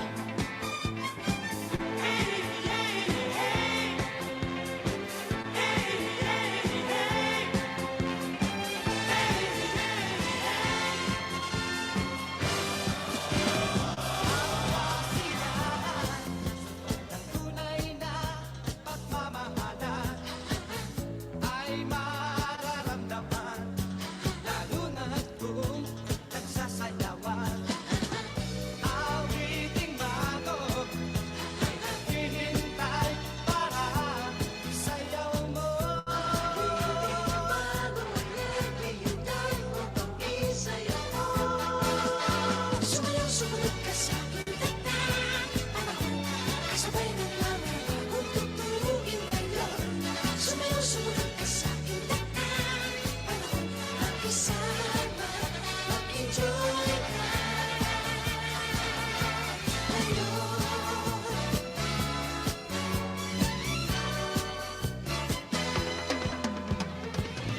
Panahon natin ay nakikipaglaya't sundin. Masasayang awitin, nararapat na tangkilikin. Awiting bago ay naghihintay para isayaw mo. Awiting bago ay naghihintay upang isayaw mo. Sumayaw, sumunod ka sa aking panahon, kasabay ng mga bagong tugtugin ngayon. Sumayaw, sumunod ka sa aking panahon, makisama, mag-enjoy ka.